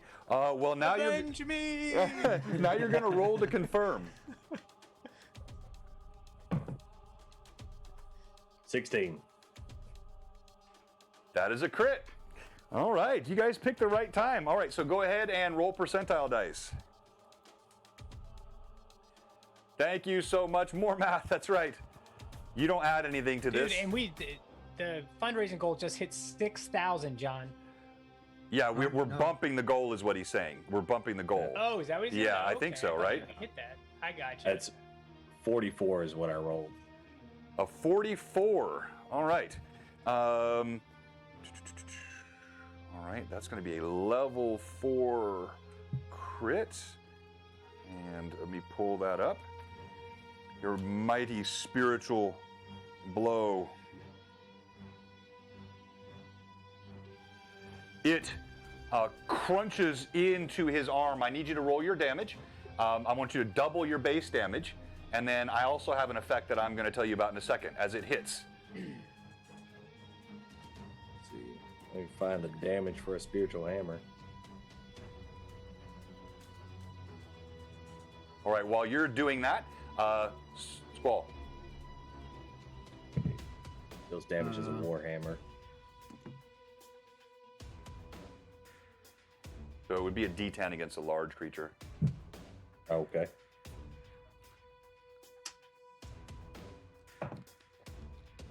Seven. All right. You hammer him literally. It strikes the arm holding the brazier, and you hear a snap, and the arm literally breaks off. You see it's brittle and dark inside. The brazier slams to the ground. Unfortunately, as it slams to the ground, it spills its contents out, and that's in the right arm. It spills its contents out right on top of Raynon. As the brazier falls to the ground, Raynon is bathed in flame. In his prone condition, there's nothing he can do. Raynon is burned to a crisp. He does say, "My name is Rainier." Rainier.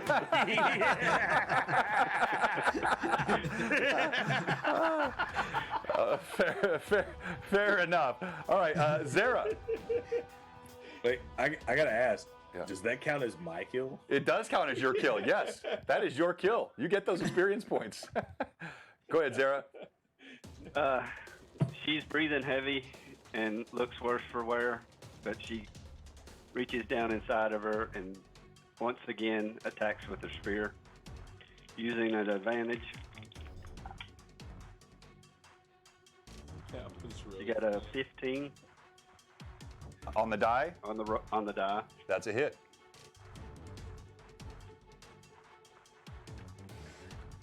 Damage is 1. Okay, plus, you have a plus, hold on here. I've got it. All right, so yeah, you stab with your spear, and you see the creature is flagging, but your blow is not very strong. You just sort of scrape along its legs.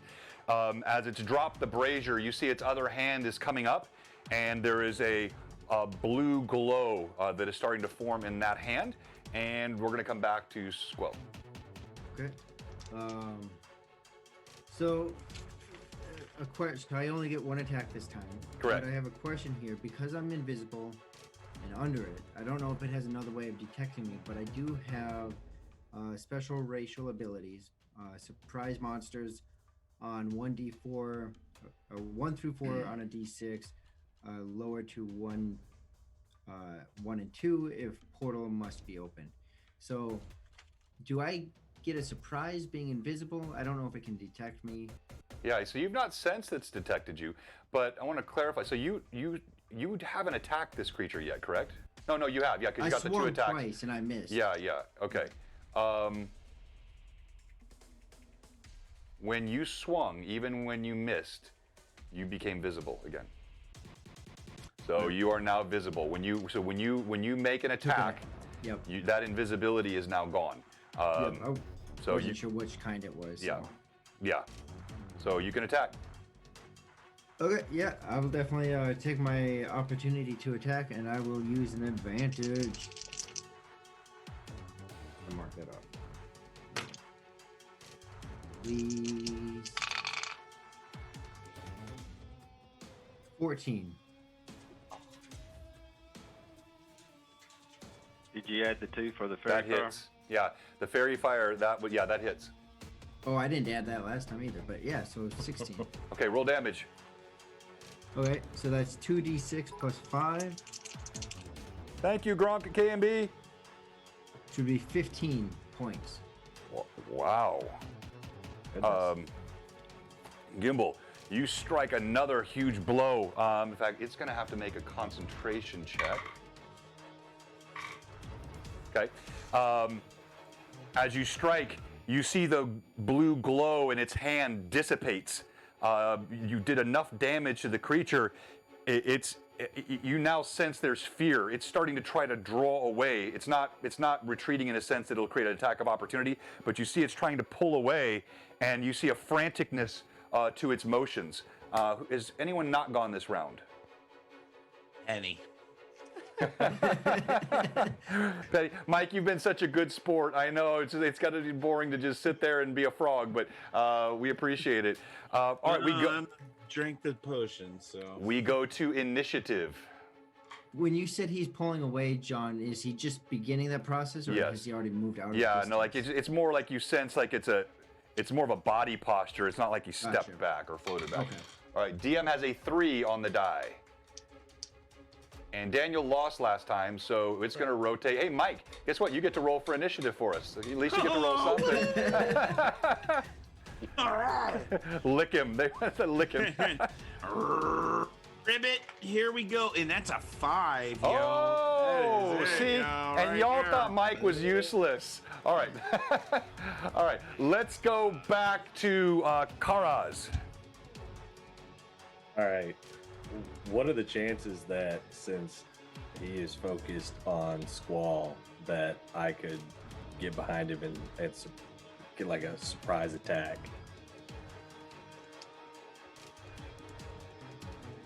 Because you have been desiring the opportunity to use that all night long, I tell you what I'll do. The creature is clearly distraught. The head, as I said, is spinning around. I will give that an opportunity that might be something that you could do. So roll a d20 for me. This is not an attack. Thank you, Uther. Type exclamation point drow. We'll have our giveaway here in a bit. I'm gonna use advantage on that, by the way. Okay. 17 and 14. You, with a deftness of action, as the creature's head turns, its brazier fallen, molten all over Rainier's body. He looks away for a moment. You're able to duck behind him.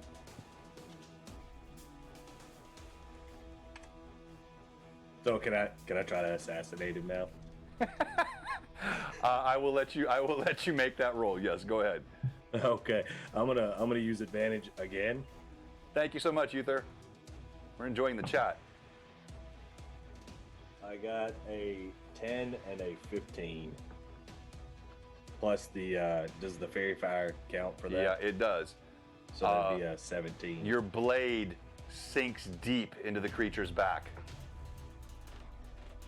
You have to put the exclamation point, Storycrafter, to be in the drawing. So exclamation point drow gets you in the drawing.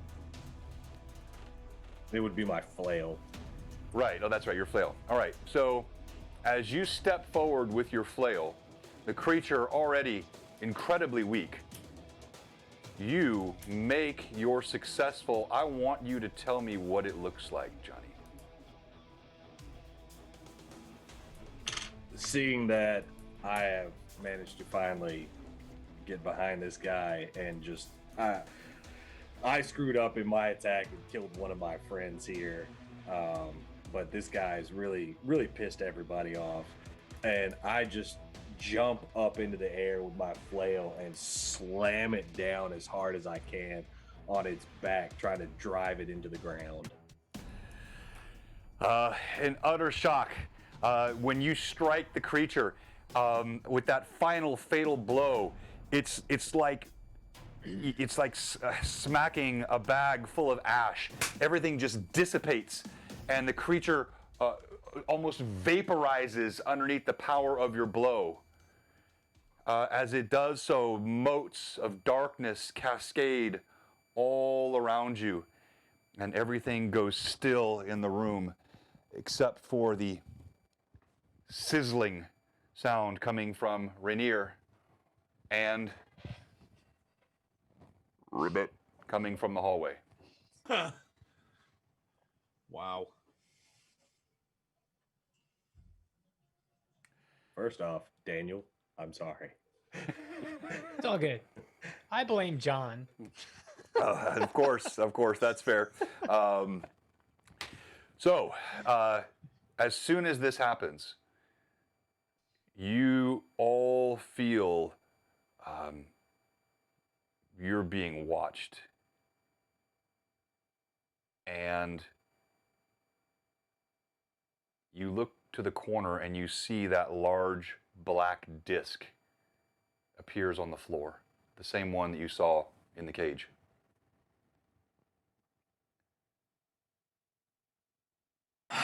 Well, looks Let's like go. we know what to do.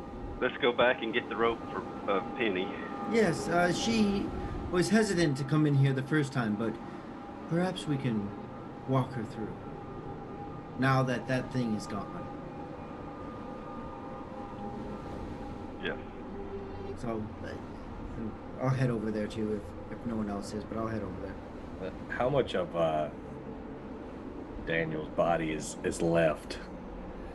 Yeah, you wait for a few moments. Eventually, the fires cool, the molten hardens, and you see a husk. You see his head, part of his rib cage, and nothing more.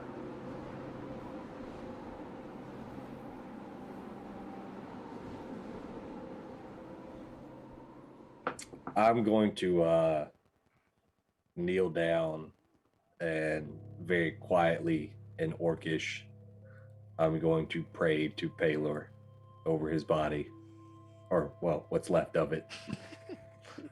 Okay. A noble gesture. Well done. And you do actually manage to coax Penny, who now looks completely amphibian. Oh, wow. Almost unrecognizable other than size. Still full gnome-sized frog. You pull in. No matter, Penny. Come on, let's go. Yeah. And I'll just head to the black hole. All right. So we will, with that, conclude our session. We still have a giveaway, but I'll tell you the party what happens. When you do come back out, you are in fact met by the drow. He shakes his head. For the first time ever, this has never been done. I hadn't thought I might have to keep my word. But it was fair. It was fair sport. And, well, you did suffer some scratches. It gave us amusement. I will honor what I have said. We will return. And he nods at all the drow around him. And I'm sorry about your sister. Goodbye.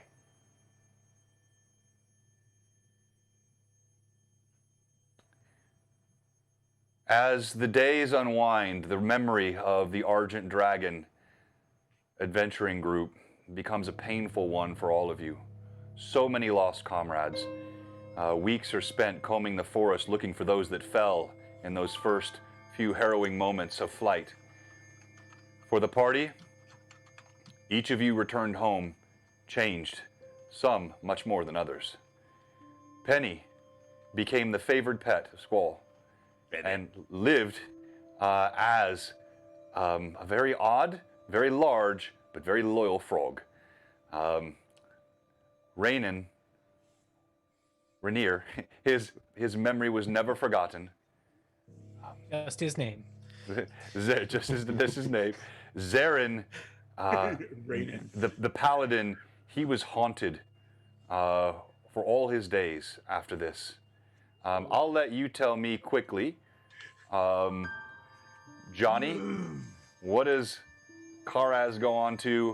What does Zara go on to? And other than owning Penny, what does Squall go on to?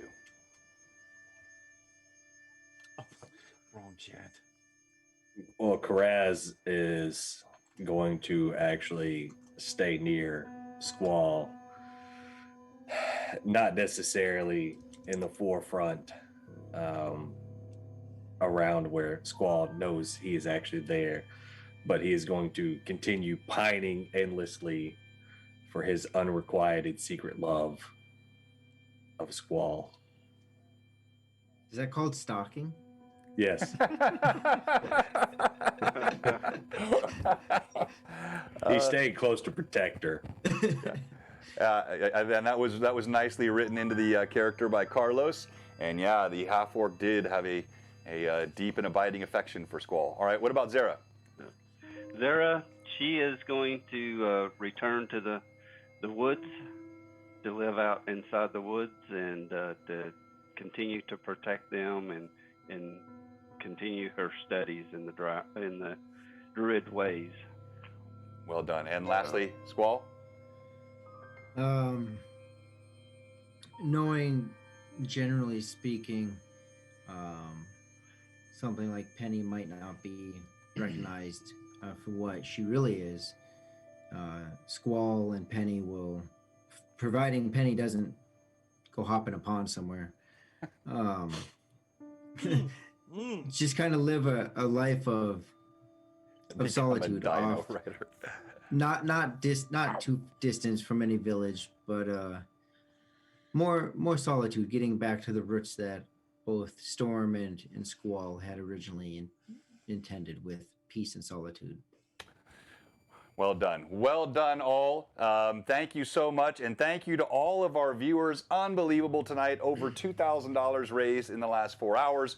We're up to $42.68 for St. Jude's Children's Hospital. I don't even know how many new followers, subs today. Just thank you for all the comments in the chat, the funny ones, the compliments. It means a lot to us. And a lot of ball busting. we are gonna do a stream MVP just for fun.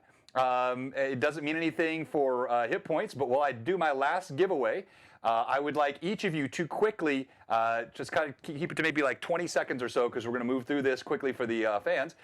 Tell us why you should be stream MVP, and then fans, you're going to get to pick who leaves the Bluebox Underdark Uprising one shot as stream MVP. And let's start with Mike. Why should Penny be stream MVP?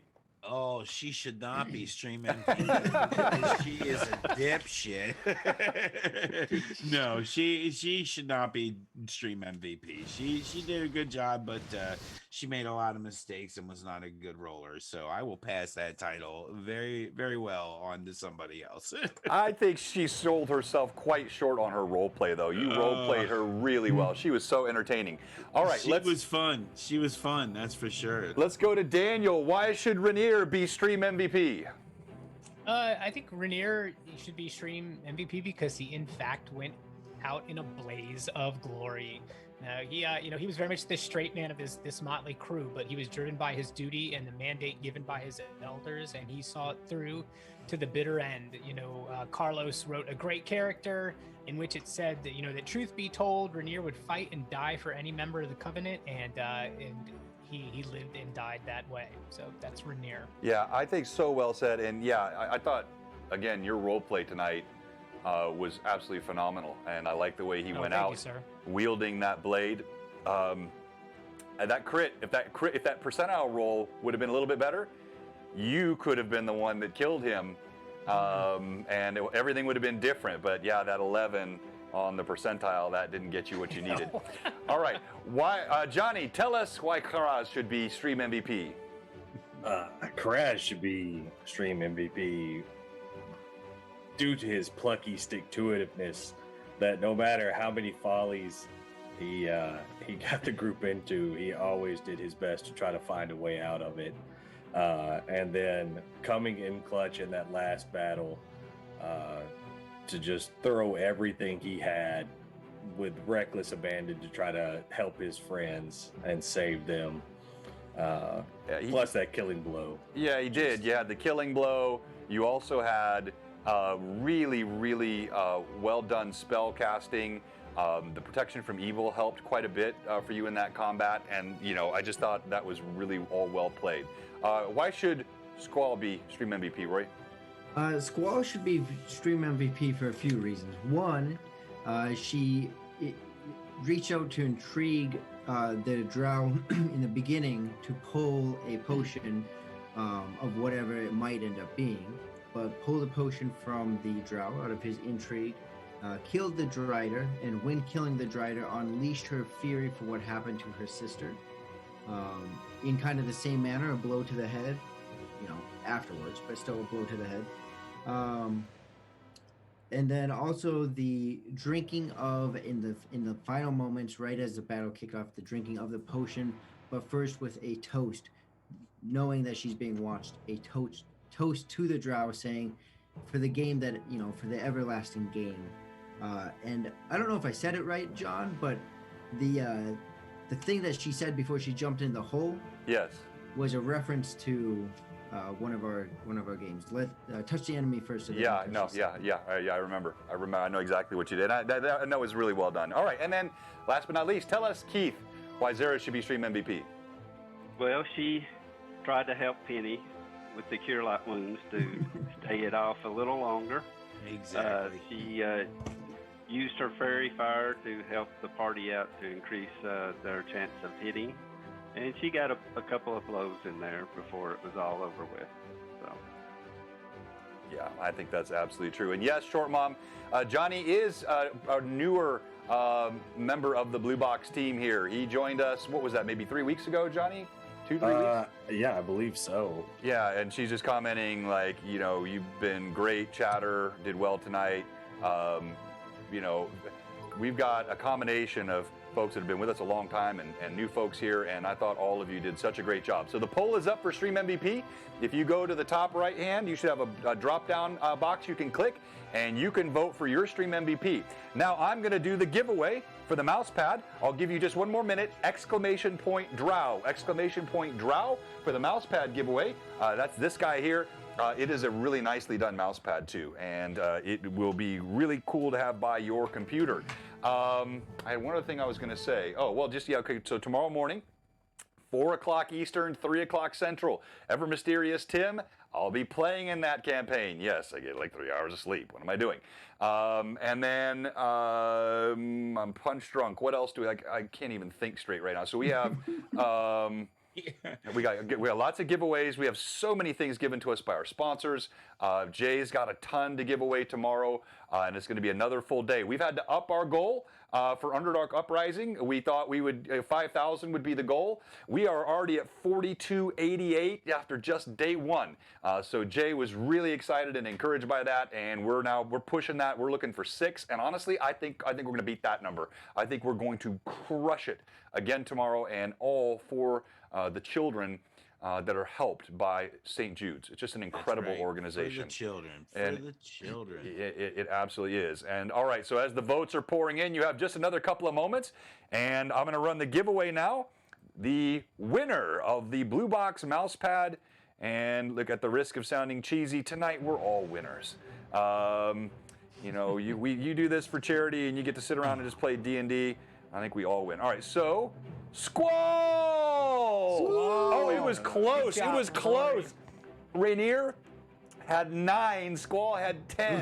And it was just that close.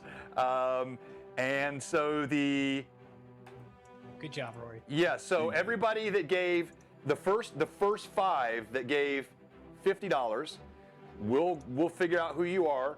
We'll contact you. Jay will have all that information. And then the first 5 that gave $100 tonight, you'll get either a t-shirt or a hoodie, respectively, that says Underdark Uprising on it. So we'll have to get on all that this week as well. And by the way, one last time before we go, if you've watched this tonight and you're not following Bluebox, or if you're a follower and you haven't subbed, or worst of all, if you're a sub and your sub expired and you haven't resubbed, we have one question for you. What are you doing? Give us a follow. We'll give you just another minute or two before we sign off. I wanted to tell the players, just the nature of one-shots and how things flow. I had to really accelerate the dialogue there at the end. I would have liked to have had more of a moment with the drow and let more role play. I think there could have been some more satisfying elements there, but I did want to keep to the schedule, and 4 hours is a lot to put on everybody already, but I just thought that was really cool. John, thank you so much, man. You did an awesome job. Yeah, this Thank was you. great. I had a wonderful time. No, I'm really glad that you guys enjoyed it. I had a wonderful time. I thought it was a lot of fun. And, I think we did not only, grow well tonight, but did a lot of stuff for charity. And I just felt like everybody was a good spirit. Chat was off the hook. And overall, I didn't think you guys had a hard time adapting to 1E at all. I mean, there were a couple little wrinkles and things here that we had to work through. But I thought the application of spells and the use of all the 1E stuff, I thought that was all fun. And we had several raids tonight that was helpful. So I just think all in all, a great night. And I'm going to see, is there anybody I should raid? Jay, thank you so much, viewers. You should raid that new streamer named Rainin. Yeah, Rainin, start up your stream.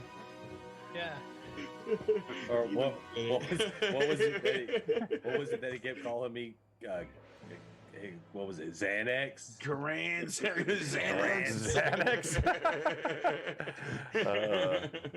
Okay. So let's see. I just got to say, I got to do that twice in one night. My life has been made for now. It was a lot of great fun, a lot of great times. Well, I'm glad you guys enjoyed it. I did feel bad that Mike really lost control of his character, probably with an hour and a half left in the stream.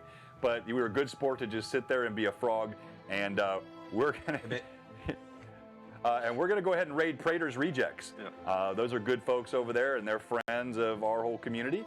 And we again just thank you to everybody for a great night. And I'll see some of you that are crazy in about 4 hours. And this is Bluebox rating with 75. Everybody We'll have a be good watching. Yeah, I'm gonna be working here, so we're gonna be watching for sure. All right, and let me end the stream.